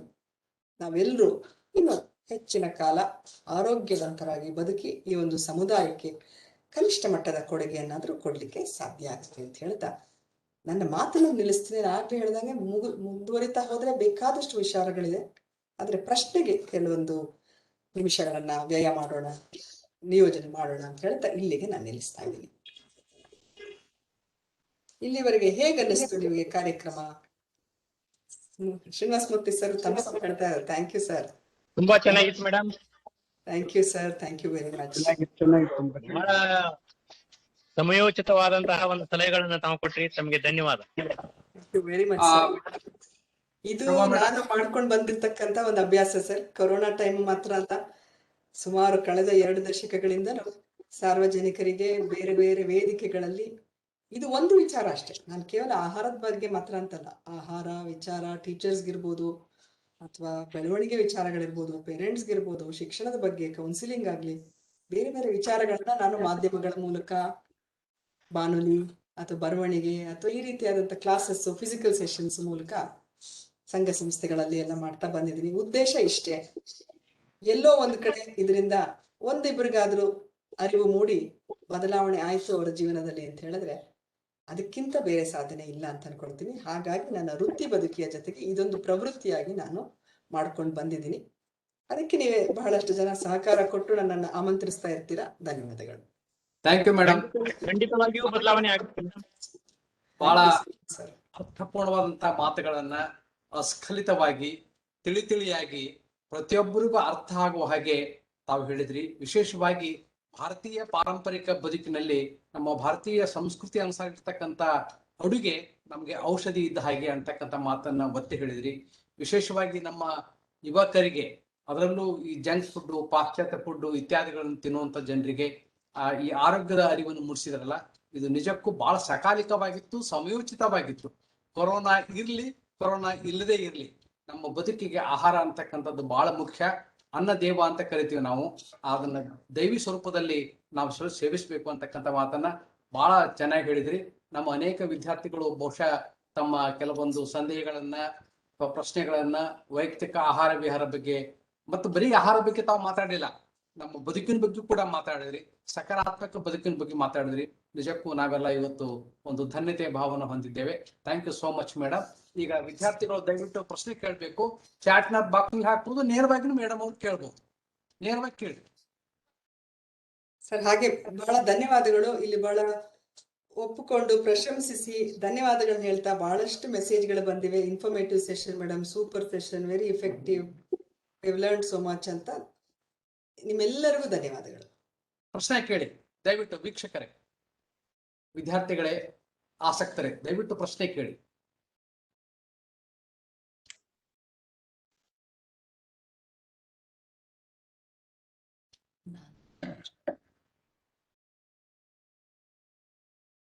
ಕೇಳಿ ಪ್ರಶ್ನೆ. ಬೇರೆಯವರು ನಿಮ್ಮ ಸ್ಕ್ರೀನ್ ಶೇರ್ ಮಾಡಬೇಡಿ. ನಮಸ್ಕಾರ ಸರ್. ನಿಮ್ಮ ಸ್ಕ್ರೀನ್ ಶೇರ್ ಮಾಡಬೇಡಿ. ಸೌಂದರ್ಯ ಮೇಡಮ್, ದಯವಿಟ್ಟು ಯಾವ ಸ್ಕ್ರೀನ್ ಶೇರ್ ಮಾಡಬೇಡಿ. ಇಲ್ಲ ಸರ್. ನಮಸ್ಕಾರ ಮೇಡಮ್. ನಮಸ್ಕಾರ ಸರ್. ಕೇಳಿ ಮೇಡಮ್, ಪ್ರತಿದಿನಾಲು 3 ಟೈಮ್ಸ್ ಮೀಲ್ಸ್ ತಗೋಬೇಕಂತ, ಊಟ ಮಾಡ್ಬೇಕಂತ ಹೇಳಿದ್ರಲ್ರಿ. ಒಂದ್ಸಲ ಬ್ರೇಕ್ಫಾಸ್ಟ್, 2 ಸಲ ಊಟ ಮಾಡ್ಬೇಕಲ್ರಿ. ಅದು ತಾವು ಹೇಗೆ ತೆಗೆದುಕೊಳ್ತೀರ ಸ್ವಲ್ಪ ತಮ್ಮದು ಹೇಳಿದ್ರೆ ನಮಗೆ ಸ್ವಲ್ಪ ಹೆಲ್ಪ್ ಆಗ್ತದೆ ಅಂತಂದು ನಾವು ಸ್ವಲ್ಪ ರಿಕ್ವೆಸ್ಟ್ ಸರ್ ಮೇಡಮ್. ಓಕೆ, ನನ್ನದು ಒಂದು ಅದಕ್ಕಿಂತ ಆಯ್ತು, ಒಳ್ಳೆ ಪ್ರಶ್ನೆ ಕೇಳಿದಿರಾ. ಒಟ್ಟಿನಲ್ಲಿ 3 ಜೊತೆನಲ್ಲಿ ಸಂಜೆಯ ವೇಳೆಗೆ ಒಂದು ಲಘು ಉಪಹಾರ ಅದು ಕೂಡ ತಗೊಳ್ಳೋದು ಒಳ್ಳೇದು ಸರ್. ಹಾ ಮೇಡಮ್. 3 ಹೊತ್ತು ಅಂದ್ರೆ ಸ್ಮಾಲ್ ಫ್ರೀಕ್ವೆಂಟ್ ಮೀಲ್ಸ್ ಅಂತ ಹೇಳ್ತೀವಿ. ಇದರ ಉದ್ದೇಶ ಇಷ್ಟೇ, 3 ಹೊತ್ತಿನ ಆಹಾರ ಜೊತೆನಲ್ಲಿ ಲಘು ಉಪಹಾರ ಒಂದು ಸಂಜೆ ವೇಳೆಗೆ ಅಂತ ಹೇಳೋ ಕಾರಣ, ಹೊಟ್ಟೆಯನ್ನ ಹೆಚ್ಚು ಸಮಯ ಖಾಲಿ ಬಿಡೋದು ಒಳ್ಳೆಯದಲ್ಲ. ಹಾಗೆ ತುಂಬಾ ಅಧಿಕವಾಗಿ ಒಂದೇ ಬಾರಿಗೆ ಏಕಾಏಕಿಯಾಗಿ ಜಾಸ್ತಿ ಹೆವಿಯಾಗಿ ಊಟ ಮಾಡೋದು, ಆ ನಂತರ ರಾತ್ರಿ ಊಟವನ್ನು ಅಥವಾ ಬೆಳಗಿನ ಫಲಹಾರವನ್ನು ಬೆಳಗಿನ ತಿಂಡಿಯನ್ನ ವರ್ಜ್ಯ ಮಾಡೋದು, ಸ್ಕಿಪ್ ಮಾಡೋದು, ಈ ಒಂದು ಕೆಲವು ಅಭ್ಯಾಸಗಳಿರುತ್ತೆ. ಹಾಗಾಗಿ ಸರಿಯಾದ ಟೈಮ್ ನಲ್ಲಿ ಆಹಾರಗಳನ್ನ ತಗೊಳ್ಳೋದ್ರ ಬಗ್ಗೆ ನಾನು ಮಾತಾಡ್ತಿದ್ದೆ. ಈಗ ತಿಂಡಿ ಬಗ್ಗೆ ಹೇಳ್ಬೇಕಂದ್ರೆ, ನನ್ನ ಬಗ್ಗೆ ಹೇಳೋದಕ್ಕೆ ಮುಂಚೆ ನಿಮಗೆ ಕೆಲವೊಂದು ಮಾಹಿತಿಯನ್ನ ಹೇಳಿ ಆ ನಂತರ ಬೇಕಾದ್ರೆ ಅವಶ್ಯಕತೆ ಇದೆ ನನ್ನ ಬಗ್ಗೆ ತಿಳಿಸೋಣ. ತಿಂಡಿ, ಬೆಳಗಿನ ತಿಂಡಿ ಬ್ರೇಕ್ಫಾಸ್ಟ್ ಅಂತ ಅದಕ್ಕೆ ಹೆಸರು. ಯಾಕೆ ಬ್ರೇಕ್ಫಾಸ್ಟ್ ಅಂತೀವಿ? ಫಾಸ್ಟಿಂಗ್ ಅಂತ ಹೇಳಿದ್ರೆ ಉಪವಾಸ. ಕಳೆದ ರಾತ್ರಿ ಅಂದ್ರೆ ರಾತ್ರಿ 8 ಅಥವಾ 10 ಗಂಟೆಗೆ ಊಟ ಮಾಡಿ ಮಲಗಿದಾಗ ಸಾಕಷ್ಟು ಸುಮಾರು 12, 10, 12, 14 ಗಂಟೆಗಳ ಕಾಲ ಉಪವಾಸ ಆಗೋಗಿರುತ್ತೆ. ಫಾಸ್ಟಿಂಗ್ ಅಂತೀವಿ. ಫಾಸ್ಟಿಂಗ್ ಅಂದ್ರೆ ಉಪವಾಸ. ಬ್ರೇಕ್ಫಾಸ್ಟ್ ಅಂದ್ರೆ ಆ ಉಪವಾಸವನ್ನ ಮುರಿಯೋದು ಅಂತ ಅರ್ಥ. ಹಾಗಾಗಿ ಬೆಳಗಿನ ಒಂದು ತಿಂಡಿಗೆ ಬಹಳ ಪ್ರಾಮುಖ್ಯತೆ ಇದೆ. ಎಷ್ಟೋ ಜನರ ಮನೆಯಲ್ಲಿ ಈ ಬೆಳಗಿನ ತಿಂಡಿಯನ್ನೇ 12 ಗಂಟೆಗೆ ಮಾಡೋರಿದ್ದಾರೆ, 11 ಗಂಟೆಗೆ ತಿನ್ನೋರಿದ್ದಾರೆ, ಅಥವಾ ತಿಂಡಿನೇ ತಿನ್ನದೆ ಕಾಲೇಜಿಗೆ ಬರುವಂತ, ಶಾಲಾ ಕಾಲೇಜಿಗೆ ಬರುವಂತ ಎಷ್ಟೋ ವಿದ್ಯಾರ್ಥಿನಿಯರಿದ್ದಾರೆ. ನಾನೇ ಒಂದು ಕಾಲೇಜಲ್ಲಿ ಪ್ರೊಫೆಸರ್ ಆಗಿ ನಾನೇ ನಿತ್ಯ ನೋಡೋದು, ಬೆಳಗಿನ ಅಸೆಂಬ್ಲಿಗಳಲ್ಲಿ ಆ ಒಂದು 10-15 ನಿಮಿಷ, 15 ಇಲ್ಲ 10 ನಿಮಿಷದ ಅಸೆಂಬ್ಲಿ ವಾರ್ತೆ, ಆ ಒಂದು ರಾಷ್ಟ್ರಗೀತೆ, ನಾಡಗೀತೆ ಆಡೋ ಅಷ್ಟರಲ್ಲಿ ಒಬ್ರು ಇಬ್ರು ಅಲ್ಲಿ ನಿಲ್ಲಲಾರದೆ ಕುಸಿತಾ ಇರ್ತಾರೆ. Just losing consciousness, just falling down. ಇದನ್ನ ನಾವು ನೋಡ್ತಾ ಇರ್ತೀವಿ. ಕೇಳಿದ್ರೆ ಬೆಳಿಗ್ಗೆ ತಿಂಡಿ ತಿಂದು ಬಂದಿರೋದಿಲ್ಲ, ರಾತ್ರಿ ಊಟ ಮಾಡಿಲ್ಲ ಮೇಡಮ್ ಅಂತ ಹೇಳ್ತಾರೆ. ಹಿಮೋಗ್ಲೋಬಿನ್ ಕೊರತೆ ಇರುತ್ತೆ, ಅಂದ್ರೆ ರಕ್ತಹೀನತೆ ಇರುತ್ತೆ, ಸುಸ್ತು, ಇವುಗಳಲ್ಲಿ ಬಹಳ ಮುಖ್ಯವಾಗಿ ನಿಮ್ಮ ದಿನನಿತ್ಯ ಹೇಗೆ ಒಂದು ಗಾಡಿಗೆ ಇಂಧನ, ಡೀಸೆಲ್, ಪೆಟ್ರೋಲು ಹೇಗೆ ಮುಖ್ಯ, ಅದಿಲ್ಲದೆ ಓಡೋದಿಲ್ವೋ ಹಾಗೆ ನಮ್ಮ ದೇಹಕ್ಕೆ ಕಾರ್ಬೋಹೈಡ್ರೇಟ್ಸ್ ಅಥವಾ ಕ್ಯಾಲರೀಸ್ ಬಹಳ ಮುಖ್ಯ. ಅದರಲ್ಲೂ ರಾತ್ರಿಯಿಂದ ಖಾಲಿ ಹೊಟ್ಟೆಗಿರುವಾಗ ಬೆಳಗಿನ ತಿಂಡಿ ಬಹಳ ಮುಖ್ಯ. ಅದನ್ನ ಸ್ಕಿಪ್ ಮಾಡ್ಕೊಂಡು ನಮ್ಮ ಮಕ್ಕಳು ಶಾಲೆ ಕಾಲೇಜ್ ಮಕ್ಕಳು ಬೆಳಗ್ಗೆ ತಿನ್ನೋದಕ್ಕೆ ಟೈಮ್ ಇಲ್ಲ, ಬಸ್ ಮಿಸ್ ಆಗುತ್ತೆ, ಅಥವಾ ಇಡೀ ದಿವಸ ಇಡೀ ತಿಂಗಳುಗಳು ಓದಿಲ್ದಿದ್ದೇನೆ ಅವತ್ತು ಬೆಳಗ್ಗೆ ಅದು ಯಾವುದೋ ಸಬ್ಮಿಷನ್ಸ್ಗೆ ರೆಡಿ ಆಗ್ತಾ ಇರ್ತಾರೆ. ಈ ಎಲ್ಲ ಕಾರಣಕ್ಕೆ ಅಮ್ಮ ಅಡುಗೆ ಮಾಡಿಟ್ಟು ಟೇಬಲ್ ಹತ್ರ ಇಟ್ಟು ಬಾಗಿಲು ತನಕ ತಂದರೂ ಕೂಡ ತಿನ್ನೋಕೆ ಟೈಮ್ ಇರೋದಿಲ್ಲ. ಹೀಗೆ ಮಾಡ್ಕೊಂಡು ಬಂದಾಗ ಅವರಲ್ಲಿ ಹೈಪೋಗ್ಲೈಸಿಮಿಯಾ ಅಂತ ಹೇಳ್ತೀವಿ, ಅಂದ್ರೆ ಗ್ಲೂಕೋಸು ರಕ್ತದಲ್ಲಿ ಕಡಿಮೆ ಆಗ್ಬಿಡುತ್ತೆ. ಆಗ ತಕ್ಷಣ ಚುರುಕುತನ ಕಡಿಮೆ ಆಗುತ್ತೆ, ಮಂದಗತಿ, ನಿದ್ದೆ ಬರೋದು, ತಲೆ ಚಕ್ಕರ್ ಬಂದಂಗೆ ಆಗೋದು, ಗಾಬರಿ ಆಗೋದು, ಬೀಳೋದು ಇದಾಗುತ್ತೆ. ಹಾಗಾಗಿ ತಿಂಡಿ ಬಹಳ ಅವಶ್ಯಕತೆ ಇದೆ. ಆ ತಿಂಡಿ ಅಂತ ತಗೊಂಡಾಗ್ಲೂ ಕೇವಲ ಒಂದು ಕಾಫಿ ಅಥವಾ ಬ್ರೆಡ್ ಬಿಸ್ಕೆಟ್ ತಿಂಡಿ ಅನ್ನಿಸ್ಕೊಳ್ಳೋದಿಲ್ಲ. ಪ್ರತಿಯೊಂದು ಭೋಜನದಲ್ಲೂ ಆ 4 ಗುಂಪಿನ ಆಹಾರಗಳಿರಬೇಕು. ಅದು ಅವಲಕ್ಕಿ ಉಪ್ಪಿಟ್ಟು, ತರಕಾರಿ ಉಪ್ಪಿಟ್ಟು, ದೋಸೆ, ಇಡ್ಲಿ ಯಾವುದಾದ್ರೂ ಆಗ್ಬೋದು. ಅದ್ರ ಜೊತೆನಲ್ಲಿ ತರಕಾರಿ ಇರೋ ಸಾಂಬಾರು, ಪಲ್ಯಗಳು, ಅದ್ರ ಜೊತೆನಲ್ಲಿ ಒಂದು ಲೋಟ ಕಾಫಿನೋ, ಹಾಲು, ಒಂದು ಹಣ್ಣು. ಎಷ್ಟೇ ನೀವು ಬ್ಯುಸಿಯಾಗಿದ್ರು ಕೂಡ ಶಾಲೆ ಕಾಲೇಜಿಗೆ ಬರುವಾಗ ಒಂದು ಬಾಳೆಹಣ್ಣು, ಒಂದು ಕಿತ್ಲೆ ಹಣ್ಣು, ಕನಿಷ್ಠ ಒಂದು ಸೌತೆಕಾಯಿನ, ಇದಕ್ಕೇನು ನಾವು ತುಂಬಾ ಜಾಸ್ತಿ ತೊಳಿಬೇಕು, ಹಚ್ಚಬೇಕು, ಬಿಡಿಸ್ಬೇಕು ಅನ್ನೋ ತೊಂದರೆ ಇಲ್ಲ, ಸುಲಭವಾಗಿ ತಿನ್ಬಹುದು. ಹಾಗೆ ಬಸ್ಸಿನಲ್ಲಿ ಕೂತ್ಕೊಂಡು ಸೀಬೆಕಾಯಿ, ಮಾವಿನಕಾಯಿ, ಹಣ್ಣುಗಳನ್ನ ತಿನ್ಬಹುದು. ಈ ರೀತಿಯಾಗಿ ತಿಂಡಿಗೆ ಕೂಡ ಪ್ರಾಶಸ್ತ್ಯವನ್ನ ಕೊಟ್ಟು ತಗೊಳ್ಳೋದನ್ನ ನೋಡ್ಕೊಳ್ಳಿ. ಬೆಳಿಗ್ಗೆ ಎದ್ದ ನಂತರ ಕನಿಷ್ಠ ಒಂದು 2 ಗಂಟೆ ಒಳಗೆ, ಅಂದ್ರೆ 6 ಗಂಟೆಗೆ ಎದ್ರೆ 8, 8:30, ಲೇಟೆಸ್ಟ್ ಅಂತ ಹೇಳಿದ್ರೆ 9, 9:30, 10 ಒಳಗಡೆ ಬೆಳಗಿನ ತಿಂಡಿಯನ್ನ ಮುಗಿಸೋದು. ತಿಂಡಿಗೂ ಮಧ್ಯಾಹ್ನದ ಊಟಕ್ಕೂ ಅಂತರ ಇರಲಿ. ಆ ಊಟದಲ್ಲಿ ಹಾಗೆ 4 ಗುಂಪಿನ ಆಹಾರ, ತಿಂಡಿಗೂ ಊಟಕ್ಕೂ ಮಧ್ಯದಲ್ಲಿ ಹಸುವಾದಾಗ ಒಂದು ತರಕಾರಿ, ಹಣ್ಣು ಇವುಗಳನ್ನ ಸೇವಿಸಬಹುದು, ಎಳನೀರು, ಮಜ್ಜಿಗೆ ಇದು. ಹಾಗೂ ಮಧ್ಯಾಹ್ನದ ಊಟದ ನಂತರ ಸಂಜೆ ಏನಿದೆಯಲ್ಲ, ಸಂಜೆ ಬಜ್ಜಿ, ಬೋಂಡ ಇವುಗಳನ್ನ ಬೇಡ ಅಂತ ಹೇಳ್ತಿಲ್ಲ, ಅಪರೂಪಕ್ಕೆ ಅವನು ತಗೊಳ್ಳಿ. ಅದ್ರ ಜೊತೆನಲ್ಲಿ ಯಾವುದಾದ್ರೂ ನೆನೆಸಿಟ್ಟ ಕಾಳುಗಳು, ರಾತ್ರಿ ಮಲಗೋದಕ್ಕೆ ಮುಂಚೆ 1 ಹಿಡಿ ಹೆಸರು ಕಾಳು, ಅರ್ಧ ಹಿಡಿ ಕಡಲೆಕಾಳು, ಒಂದು ಸಣ್ಣ ಮುಷ್ಟಿಯಷ್ಟು ಕಡಲೆ ಬೀಜ, ಇವುಗಳನ್ನ ನೆನೆಸಿ ಮುಂದಿನ ದಿನ ಅದು ನೀರನ್ನ ಸೋಸಿ ಅದನ್ನ ಬಟ್ಟೆನಲ್ಲಿ ಕಟ್ಟಿ ಮೊಳಕೆ ಅಥವಾ ಡಬ್ಬಿನಲ್ಲಿ ಏರ್ ಟೈಟ್ ಅಲ್ಲಿ ಮುಚ್ಚಿಟ್ರೆ ಮೊಳಕೆ ಬರುತ್ತೆ. ಈ ಮೊಳಕೆ ಬರಿಸಿದ ಈ ಮಿಶ್ರ ಕಾಳುಗಳಿಗೆ ತುರಿದ ಕ್ಯಾರೆಟ್ ಅಥವಾ ಸೌತೆಕಾಯಿ, ಟೊಮ್ಯಾಟೊ, ಸ್ವಲ್ಪ ನಿಂಬೆಯ ರಸ ಹಿಂಡಿ ಇಟ್ಕೊಂಡು ಅದನ್ನ ಬೇಕಾದ್ರೆ ಫ್ರಿಡ್ಜಲ್ಲಿ ಇಟ್ಕೊಳ್ಳಿ. ಬೇಕಾದಾಗ ತಕ್ಷಣ ತಗೊಂಡು ತಿನ್ನೋದ್ರಿಂದ ಹಸುವಾದ ತಕ್ಷಣ ನಾವೇನ್ ಬೇಕು ಅಂತೀವಿ, ಯಾವುದೋ ಒಂದು ಕರೆದಿರೋದು, ಇನ್ಯಾವುದೋ ಬೇಕರಿ ಐಟಮ್ಸೋ ತಿನ್ನೋದಕ್ಕಿಂತ ಈ ರೀತಿಯಾದಂಥ ಕಾಳುಗಳ, ಒಂದು ಹಸಿ ಕಾಳುಗಳ, ಮೊಳಕೆ ಬರಿಸಿದ ಕಾಳುಗಳನ್ನ ಸಂಜೆ ವೇಳೆ ಟೀ ಟೈಮ್ ನಲ್ಲಿ ತಗೊಳ್ಳೋದು. ಇದರಿಂದ ಒಳ್ಳೆಯ ದರ್ಜೆಯ ಪ್ರೋಟೀನ್ಸು, ವಿಟಮಿನ್ಸು ನಮಗೆ ಸಿಗುತ್ತೆ. ಅದರ ಜೊತೆನಲ್ಲಿ ಮಧ್ಯೆ ಮಧ್ಯೆ ಹಸುವಾದಾಗ ಒಣ ಹಣ್ಣುಗಳು, ಡ್ರೈ ಫ್ರೂಟ್ಸ್, ಸ್ವಲ್ಪ ದುಬಾರಿ ಅನ್ನಿಸ್ಬೋದು, ಆದ್ರೆ ನಿಮ್ಮ ಆರೋಗ್ಯಕ್ಕೆ ಇದು ಒಳ್ಳೆಯ ಒಂದು ಕೆಲಸವನ್ನ ಮಾಡುತ್ತೆ. ಯಾವ್ಯಾವುದು? ಮಿಶ್ರ ಕಾಲೇಜ್ಗೆ ಹೋಗೋ ಮಕ್ಕಳಿರೋದ್ರಿಂದ ಹೇಳ್ತಾ ಇದ್ದೀನಿ. ಅದರಲ್ಲಿ ಹೆಣ್ಣು ಮಕ್ಕಳು 45% ಹೆಣ್ಣು ಮಕ್ಕಳು ಗ್ರಾಮೀಣ ಭಾಗ ಹಾಗೂ ನಗರ ಭಾಗದಲ್ಲಿ ಇವತ್ತಿನ ಹೆಣ್ಣು ಮಕ್ಕಳು, ಮಹಿಳೆಯರು ಅನಿಮಿಯಾದಿಂದ ಬಳಲ್ತಾ ಇದ್ದಾರೆ, ರಕ್ತಹೀನತೆ. ಏನು ಮಾಡ್ಬೋದು? ಸುಲಭವಾಗಿ ಹೇಳ್ಬೇಕಂತೇಳಿ, ಮೊದಲು ಸಮತೋಲನ ಆಹಾರ, ಎರಡನೇದು ಒಣ ಹಣ್ಣುಗಳನ್ನ, ಡ್ರೈ ಫ್ರೂಟ್ಸ್ನ ಇಟ್ಕೊಳ್ಳಿ. ಯಾವುದು ಡ್ರೈ ಫ್ರೂಟ್ಸು? ದ್ರಾಕ್ಷಿ, ಗೋಡಂಬಿ, ಉತ್ತುತ್ತೆ, ಖರ್ಜೂರ, ಅಂಜೀರ, ಇವುಗಳು ಬರುತ್ತೆ. ಸ್ವಲ್ಪ ದುಬಾರಿ, ನಾನು ಆಗ್ಲೇ ಹೇಳ್ತಾ ಇದ್ದೀನಿ, ಆದ್ರೆ ನೀವು ಕೊಡೋ ಪ್ಯಾಕೆಟ್ ಫುಡ್ಗಿಂತ ನಿಮ್ಮ ಆರೋಗ್ಯಕ್ಕೋಸ್ಕರ ನಿಮಗೆ ಕೊಂಡ್ಕೊಳ್ಳಿಕ್ಕಾಗತ್ತೆ ಅಂದ್ರೆ ಮಾಡಿ, ಅದು ತಪ್ಪೇನಿಲ್ಲ. ಅದು ಒಳ್ಳೆಯ ಒಂದು ಪರ್ಯಾಯ, ಕೆಡೋದಿಲ್ಲ. ಅದನ್ನ ಸಿದ್ಧಪಡಿಸ್ಬೇಕು ಅಥವಾ ಇನ್ನೇನು ಅದಕ್ಕೆ ತಯಾರಿಗೆ ಸಮಯ ಆಗುತ್ತೆ ಅನ್ನೋದೇನಿಲ್ಲ. ನಿಮ್ಮ ಪಾಕೆಟ್ ಜೋಬ್ಗಳಲ್ಲಿ ಇಟ್ಕೊಳ್ಳಿ ಅಥವಾ ಡಬ್ಬಿನಲ್ಲಿ ಇಟ್ಕೊಳ್ಳಿ. ನಿಮ್ಗೆ ಹೊಟ್ಟೆ ಹಶ್ವಾದಾಗ ಅಥವಾ ತಿಂಡಿ ತಿನ್ನೋದಕ್ಕೆ ಟೈಮ್ ಆಗಿಲ್ಲ ಅನ್ನೋ ಸಮಯದಲ್ಲಿ ಒಂದು 4-5 ಈ ಮಿಶ್ರ ಒಣ ಹಣ್ಣುಗಳನ್ನು ಹಾಕೊಳ್ಳಿ. ಈ ಎಲ್ಲ ಡ್ರೈ ಫ್ರೂಟ್ಸ್ ಅಲ್ಲಿ ಐರನ್, ಮೆಗ್ನೀಷಿಯಂ, ಕಾಪರ್, ಜಿಂಕ್, ಸೆಲೀನಿಯಂ, ದೇಹಕ್ಕೆ ಬೇಕಾದಂತ ಸೂಕ್ಷ್ಮ ಅಂಶಗಳು ಇರುತ್ತೆ. ಹಾಗೆ ರಾತ್ರಿ ಮಲಗಲಿಕ್ಕೆ ಮುಂಚೆ ಒಬ್ಬ ಮನುಷ್ಯನಿಗೆ 3-4 ಬಾದಾಮಿನ ರಾತ್ರಿ ನೀರಿನಲ್ಲಿ ನೆನೆಸಿ ಬೆಳಿಗ್ಗೆ ಎದ್ದಾಗ ಆ ಒಂದು ಬಾದಾಮಿಯನ್ನ ತಿನ್ನೋದ್ರಿಂದ ದೇಹಕ್ಕೆ ಒಳ್ಳೆಯ ದರ್ಜೆಯ ಒಮೆಗಾ-3 ಫ್ಯಾಟಿ ಆಸಿಡ್ಸ್, ಒಳ್ಳೆಯ ಕೆಲವು ಅಂಶಗಳು ನಮ್ಮ ದೇಹಕ್ಕೆ ಸಿಗುತ್ತೆ. ಇದರಿಂದ ಮೆದುಳಿನ ಶಕ್ತಿ ಚುರುಕಾಗುತ್ತೆ ಹಾಗೂ ದೇಹಕ್ಕೆ ಬೇಕಾದಂತ ಒಳ್ಳೆಯ ಫ್ಯಾಟಿ ಆಸಿಡ್ಸ್ ನಮ್ಮ ದೇಹಕ್ಕೆ ಸಿಗುತ್ತೆ. ಹಾಗೆ 6-8 ಒಣ ದ್ರಾಕ್ಷಿಯನ್ನ ರಾತ್ರಿ ಮಲಗೋದಕ್ಕೆ ಮುಂಚೆ ನೀರಿನಲ್ಲಿ ಹಾಕಿ ಬೆಳಿಗ್ಗೆ ಎದ್ದಾಗ ಆ ನೀರನ್ನ ಕುಡಿದು ಆ ದ್ರಾಕ್ಷಿಯನ್ನ ತಿನ್ನೋದ್ರಿಂದ ಮಲಬದ್ಧತೆ ನಿವಾರಣೆ ಆಗುತ್ತೆ. ರಕ್ತಹೀನತೆ ಇರೋರಿಗೆ ರಕ್ತ ಹೆಚ್ಚಾಗುತ್ತೆ. ಹಾಗೆ ಮೆನೋಪಾಸ್ ಅವಧಿನಲ್ಲಿ ಇರ್ತಂಥವ್ರು 45-50 ಈ ಒಂದು ಋತುಸ್ತಂಭನ ಆಗ್ತಾ ಇರುವಂತ ಆ ಅವಧಿನಲ್ಲಿ ಇರ್ತಕ್ಕಂಥ ಮಹಿಳೆಯರು ರಾತ್ರಿ ಮಲಗೋದಕ್ಕೆ ಮುಂಚೆ ಅರ್ಧ ಚಮಚದಷ್ಟು ಕರಿ ಎಳ್ಳನ್ನ ನೀರಿನಲ್ಲಿ ನೆನೆಸಿ ಬೆಳಿಗ್ಗೆ ಎದ್ದಾಗ ಆ ನೀರನ್ನ ಕುಡಿದು ಕರಿ ಎಳ್ಳನ್ನು ತಿನ್ನಬಹುದು, ಒಳ್ಳೇದು. ಯಾರಲ್ಲಿ ಸ್ಥೂಲಕಾಯ ಇದೆ ಅಥವಾ ಹೆಚ್ಚಿನ ಕೊಲೆಸ್ಟ್ರಾಲ್ ಇದೆ ಅಂದ್ರೆ ಕರಿ ಎಳ್ಳನ್ನ ತಿನ್ನಬೇಡಿ, ಬರೀ ಆ ನೀರನ್ನ ಕುಡಿರಿ, ಅಥವಾ ವಾರಕ್ಕೆ 1-2 ಸಲ ತಿನ್ನಿ, ಇನ್ನು ಮಿಕ್ಕ ಹಾಗೆ ದಿನ ನೀರನ್ನ ಕುಡಿರಿ. ಇದು ನಿಮ್ಮ ದೇಹದಲ್ಲಿ ಸುಣ್ಣದ ಅಂಶವನ್ನು ಹೆಚ್ಚಿಗೆ ಮಾಡುತ್ತೆ, ಕ್ಯಾಲ್ಸಿಯಂ. ಯಾಕೆಂದ್ರೆ ಮೆನೋಪಾಸ್ ಟೈಮ್ನಲ್ಲಿ ಈಸ್ಟ್ರೋಜನ್, ಪ್ರೊಜೆಸ್ಟ್ರಾನ್, ಸ್ತ್ರೀ ಹಾರ್ಮೋನ್ಗಳು ಕಡಿಮೆ ಆಗಿರುತ್ತೆ. ಹಾರ್ಮೋನ್ಸ್ ಕಡಿಮೆ ಆದಾಗ ಕ್ಯಾಲ್ಸಿಯಂ ನಮ್ಮ ದೇಹದಲ್ಲಿ ಹೀರ್ಕೊಳ್ಳೋದಿಲ್ಲ. ಕ್ಯಾಲ್ಸಿಯಂ ನಮ್ಮ ದೇಹದಲ್ಲಿ ದುರ್ಲಭ ಆದಾಗ ಮೂಳೆಗಳು ಬಲಹೀನ ಆಗುತ್ತೆ. ಈ ಕಾರಣದಿಂದ ಮಧ್ಯವಯಸ್ಕರಲ್ಲಿ, ವಯಸ್ಸಾದವರಲ್ಲಿ ಸ್ವಲ್ಪ ಮಟ್ಟಿಗಿನ ಜಾರ್ ಬಿದ್ರು, ಬಾತ್ರೂಮ್ ನಲ್ಲಿ ಕುಸಿದ್ರು, ಜಾರದ್ರು ಅಂದಾಗ ಮೂಳೆ ಮುರಿಯೋದು, ಸೊಂಟದ ಮೂಳೆ ಮುರಿಯೋದು ಇವುಗಳಾಗುತ್ತೆ. ಮೂಳೆಯ ಭದ್ರತೆಗೆ ಕ್ಯಾಲ್ಸಿಯಂ ಮತ್ತು ವಿಟಮಿನ್ ಡಿ ಅವಶ್ಯಕ. ಎಲ್ಲಿ ಕ್ಯಾಲ್ಸಿಯಂ ಡಿ ಸಿಗುತ್ತೆ? ರಾಗಿನಲ್ಲಿ ಯಥೇಚ್ಛವಾಗಿ ಕ್ಯಾಲ್ಸಿಯಂ ಸಿಗುತ್ತೆ, ಹಾಲು ಮತ್ತು ಹಾಲಿನ ಉತ್ಪನ್ನಗಳಲ್ಲಿ ಸಿಗುತ್ತೆ, ಈಗ ನಾನು ಹೇಳಿದಾಗೆ ಎಳ್ಳಿನಲ್ಲಿ ಸಿಗುತ್ತೆ, ಮತ್ತೆ ಬಿಸಿಲಿಗೆ ನಿಮ್ಮ ಚರ್ಮವನ್ನ ಬಾಯಿಸ್ಬೋದು. ಈ ಒಂದು ಸಣ್ಣ ಅಭ್ಯಾಸಗಳನ್ನ ಇವುಗಳನ್ನು ಮಾಡ್ಕೊಳ್ಳಿ. ಹಾಗೆ ಬಿಳಿ ಎಳ್ಳಿನ ಹುರಿದು ಪುಡಿ ಮಾಡಿ ಇಟ್ಕೊಳ್ಳಿ. ನಿಮ್ಮ ಮನೆಗಳಲ್ಲಿ ಡಬ್ಬಿಗಳಲ್ಲಿ ಏರ್ ಟೈಟ್ ಕಂಟೈನರ್ಲಿ ಇಟ್ಕೊಳ್ಳಿ. ಯಾವುದೇ ಒಂದು ಪಲ್ಯ ಮಾಡುವಾಗ ಈ ಹುರಿದ ಎಳ್ಳಿನ ಪುಡಿಗಳು ಹಾಕೋದು. ನೀವು ಮಾಡುವಂತ ತರಕಾರಿ ಪಲ್ಯದ ರುಚಿನೂ ಹೆಚ್ಚಾಗುತ್ತೆ, ವಿಟಮಿನ್ ಅಥವಾ ಕ್ಯಾಲ್ಸಿಯಂನ ಅಂಶನೂ ಹೆಚ್ಚಾಗುತ್ತೆ. ಹಾಗೆ ಆ ಎಳ್ಳನ್ನ ಚಪಾತಿ ಮಾಡುವಾಗ ಕೊನೆ ಬಾರಿ ಚಪಾತಿ ಲಟ್ಟಿಸುವಾಗ ಚಪಾತಿ ಮೇಲೆ ಹಾಕಿ ಲಟ್ಸೋದ್ರಿಂದ ಅದನ್ನ ಸುಟ್ಟು ನೀವು ತಿನ್ನುವಾಗ ರುಚಿನೂ ಹೆಚ್ಚಾಗುತ್ತೆ. ನಿಮ್ಮ ದಿನನಿತ್ಯದ ಚಪಾತಿ ಪರಾಟಗಳಲ್ಲಿ ಮೌಲ್ಯವರ್ಧನೆ ಮಾಡಿದಾಗುತ್ತೆ, ಕ್ಯಾಲ್ಸಿಯಂ ಸಿಗುತ್ತೆ. ನಾನು ರೋಟಿಗಳು ಹೋಟೆಲ್ಗೆ ಹೋದಾಗ ಮಾತ್ರ ಎಳ್ಳು ಹಾಕಿ ಆಕರ್ಷಕ ಮಾಡ್ಬೇಕಂತೇನಿಲ್ಲ, ನಮ್ಮ ಮನೆಗಳಲ್ಲೇ ನಾವು ಮಾಡ್ಕೊಳ್ಬೋದು.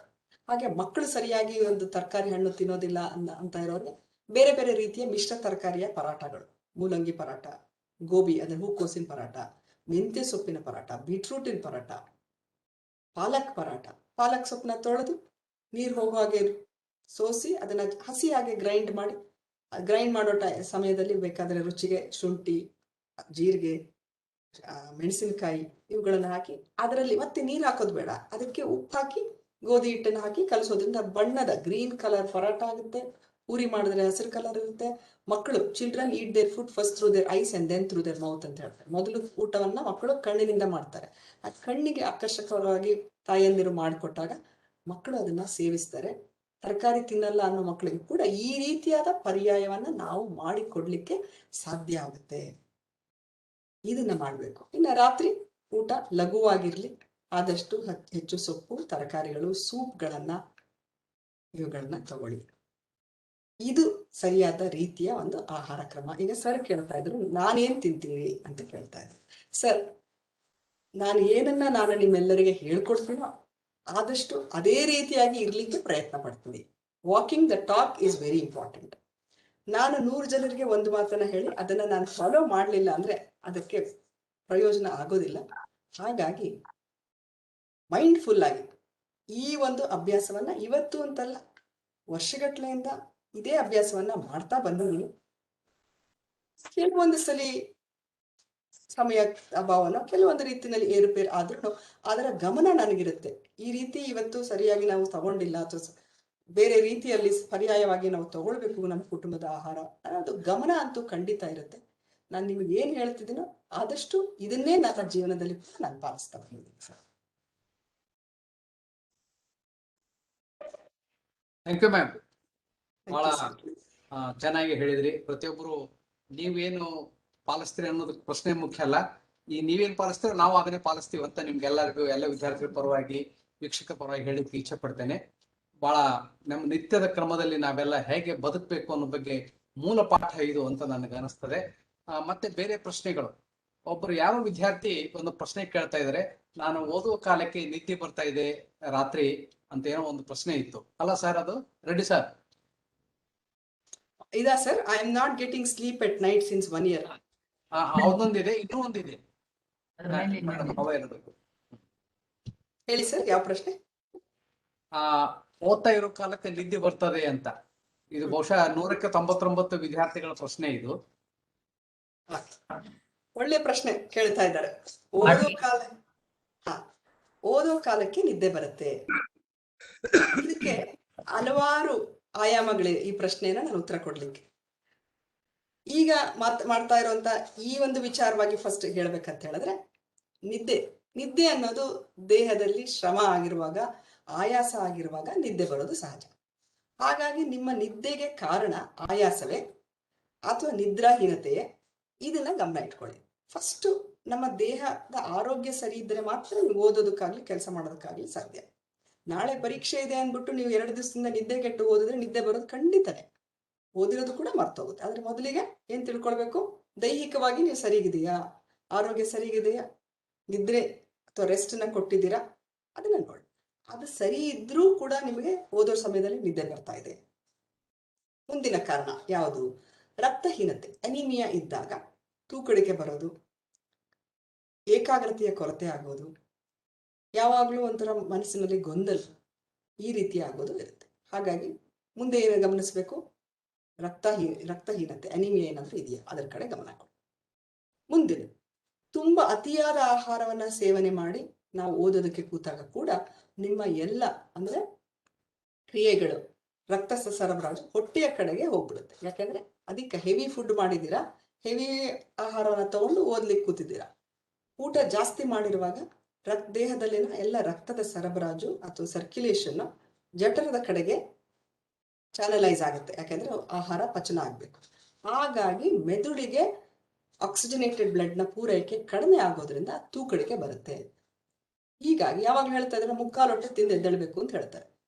ಹೆವಿ ಫುಡ್ ತಗೊಂಡಾಗ, ಹಾಗೆ ತಗೊಂಡ ತಕ್ಷಣ ಓದ್ಲಿಕ್ಕೆ ಕೂತಾಗ ತೂಕಡಿಕೆ ಬರೋದು ಸಹಜ. ಸೊ ಈ ಏನಾದ್ರೂ ಕಾರಣ ಇದೆಯಾ ನಿದ್ದೆಗೆ, ಅದನ್ನ ಗಮನಿಸ್ಕೊಳ್ಳಿ. ಆ ನಂತರ ಓದಿನ ಬಗ್ಗೆ ಆಸಕ್ತಿ ನಮ್ಗೆ ಎಷ್ಟಿದೆ ಅನ್ನೋದು ಮುಖ್ಯ ಆಗುತ್ತೆ. ನಾವು ಯಾರಿಗೋಸ್ಕರ ಓದ್ತಾ ಇದ್ದೀವಿ, ಏನಕ್ಕೆ ಓದ್ತಾ ಇದ್ದೀನಿ, ನನ್ನ ಧ್ಯೇಯ ಏನಿದೆ, ಈ ಒಂದು ಗುರಿ ನಮ್ಮ ಮನಸ್ಸಿನಲ್ಲಿ ಇದ್ದಾಗ ಓದಿನ ಕಡೆ ಗಮನ ಬರುತ್ತೆ. ಯಾರ್ದೋ ಬಲವಂತಕ್ಕೆ ಈ ವಿಷಯವನ್ನ ಆಯ್ಕೆ ಮಾಡಿದ್ದೀನಿ, ಈ ಕೋರ್ಸನ್ನ ಅಥವಾ ಈ ಕಾಲೇಜನ್ನ ನನಗೆ ಇಷ್ಟ ಇರಲಿಲ್ಲ, ಇನ್ನೊಬ್ರಿಗೋಸ್ಕರ ನಾನು ತಗೊಂಡಿದ್ದೀನಿ ಅಂತನೋ, ಅಥವಾ ನನ್ನ ಗಮನ ಎಲ್ಲ ಬೇರೆ ಯಾವುದೋ ಒಂದು ನಮ್ಮ ವಿಡಿಯೋ ಗೇಮ್ಸ್ ಇರ್ಬೋದು, ಬೇರೆ ಕಡೆ ಗಮನ ಇದೆ, ಮಾಡಬೇಕು ಆ ಸಮಯದಲ್ಲಿ ಓದಬೇಕು, ಆ ಒಂದು ಕಾಟಾಚಾರಕ್ಕೆ ನಾನು ಓದ್ತಾ ಇದ್ದೀನಿ ಅಂತನೋ. ಹೀಗೆ ನಿಮ್ಮ ಮನಸ್ಸನ್ನ ಪೂರ್ತಿ 100ಕ್ಕೆ 100ರಷ್ಟು ಆ ಕ್ರಿಯೆಯಲ್ಲಿ ತೊಡಗಿಸ್ಕೊಳ್ಳದೆ ನೀವು ಕೆಲಸ ಮಾಡ್ತಿದ್ದಾಗ ಕೂಡ ನಿದ್ದೆ ಬರುತ್ತೆ. ಹಾಗಾಗಿ ಮೊದಲಿಗೆ ನನ್ನ ಗುರಿ ಏನು, ಯಾರಿಗೋಸ್ಕರ ಓದ್ತಾ ಇದ್ದೀನಿ, ಈ ವಿಚಾರದಲ್ಲಿ ಏನಿದೆ, ಆ ರೀತಿಯಾಗಿ ಆಸಕ್ತಿಯನ್ನ ನಾವು ಬರೆಸ್ಕೊಳ್ಬೇಕಾಗತ್ತೆ. ಆ ವಿಷಯ ನಿಮಗೆ ಟಫ್ ಸಬ್ಜೆಕ್ಟ್ ಇರ್ಬೋದು, ಅದಿಷ್ಟ ಆಗದೆ ಇರ್ಬೋದು, ಅದಕ್ಕೆ ನಿಮಗೆ ನಿದ್ದೆ ಬರ್ತಿರ್ಬೋದು. ಬಟ್ ಆ ಸಬ್ಜೆಕ್ಟ್ ನಿಮಗೆ ಅನಿವಾರ್ಯ ಆಗಿದೆ ಅಂತ ಇಟ್ಕೊಳ್ಳಿ, ಚಾಯ್ಸ್ ಇಲ್ಲ. ನೀವು ಡಿಗ್ರಿನೋ ಅಥವಾ PUCನೋ ಮುಗಿಸ್ಲಿಕ್ಕೆ ಆ ಒಂದು very important or required subject ಆಗಿದೆ. There is no way you can escape it. ಹಾಗಿರುವಾಗ ಮನಸ್ಸನ್ನ ನಾವು ಒಪ್ಪಿಗೆ ಮಾಡ್ಕೋಬೇಕಾಗತ್ತೆ. ನನಗೆ ಈ ಸಬ್ಜೆಕ್ಟ್ ಇಷ್ಟ ಇಲ್ಲ, ಆದ್ರೆ ನನಗೆ PUC ಕಂಪ್ಲೀಟ್ ಆಗೋದಕ್ಕೆ ಇದು ಆಪ್ಷನಲ್ ಅಲ್ಲ, ನನಗೆ ಮ್ಯಾಂಡೇಟರಿ ಸಬ್ಜೆಕ್ಟ್ ಆಗಿದೆ, ಇದು ಓದಲೇಬೇಕು. ಹಾಗಾದ್ರೆ ಇದನ್ನ ಆಸಕ್ತಿ ಬರೋ ರೀತಿನಲ್ಲಿ ಹೇಗೆ ಓದೋಣ ಅನ್ನೋದು ನೆಕ್ಸ್ಟ್. ಇದನ್ನ ನಾವು ಸ್ಟಡಿ ಹ್ಯಾಬಿಟ್ಸ್ ಅಲ್ಲಿ ತಗೊಳ್ಬೇಕು. ಹೇಗೆ ಓದ್ಬೇಕು? ಯಾವುದೇ ಒಂದು ಓದನ್ನ ನಾವು 60 ನಿಮಿಷಗಳ ಕಾಲ ಒಬ್ಬ ಮನುಷ್ಯನ ಏಕಾಗ್ರತೆ ಅಲ್ಲಿ ಸಬ್ಜೆಕ್ಟ್ ನಲ್ಲಿ ಇರ್ಲಿಕ್ಕೆ ಸಾಧ್ಯ ಇಲ್ಲ. Take breaks in between. ನೀವು ಓದಿರುವಂತ ವಿಷಯನ ಸುಮ್ಮನೆ ಕಂಠಪಾಠ ಮಾಡೋದಕ್ಕಿಂತ ಅದನ್ನ ಅರ್ಥ ಮಾಡ್ಕೊಂಡು ಓದೋದು. SQ3R ಮೆಥಡ್ ಅಂತ ಹೇಳ್ತಾರೆ. That's one of the study technique. S for survey, Q for question, 3 R's. SQ3R. Read, review, recite. ಮೊದಲು ಏನಿದೆ ಆ ಪಾಠದಲ್ಲಿ ಅನ್ನೋದನ್ನ ಒಂದು ಸರ್ವೆ ಮಾಡೋದು. ಆಮೇಲೆ ಪ್ರಶ್ನೆ ಹಾಕೊಳ್ಳೋದು. ನಾನು ಇವತ್ತು ಏನ್ ಓದ್ತಾ ಇದ್ದೀನಿ? ಮ್ಯಾಗ್ನೆಟಿಸಮ್ನ ತತ್ವಗಳನ್ನ ಓದ್ತಾ ಇದ್ದೀನಿ. ಏನಿದ್ರಲ್ಲಿ ಓದ್ತಾ ಇದ್ದೀನಿ? ನಾನು ಯಾವುದೊಂದು ಥಿಯರಿಮ್ನ ಸಾಲ್ವ್ ಮಾಡ್ತಾ ಇದ್ದೆ. ಆ ಪ್ರಶ್ನೆ ಏನಿದೆ ಅಂತ ತಿಳ್ಕೊಳ್ಳೋದು.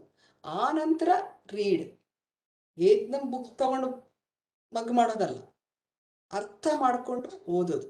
Reading with all your census.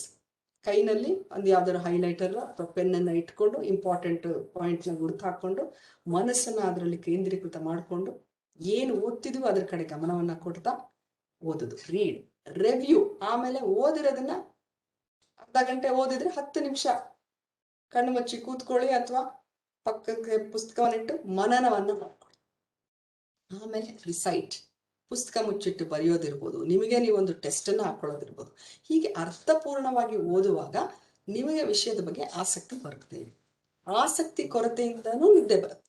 ಹಾಗಾಗಿ ಈ ವಿಚಾರದಲ್ಲಿ ಏನಿದೆ, ಕೆಲವು ಸಲ ಕೆಲವು ವಿಚಾರಗಳನ್ನ ಕೇಳ್ತಾ ಇದ್ರೆ ಟೀಚರ್ಸ್ ನಿಮ್ಗೆ ಎಷ್ಟು ಇಂಟ್ರೆಸ್ಟಿಂಗ್ ಆಗಿ ಪಾಠ ಮಾಡಿರ್ತಾರೆ ಅಂದ್ರೆ ಆ ಸಬ್ಜೆಕ್ಟ್ ಮೇಲೆ ಒಲವು ಬಂದಿರುತ್ತೆ. ಇನ್ನು ಕೆಲವು ಸಬ್ಜೆಕ್ಟ್ ಕಾರಣಾಂತರದಿಂದ ಅದ್ರ ಮೇಲೆ ನಿಮ್ಗೆ ಇಷ್ಟ ಆಗೋದಿಲ್ಲ. ಹಾಗಾಗಿ ಆ ವಿಚಾರವನ್ನ ನಾವು ಅರ್ಥ ಮಾಡಿಕೊಂಡು ಆಸಕ್ತಿಯನ್ನ ಬೆಳೆಸ್ಕೊಂಡು ಓದೋದ್ರಿಂದ ಕೂಡ ನಿದ್ರೆಯನ್ನ ನಾವು ತಡಿಬಹುದು. ಮುಖ್ಯವಾಗಿ ನಿಮ್ಮ ಮನಸ್ಸಿನಲ್ಲಿ ಓದು, ನಿಮ್ಮ ಜೀವನದ ಬಗ್ಗೆ ಒಳ್ಳೆಯ ಒಂದು ಧೈರ್ಯ, ಏನಾದ್ರೂ ಒಂದು ಮಾಡಬೇಕು ಅನ್ನೋ ಛಲ ಬಂದಾಗ ಯಾವುದೇ ಒಂದು ಅಡೆತಡೆಯನ್ನ ಕೂಡ ನೀವು ಬದಿಗಿಟ್ಟು ಓದ್ಲಿಕ್ಕೆ ಸಾಧ್ಯ ಆಗುತ್ತೆ. ಹಾಗಾಗಿ ನಿಮ್ಮ ಪ್ರಶ್ನೆಗೆ ಏನೇನು ಉತ್ತರ ಕೊಟ್ಟಿದ್ದೀನಿ? ದೈಹಿಕವಾದ ತೊಂದರೆಗಳಿದ್ರೆ ಅದನ್ನ ಬಗೆಹರಿಸ್ಬೇಕು. ಆಲಸ್ಯ, ಸರಿಯಾಗಿ ನಿದ್ರೆ ಇಲ್ಲ ಅಂದ್ರೆ ಅವುಗಳ ನಿವಾರಣೆ, ಇನ್ಯಾವುದಾದ್ರೂ ಪೌಷ್ಟಿಕಾಂಶದ ಕೊರತೆ ಇದ್ರೆ ಅದನ್ನ ಸರಿಪಡಿಸ್ಕೊಳ್ಳಿ. ಹಾಗೆ ಓದಿನ ಕಡೆ ಆಸಕ್ತಿ, ಗಮನ, ಒಟ್ಟಾರೆ ಸಮಗ್ರವಾಗಿ ಎಲ್ಲ ಸರಿಯಾಗಿದ್ದಾಗ ಓದಿನ ಕಡೆ ಗಮನ ಬರುತ್ತೆ. ಬಹಳ ಮುಖ್ಯ. ಧನ್ಯವಾದ ಮೇಡಮ್. Thank you. ಬಹಳ ಅರ್ಥಪೂರ್ಣವಾಗಿ ಹೇಳಿದ್ರಿ. ನಾನು ಪ್ರಾರಂಭದಲ್ಲಿ ಹೇಳಿದ ಹಾಗೆ ಹಿರೇಮಠ್ ಸರ್, ಒಬ್ರು ವೀಕ್ಷಕರು ಈ ಸಮಯದಲ್ಲಿ, ಕೊರೋನಾ ಸಮಯದಲ್ಲಿ ಫಿಶ್, ಚಿಕನ್, ಮಟನ್ ಅದು ತಿನ್ನೋದು ಯೋಗ್ಯ ಅಥವಾ ಇಲ್ವಾ ಅಂತ ಕೇಳ್ತಾ ಇದ್ದಾರೆ. ಕೇಳೋಣ ಮೇಡಮ್. ಕೊರೋನಾ ಸಮಯದಲ್ಲಿ ಅಂತಾನ ಜನರಲ್ ಆಗಿ ಸರ್, ಒಟ್ಟಿನಲ್ಲಿ ಎರಡು ಹೇಳ್ಬಿಡ್ತೀನಿ ನಿಮ್ಗೆ.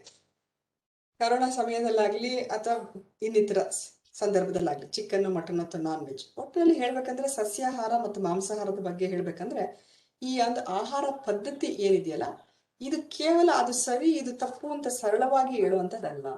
ಆಹಾರಕ್ಕೆ ತನ್ನದೇ ಆದಂತಹ ಧಾರ್ಮಿಕ, ಸಾಂಸ್ಕೃತಿಕ, ಜಾಗತಿಕ ಆಯಾಮಗಳಿವೆ. ಕೆಲವರು ಸಂಪೂರ್ಣ ಸಸ್ಯಾಹಾರಿಗಳು, ಅದು ಅವರ ಒಂದು ಪದ್ಧತಿಗೆ ಅನುಗುಣವಾಗಿ ಅದನ್ನ ಹೊಂದಾಣಿಕೆ ಮಾಡ್ಕೊಂಡಿರ್ತಾರೆ, ಅದು ಅವರಿಗೆ ಒಗ್ಗಿರುತ್ತೆ ಕೂಡ. ಇನ್ನು ಮಿಶ್ರ ಆಹಾರವನ್ನು ತಗೊಳ್ಳೋರಿದ್ದಾರೆ, ಅಥವಾ ಪೂರ್ತಿಯಾಗಿ ಮಾಂಸಾಹಾರಿಗಳು ಕೂಡ ಇದೆ. ಇದು ಯಾವುದು ಸರಿ ಯಾವುದು ತಪ್ಪು ಅನ್ನೋದು ಒಬ್ಬ ಮನುಷ್ಯನ ನಂಬಿಕೆ, ಅವರ ಅಭ್ಯಾಸ ಕ್ರಮ, ಅವರ ಒಂದು ನೀತಿ ಸಂಪ್ರದಾಯಕ್ಕೆ ಬಿಟ್ಟಿರೋ ಮಾತು. ಇನ್ನು ವೈಜ್ಞಾನಿಕವಾಗಿ ಹೇಳ್ಬೇಕು ಅಂತ ಹೇಳಿದ್ರೆ ಸಸ್ಯಾಹಾರ ಖಂಡಿತವಾಗಿ ದೇಹಕ್ಕೆ ಬಹಳ ಒಳ್ಳೆಯದು. ಅದರಲ್ಲಿ ಇರ್ತಕ್ಕಂಥ ನಾರಿನಾಂಶ ಮತ್ತು ಆಹಾರದಲ್ಲಿ ಇರ್ತಕ್ಕಂಥ ಏನು ಸಸ್ಯಜನ್ಯ ಪೋಷಕಾಂಶಗಳು ದೇಹಕ್ಕೆ ಬಹಳ ಸುಲಭವಾಗಿ ಲಭ್ಯವಾಗುತ್ತೆ, ಜೀರ್ಣ ಆಗುತ್ತೆ, ದೇಹವನ್ನ ಸುಸ್ಥಿತಿಯಲ್ಲಿ ಆಹ್ಲಾದಕರವಾಗಿ ಇಡುತ್ತೆ. ಅದೇ ರೀತಿಯಲ್ಲಿ ಮಾಂಸಾಹಾರವನ್ನು ತಗೊಂಡ್ರೆ ಅದರಲ್ಲಿ ಲೀನ್ ಮೀಟ್, ವೈಟ್ ಮೀಟ್ ಅಂತ ಹೇಳ್ತೀವಿ, ತುಂಬಾ ಕೊಬ್ಬಿರ್ತಕ್ಕಂಥ ಅಥವಾ ರೆಡ್ ಮೀಟ್ ಬಿಟ್ಟು ಪೌಲ್ಟ್ರಿ ಅಂದ್ರೆ ಚಿಕನ್, ಫಿಶ್ ಹಾಗೂ ಎಗ್ ಅಂತ ಏನ್ ಹೇಳ್ತೀವಲ್ಲ, ಇದು ಮತ್ತೆ ಕಡಿಮೆ ಕೊಬ್ಬಿರ್ತಕ್ಕಂಥ ಮಾಂಸಾಹಾರ. ಇದರಲ್ಲಿ ಪ್ರೋಟೀನ್ ಅಂಶ ಜಾಸ್ತಿ ಇರುತ್ತೆ, ದೇಹಕ್ಕೆ ಒಳ್ಳೆ ದರ್ಜೆ ಪ್ರೋಟೀನ್ ಸಿಗುತ್ತೆ, ಹಾಗೂ ವಿಟಮಿನ್ B12 ಲಭ್ಯ ಇದೆ. ಆದ್ರೆ ಹಾಗಂತ ನಮ್ಮ ಅಭ್ಯಾಸ ಕ್ರಮ ಏನಿದೆ, ನಿಮಗೆ ಯಾವುದು ಒಗ್ಗುತ್ತೆ ಆ ಆಹಾರವನ್ನ ತಗೊಳ್ಳಿ. ಸಸ್ಯಾಹಾರಿಗಳಾದ್ರೆ ಅಯ್ಯೋ ನಮಗೆ ಮಾಂಸಾಹಾರದಲ್ಲಿ ಸಿಕ್ಕುವಂತ ಪ್ರೋಟೀನು ಅಥವಾ ಇನ್ಯಾವುದೋ ನಮಗೆ ಸಿಗ್ತಾ ಇಲ್ಲ, ನಮ್ಮ ಆಹಾರದಲ್ಲಿ ಏನೋ ಕುಂದುಕೊರತೆ ಇದೆಯಾ? ಖಂಡಿತ ಬೇಡ. ಸಂಪೂರ್ಣ ಸಸ್ಯಾಹಾರಿಗಳು ಒಳ್ಳೆಯ ಆರೋಗ್ಯವನ್ನ ತಗೊಳ್ಳಿಕ್ಕೆ ಸಾಧ್ಯ ಇದೆ. ಅದೇ ರೀತಿ ಮಾಂಸಾಹಾರಿಗಳು ಹಿತಮಿತವಾಗಿ ಮಾಂಸಾಹಾರವನ್ನು ತಗೊಂಡಾಗ ನಿಮ್ಮ ಆರೋಗ್ಯವನ್ನ ಕೂಡ ನೀವು ಚೆನ್ನಾಗಿ ನೋಡ್ಕೊಳ್ಬಹುದು. ಆದ್ರೆ ಆಯ್ಕೆ ನಿಮ್ಮದು, ಯಾವುದನ್ನ ತಿನ್ಬೇಕು, ಎಷ್ಟನ್ನ ತಿನ್ಬೇಕು, ಅದ ಆಯ್ಕೆಯನ್ನ ನೀವು ಮಾಡ್ಕೊಳ್ಳಿ. ಹಿತಮಿತವಾಗಿ ತಗೊಳ್ಳಿ. ಡೀಪ್ ಫ್ರೈಡ್ ಅಥವಾ ಹೆಚ್ಚಿನ ಖಾರ ಮಸಾಲ ಪದಾರ್ಥವನ್ನು ಹಾಕಿರೋದು ಅಥವಾ ರೆಡ್ ಮೀಟು, ಫ್ಯಾಟ್ ಇರುವಂತದನ್ನ ಇವುಗಳನ್ನ ಕಡಿಮೆ ಮಾಡಿ. ಕೊರೋನಾ ಇರ್ಲಿ ಬೇರೆ ಟೈಮ್ನಲ್ಲಿ ಆಗ್ಲಿ ಹಿತಮಿತವಾಗಿ ತಗೊಳ್ಳೋದು ಬಹಳ ಮುಖ್ಯ. ಕಾಯಿಲೆ ಕೊರೋನಾ ಆಗ್ಲಿ ಅಥವಾ ಯಾವುದೋ ಒಂದು ಕಾಯಿಲೆ ನಮ್ಮನ್ನ ಬಾಧಿಸ್ತಾ ಇದ್ದಾಗ ಯಾವುದೇ ಒಂದು ಆಹಾರ ಲಘುವಾಗಿರ್ಬೇಕು. ಅದು ನಾನ್ ವೆಜ್ ಆಗ್ಲಿ ವೆಜ್ ಆಗ್ಲಿ ಲಘುವಾಗಿರ್ಲಿ. ಹೆಚ್ಚೆ ಖಾರ, ಹುಳಿ ಅಥವಾ ಕೊಬ್ಬು ಇವುಗಳು ಬೇಡ. ಸುಲಭವಾಗಿ ಜೀರ್ಣ ಆಗುವಂಥದ್ದು ತರಕಾರಿ, ಬೇಳೆ ಎಲ್ಲ ಹಾಕಿ ಮಾಡಿರುವಂತ ಒಂದು ಕಿಚಡಿ ಇರ್ಬೋದು, ದಾಲ್ ಅಂಡ್ ರೈಸ್ ಇರ್ಬೋದು. ಈ ರೀತಿಯಾಗಿ ಲಘು ಆಹಾರ ಎಲ್ಲ ಟೈಮ್ನಲ್ಲಿ ಒಳ್ಳೇದು. ಅದರಲ್ಲೂ ಕೊರೋನಾ ಅಥವಾ ಕಾಯಿಲೆಯಿಂದ ಈಗ ತಾನೇ ಗುಣಮುಖರಾಗ್ತಾ ಇದ್ರೆ, ಅಂತಹ ಸಮಯದಲ್ಲಿ ನಮಗೆ ಕಾಯಿಲೆ ಇದೆ ಅಥವಾ ಈಗ ತಾನೇ ನಾವು ಗುಣಮುಖರಾಗ್ತಾ ಇದೀವಿ ಅಂದಾಗ ಯಾವುದೇ ಒಂದು, ಅದು ನಾನ್ ವೆಜ್ ಅಂತಾರೆ, ಯಾವುದೇ ಒಂದು heavy food, highly flavoured food ಜೀರ್ಣಾಂಗಕ್ಕೆ ಅಥವಾ ಕಷ್ಟ ಆಗುವಂಥದ್ದು, ಪಚನ ಕ್ರಿಯೆಗೆ ಕಷ್ಟ ಆಗುವಂಥದ್ದು ಬೇಡ. It's a simple theory. ನಮಗೆ ಸುಸ್ತಾಗಿದ್ದಾಗ ಹೆವಿ ಕೆಲಸ ಮಾಡೋಕ್ಕಾಗೋದಿಲ್ಲ. ಅದೇ ರೀತಿ ನಿಮ್ಮ ಜೀರ್ಣಾಂಗದ ಕ್ಷಮತೆ ಕಡಿಮೆ ಆಗಿದೆ, ಹುಷಾರಿಲ್ಲ, ಆಗ ಹೆವಿ ಫುಡ್ ನ ತಗೊಂಡಾಗ ಅದರ ಒಂದು ಕೆಲಸಕ್ಕೆ ಕಷ್ಟ ಆಗುತ್ತೆ. ಇದರಿಂದ ಹೊಟ್ಟೆ ಕೆಡಬಹುದು ಅಥವಾ ನಿದ್ದೆ ಬಂದಾಗ ಆಗ್ಬೋದು. ಹೀಗೆ ಆಗೋದ್ರಿಂದ ಅಥವಾ ಇನ್ಫೆಕ್ಷನ್ಸ್ ಅಥವಾ ಸೈಡ್ ಎಫೆಕ್ಟ್ಸ್ ಆಗೋದ್ರಿಂದ ಇನ್ನೂ ಕಡೆ ಜಾಗ್ರತೆ ಇರಲಿ, ಲಘುವಾಗಿರ್ಲಿ. ಹೇಳ್ತಾಳೆ ಲಂಘನಂ ಪರಮೌಷಧಂ ಅಂತ ಹೇಳ್ತಾರೆ. ಕೆಲವು ಸಲ ಹೊಟ್ಟೆ ಕೆಟ್ಟಿದೆ, ಸರಿ ಆಗ್ತಾ ಇಲ್ಲ ಅಂದಾಗ ಒಂದು ಹೊತ್ತಿನ ಊಟವನ್ನು ಸ್ವಲ್ಪ ವರ್ಜೆ ಮಾಡಿ ಅಥವಾ ಹಣ್ಣು ತರಕಾರಿ ಅಥವಾ ಮಜ್ಜಿಗೆಯನ್ನ ಕುಡಿದು ವಾಸಿ ಮಾಡ್ಕೊಳ್ಳೋದು ಕೂಡ ನಮ್ಮ ಒಂದು ಇದಕ್ಕೆ ಬಿಟ್ಟಿತ್ತು. ಒಳ್ಳೆಯದು ಮೇಡಮ್, ಬಹಳ ಸಮರ್ಥನೀಯವಾದಂತಹ ಉತ್ತರವನ್ನ, ಯಾಕಂದ್ರೆ ಅನೇಕ ಜನರಿಗೆ ಕಾಡ್ತಕ್ಕಂತಹ ಪ್ರಶ್ನೆ ಅದು. ಬಹಳ ಸಮತೋಲಿತವಾದಂತಹ ಮತ್ತು ಅರ್ಥಪೂರ್ಣವಾದಂತಹ ಮತ್ತು ವೈಜ್ಞಾನಿಕವಾಗಿ ಆಧಾರ ಇರ್ತಕ್ಕಂಥದ್ದು ಮತ್ತು ನಮ್ಮ ಅವರವರ ಇಚ್ಛೆಗೆ ಬಿಟ್ಟಂತದ್ದು, ಅವರ ಆಯ್ಕೆಗೆ ಬಿಟ್ಟಂತ ಮಾತನ್ನು ಕೂಡ ಒತ್ತಿ ಹೇಳಿದ್ರಿ. ತುಂಬಾ ಧನ್ಯವಾದ. ನಾವು 7 ಗಂಟೆಗೆ ಈ ಕಾರ್ಯಕ್ರಮ ಮುಗಿಸ್ಬೇಕಾಗಿದೆ. ಇದೇ ಲಿಂಕ್ ಮೇಲೆ ಬೇರೆ ಇನ್ನೊಂದು ಕಾರ್ಯಕ್ರಮ ಇರೋದ್ರಿಂದ ಈಗ ನಮ್ಮೊಂದಿಗೆ ನಮ್ಮ ಇವತ್ತಿನ ಮುಖ್ಯ ಅತಿಥಿಗಳು BS ದೇಸಾಯಿ ಅವರು ಇದ್ದಾರೆ. ಅವರು 1-2 ನಿಮಿಷ ತಮ್ಮ ಒಂದು ಪ್ರತಿಸ್ಪಂದನೆ ನುಡಿ ಹೇಳ್ಬೇಕು ಅಂತ ಹೇಳಿ ನಾನು ಅವರಲ್ಲಿ ಕೋರ್ತಾ ಇದ್ದೇನೆ. ದೇಸಾಯಿ ಸರ್ ಇದ್ದೀರಾ? BS ದೇಸಾಯಿ ಯಾಕೋ ಕಾಂಟ್ಯಾಕ್ಟ್ ಆಗ್ತಾ ಇಲ್ಲ. ಇದಾರೆ ಸರ್, BS ದೇಸಾಯಿ ಅವರು ಇದ್ದಾರೆ. ಅನ್ಮ್ಯೂಟ್ ಮಾಡ್ಕೊಂಡು ಮಾತಾಡಿ ಸರ್. ದೇಸಾಯಿ ಸರ್.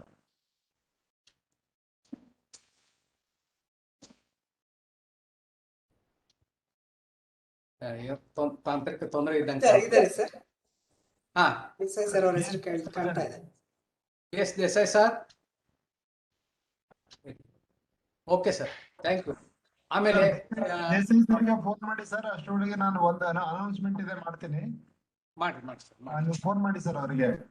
ಈಗ ಇಲ್ಲಿರುವಂತ ವೀಕ್ಷಕರು ಮತ್ತು ವಿಶೇಷವಾಗಿ ವಿದ್ಯಾರ್ಥಿಗಳಿಗೆ ಒಂದು ಸೂಚನೆ ಏನಂದ್ರೆ, ಚಾಟ್ ಬಾಕ್ಸ್ ಅಲ್ಲಿ ನಾನು ಒಂದು ಲಿಂಕ್ ಹಾಕಿದ್ದೀನಿ.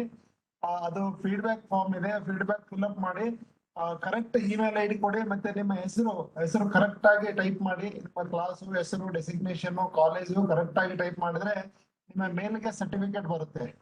ನೀವು ತಪ್ಪಾಗಿ ಒಂದ್ ವೇಳೆ ಟೈಪ್ ಮಾಡಿದ್ರೆ ನಿಮ್ಮ ಹೆಸರು ತಪ್ಪಾಗಿ ಬರುತ್ತೆ. ನೀವು ಇಮೇಲ್ ID ತಪ್ಪು ಕೊಟ್ರೆ ನಮ್ಗೆ ಬರೋದಿಲ್ಲ. ಹೀಗಾಗಿ ನಿಮ್ಮ ಹೆಸರು, ನಿಮ್ಮ ಕ್ಲಾಸು ಅಥವಾ ಡೆಸಿಗ್ನೇಷನ್, ಕಾಲೇಜ್ ಹೆಸರು, ಇಮೇಲ್ ID ಈ ನಮ್ಮ 4 ಕರೆಕ್ಟ್ ಆಗಿ ಕೊಟ್ರೆ ವಿತಿನ್ ಸೆಕೆಂಡ್ಸ್ ನಿಮಗೆ ಸರ್ಟಿಫಿಕೇಟ್ ಬರುತ್ತೆ. ಅದನ್ನ ನೀವು ಅವೈಲ್ ಮಾಡ್ಕೊಳ್ಬಹುದು, ಅದರ ಪ್ರಯೋಜನ ಪಡ್ಕೊಳ್ಬಹುದು. ಹಾಗೇನೆ ಈ ಒಂದು ಲೆಕ್ಚರ್ ಬಗ್ಗೆ ನಿಮ್ಮ ಫೀಡ್ಬ್ಯಾಕ್ ಅದರಲ್ಲಿ ಇನ್ಕ್ಲೂಡ್ ಆಗಿರುತ್ತೆ. ಹೀಗಾಗಿ ಫೀಡ್ಬ್ಯಾಕ್ ಕೊಡ್ಬೇಕು ಅಂತ ನಾನು ವಿನಂತಿಸ್ಕೊಳ್ತೇನೆ. ಈಗ ದೇಸಾಯಿ ಸರ್ ಮಾತಾಡ್ತಾರೆ. ಇಲ್ಲ, ಕಾಂಟ್ಯಾಕ್ಟ್ ಆಗ್ತಿದೆ ಸರ್, ಕಾಂಟ್ಯಾಕ್ಟ್ ಆಗ್ತಾ ಇಲ್ಲ. ಈಗ ನಿಜವಾಗಿ ಸಾಕಷ್ಟು ಇನ್ನು ಪ್ರಶ್ನೆಗಳಿತ್ತು ಸರ್, ಸಮಯದ ಅಭಾವ ಇರೋದ್ರಿಂದ ಆಗಿಲ್ಲ. ಇನ್ನೊಂದ್ಸಲ ಅವಕಾಶ ಸಿಕ್ಕಿದಾಗ ಅಥವಾ ನಿಮಗೆ ಕಳಿಸಿ ಕೆಲವೊಂದು ಪ್ರಶ್ನೆಗಳಿಗೆ ನಾನು ಹಾಗೆ ಉತ್ತರನ ಕೊಡ್ಬೋದು. ಆಲೋಚನೆ ಮಾಡಿದೀವಿ ರೆಡ್ಡಿ ಸರ್. ನಾವು ಈಗ ಬರುವ ನವೆಂಬರ್ದಲ್ಲಿ 3ನೇ ಅಲೆ ಸಂದರ್ಭದಲ್ಲಿ ಮಕ್ಕಳಿಗೆ ಹೆಚ್ಚು ಕೋವಿಡ್ ಬರ್ತಕ್ಕಂತ ಒಂದು ಸಂಭವನೀಯ, ಎಷ್ಟರ ಮಟ್ಟಿಗೆ ಸತ್ಯ ಇಲ್ಲ ಅನ್ನೋದು ಇನ್ನೂ ಖಚಿತವಾಗಿ ಇಲ್ಲದೆ ಸಂದರ್ಭದಲ್ಲಿ ಪಟ್ಟು ನಮ್ಮ ತಜ್ಞರು ಅಂತೂ ಕೂಡ ನಮ್ಗೆ ಎಚ್ಚರಿಕೆಯನ್ನು ಕೊಟ್ಟಿದ್ದಾರೆ. ಹೀಗಾಗಿ ಮಕ್ಕಳಿಗಾಗಿಯೇ ವಿಶೇಷವಾದಂತಹ ಆಹಾರದ ಬಗ್ಗೆ ನಾನು ನಿಮ್ಮ ಒಂದು ಬಯೋಡೇಟಾ ಓದೋ ಕಾಲಕ್ಕೆ ಮಕ್ಕಳಿಗಾಗಿ ಕೋವಿಡ್ ಸಂದರ್ಭದಲ್ಲಿ ಯಾವ ರೀತಿ ಆಹಾರ ಮಾಡಬೇಕು, ಇಮ್ಯೂನ್ ಬೂಸ್ಟ್ ಮಾಡತಕ್ಕಂತ ಆಹಾರದ ಬಗ್ಗೆ ತಾವು ಎಲ್ಲೋ ಒಂದ್ ಕಡೆ ಮಾತಾಡಿದನ್ನು ಕೂಡ ನಾನು ಕೇಳಿದೆ. ಅದಕ್ಕೆ ನಮ್ಮ ಬರುವ ಕೆಲವೇ ದಿನಗಳಲ್ಲಿ ನಾವು ಮತ್ತೊಮ್ಮೆ ತಮ್ಮನ್ನು ಸಂಪರ್ಕಿಸಿ ಮಕ್ಕಳಿಗಾಗಿನೇ ಒಂದು ವಿಶೇಷವಾದಂತಹ ಆಹಾರದ ಕ್ರಮದ ಬಗ್ಗೆ ಅದ್ರ ಬಗ್ಗೆ ತಾವು ದಯವಿಟ್ಟು ಮಾತಾಡ್ಬೇಕಂತ ಈಗಲೇ ನಿಮ್ಗೆ ಆಹ್ವಾನ ಕೊಡ್ತಾ ಇದ್ದೀವಿ ನಮ್ಮ ಎಲ್ಲ ಸಮಸ್ತ ವೀಕ್ಷಕರ ಪರವಾಗಿ. ಈಗ ನಮ್ಮೊಂದಿಗೆ ನಮ್ಮ ವಿಜಯಪುರ ಪ್ರಥಮ ದರ್ಜೆ ಕಾಲೇಜಿನ ಪ್ರಾಂಶುಪಾಲರಿರ್ತಕ್ಕಂತ ಕಲ್ಲೂರ್ಮಠ್ ಸರ್ ಇದ್ದಾರೆ. ಸರ್, ನಮಗೆ ಉಳಿದದ್ದು ಕೇವಲ 5 ನಿಮಿಷ. 2 ನಿಮಿಷದಲ್ಲಿ ತಮ್ಮ ಅಧ್ಯಕ್ಷ ನುಡಿಗಳನ್ನ ಇಲ್ಲ, ಅದಕ್ಕಿಂತ ಪೂರ್ವದಲ್ಲಿ ನಮ್ಮ ರೆಡ್ ಕ್ರಾಸ್ ಘಟಕದ ಚಿದಾನಂದ್ ಅವರು 1-1.5 ನಿಮಿಷದಲ್ಲಿ ತಾವು ತಮ್ಮ ಅನಿಸಿಕೆಗಳನ್ನು ಹೇಳ್ಬೇಕು ಸರ್. ಚಿದಾನಂದ್ ಸರ್. ಅಲ್ಲ, Chidanand sir vote of thanks ಹೇಳ್ತಾರೆ ಸರ್. ಈಗ ಪ್ರೆಸಿಡೆಂಟ್ ಪ್ರೆಸಿಡೆಂಟ್ ಕಲ್ಲೂರ್ಮಠ್ ಸರ್, ಸ್ವಲ್ಪ ನನಗೆ ವಯಸ್ಸಿಗೆ ಕನ್ಫ್ಯೂಷನ್ ಆಗ್ತಾ ಇದೆ. ನಾನು ಕಲ್ಲೂರ್ಮಠ್ ಸರ್ ಆಗ್ಬೇಕಾಗಿದ್ದು ತಮಗೆ ಮತ್ತು ನಮ್ಮ ಆರ್ಗನೈಸೇಷನ್ ಮಾಡಿರ್ತಕ್ಕಂತ ನನ್ನ ಕಲೀಗ್ ಮಿತ್ರರಾದಂತಹ ಶಿಶಿ ರೆಡ್ಡಿ ಅವರು, ವಿಶೇಷ ಉಪನ್ಯಾಸ ಮಾಲಿಕೆಯಲ್ಲಿ ಪಾಲ್ಗೊಂಡಿರ್ತಕ್ಕಂಥ ಮೇಡಮ್ ಶೋಭಾ ಜಿ ಮೇಡಮ್ ಅವರು, ಇವರು ಆಹಾರ ತಜ್ಞರು ಅಷ್ಟೇ ಅಲ್ಲೇ ಮನೋವಿಜ್ಞಾನಿಗಳು ಕೂಡ ಅಂತಕ್ಕಂಥದ್ದು ಇವತ್ತು ನಮ್ಗೆ ಗೊತ್ತಾಯ್ತು. ಇಷ್ಟೇ, ಈ ಒಂದು COVID-19 ಒಂದು ಸಂದರ್ಭದಲ್ಲಿ ಬಹಳಷ್ಟು ತೊಂದರೆಗೆ ಇರ್ತಕ್ಕಂತಹ ಒಂದು ಸಂದರ್ಭದಲ್ಲಿ ಇಂಥ ಒಂದು ಸಮಯೋಚಿತವಾದಂತಹ ಉಪಯುಕ್ತವಾದಂತಹ ಒಂದು ಉಪನ್ಯಾಸ ಮಾಲಿಕೆಯನ್ನ ನಮ್ಮ ವಿದ್ಯಾರ್ಥಿಗಳಿಗೆ ಮತ್ತು ಇತರರಿಗೆ ತಾವು ಹಮ್ಮಿಕೊಂಡು ಅವ್ರ ಕಡೆಯಿಂದ ಉತ್ತಮವಾದಂತಹ ಒಂದು ಉಪನ್ಯಾಸ ನೀಡಿರ್ತಕ್ಕಂಥದ್ದು, ಒಳ್ಳೆ ಮಾರ್ಗದರ್ಶನವನ್ನು ನೀಡಿದ್ದಾರೆ, ಒಳ್ಳೆ ಟೆಕ್ನಿಕಲ್ ಪಾಯಿಂಟ್ಸ್ ಅನ್ನ ಹೇಳಿದ್ದಾರೆ. ಆಹಾರದ ಬಗ್ಗೆ ಅಂತೂ ತುಂಬಾ ನಾವು ಮಕ್ಕಳಿಗೆ, ಅದರಲ್ಲಿ ಸ್ಪೆಷಲಿ ಮೇಡಮ್ ಅವ್ರು ಹೇಳಿದಾಗೆ ಸ್ಟೂಡೆಂಟ್ಸ್ ಗಳ ಬಗ್ಗೆ ತುಂಬಾ ನಾವು ವಿಡಿಯೋ ಆನ್ ಮಾಡಿ ವಿಡಿಯೋ ಆನ್ ಮಾಡಿ. ಓಕೆ, ಹಾಗಾಗಿ ಈ ವಿಶೇಷವಾದಂತಹ ನನಗೆ ತುಂಬಾ ಮತ್ತು ಬಹಳ ಸಂತೋಷ ಆಗಿದೆ. ಇವತ್ತು ಇದು ಏನು ಕೂಡ ತುಂಬಾ ಜನ ಅಲ್ಲಿ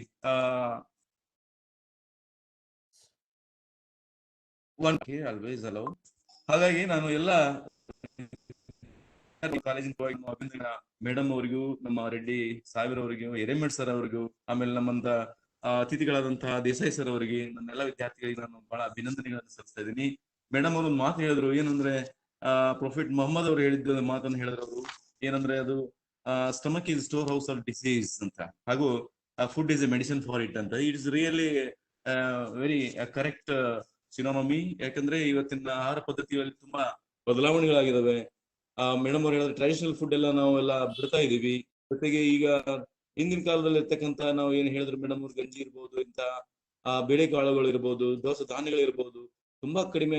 ಒಂದು ನಾನು ನೋಡಿದೆ, ಏನಂದ್ರೆ ಅದು ಫುಡ್ ಪಿರಮಿಡ್ ಅಂತ ಹೇಳ್ಬಿಟ್ಟು, ಅದು ಬಹಳ ಸರಿಯಾದಂತದ್ದು. ಯಾವ ಕ್ರಮದಲ್ಲಿ ನಾವು ಹೆಚ್ಚು ಯಾವ್ದು ತಿನ್ಬೇಕು ಮತ್ತು ಕಡಿಮೆ ಯಾವ್ದನ್ನ ಮಾಡ್ಬೇಕಂತ ತ್ರಿಕೋನಾಕಾರದಲ್ಲಿ ಇರ್ತಕ್ಕಂಥ ಒಂದು ಫುಡ್ ಪಿರಮಿಡ್. ಅವ್ರು ಹೇಳೋದ ಹಾಗೇನೆ ನಾವು ನೋಡೋದ ಹಾಗೆ ಇವತ್ತು ಅದು ರಿವರ್ಸ್ ಆಗಿದೆ. ಆ ಪಿರಮಿಡ್ ಏನು ಜಾಸ್ತಿ ತಗೋಬೇಕಾಗಿದ್ದು ಅದನ್ನ ಕಡಿಮೆ ತಗೋತಾರೆ, ಕಡಿಮೆ ತಗೋಬೇಕಾಗಿದ್ದು ಜಾಸ್ತಿ ತಗೊಂಡ್ಬಿಟ್ಟು ಸುಮಾರು ನಾವು ಅನಾರೋಗ್ಯಕ್ಕೆ ಈಡಾಗುವಂತಹ ಒಂದು ಪರಿಸ್ಥಿತಿ ಸಂದರ್ಭಗಳು ಇದಾವೆ.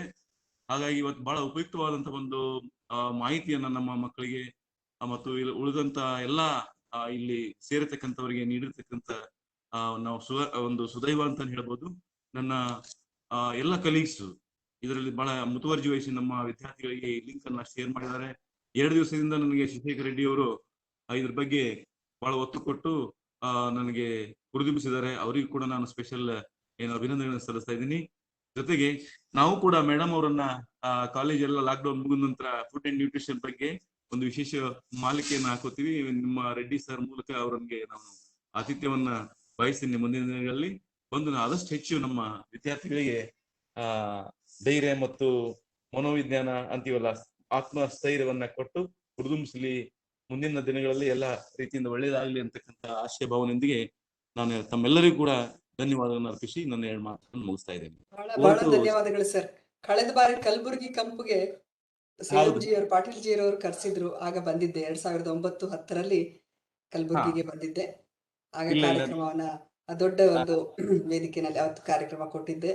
ಕೆಲವರ ನಿಮ್ಮ ಭೇಟಿ ಕೂಡ ಆಗಿತ್ತು ಅಂತ ಕಾಣಿಸುತ್ತೆ. ಹೌದು, ಯಾಕಂದ್ರೆ ನಮ್ಮ ಮಕ್ಕಳಿಗೆ ಏನೋ ಸ್ವಲ್ಪ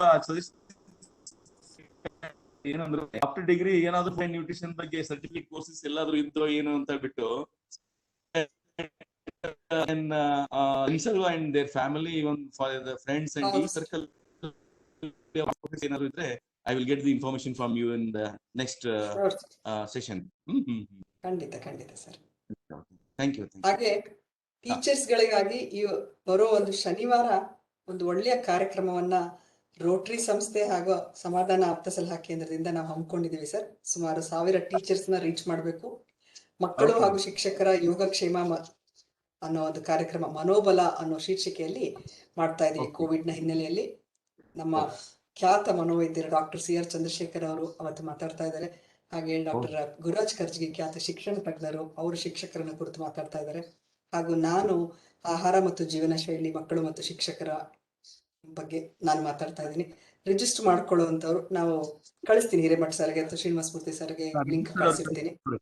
ಉಚಿತವಾದ 1 ದಿನದ ಆನ್ಲೈನ್ ತರಬೇತಿ ಶಿಕ್ಷಕರಿಗಾಗಿ ಜೂನ್ 5ನೇ ತಾರೀಕು. ಆಸಕ್ತಿ ಇರೋ ಶಿಕ್ಷಕರಿಗೆ ದಯವಿಟ್ಟು ಈ ಒಂದು ವಿಚಾರವನ್ನ ತಿಳಿಸಿ ಹೆಚ್ಚಿನ ಜನ ಇದರ ಒಂದು ಲಾಭವನ್ನು ಪಡ್ಕೊಳ್ಳಿ. Thank you, madam. Thank you so much. Thank you, madam. ಈಗ ಕೊನೆಯದಾಗಿ ಒಂದರ್ಪಣೆ ನಮ್ಮ ಯುವ ರೆಡ್ ಕ್ರಾಸ್ ಯೂನಿಟಿನ ಸಂಯೋಜಕರಾದಂತಹ ಶ್ರೀ ಚಿದಾನಂದ್ ಸರ್.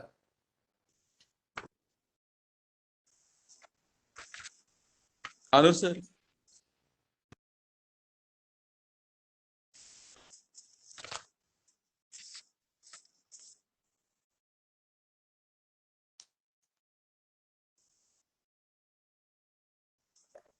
ಚಿದಾನಂದ್ ಸರ್ ಮಾತಾಡ್ರಿ. ಚಿದಾನಂದ್ ಸರ್.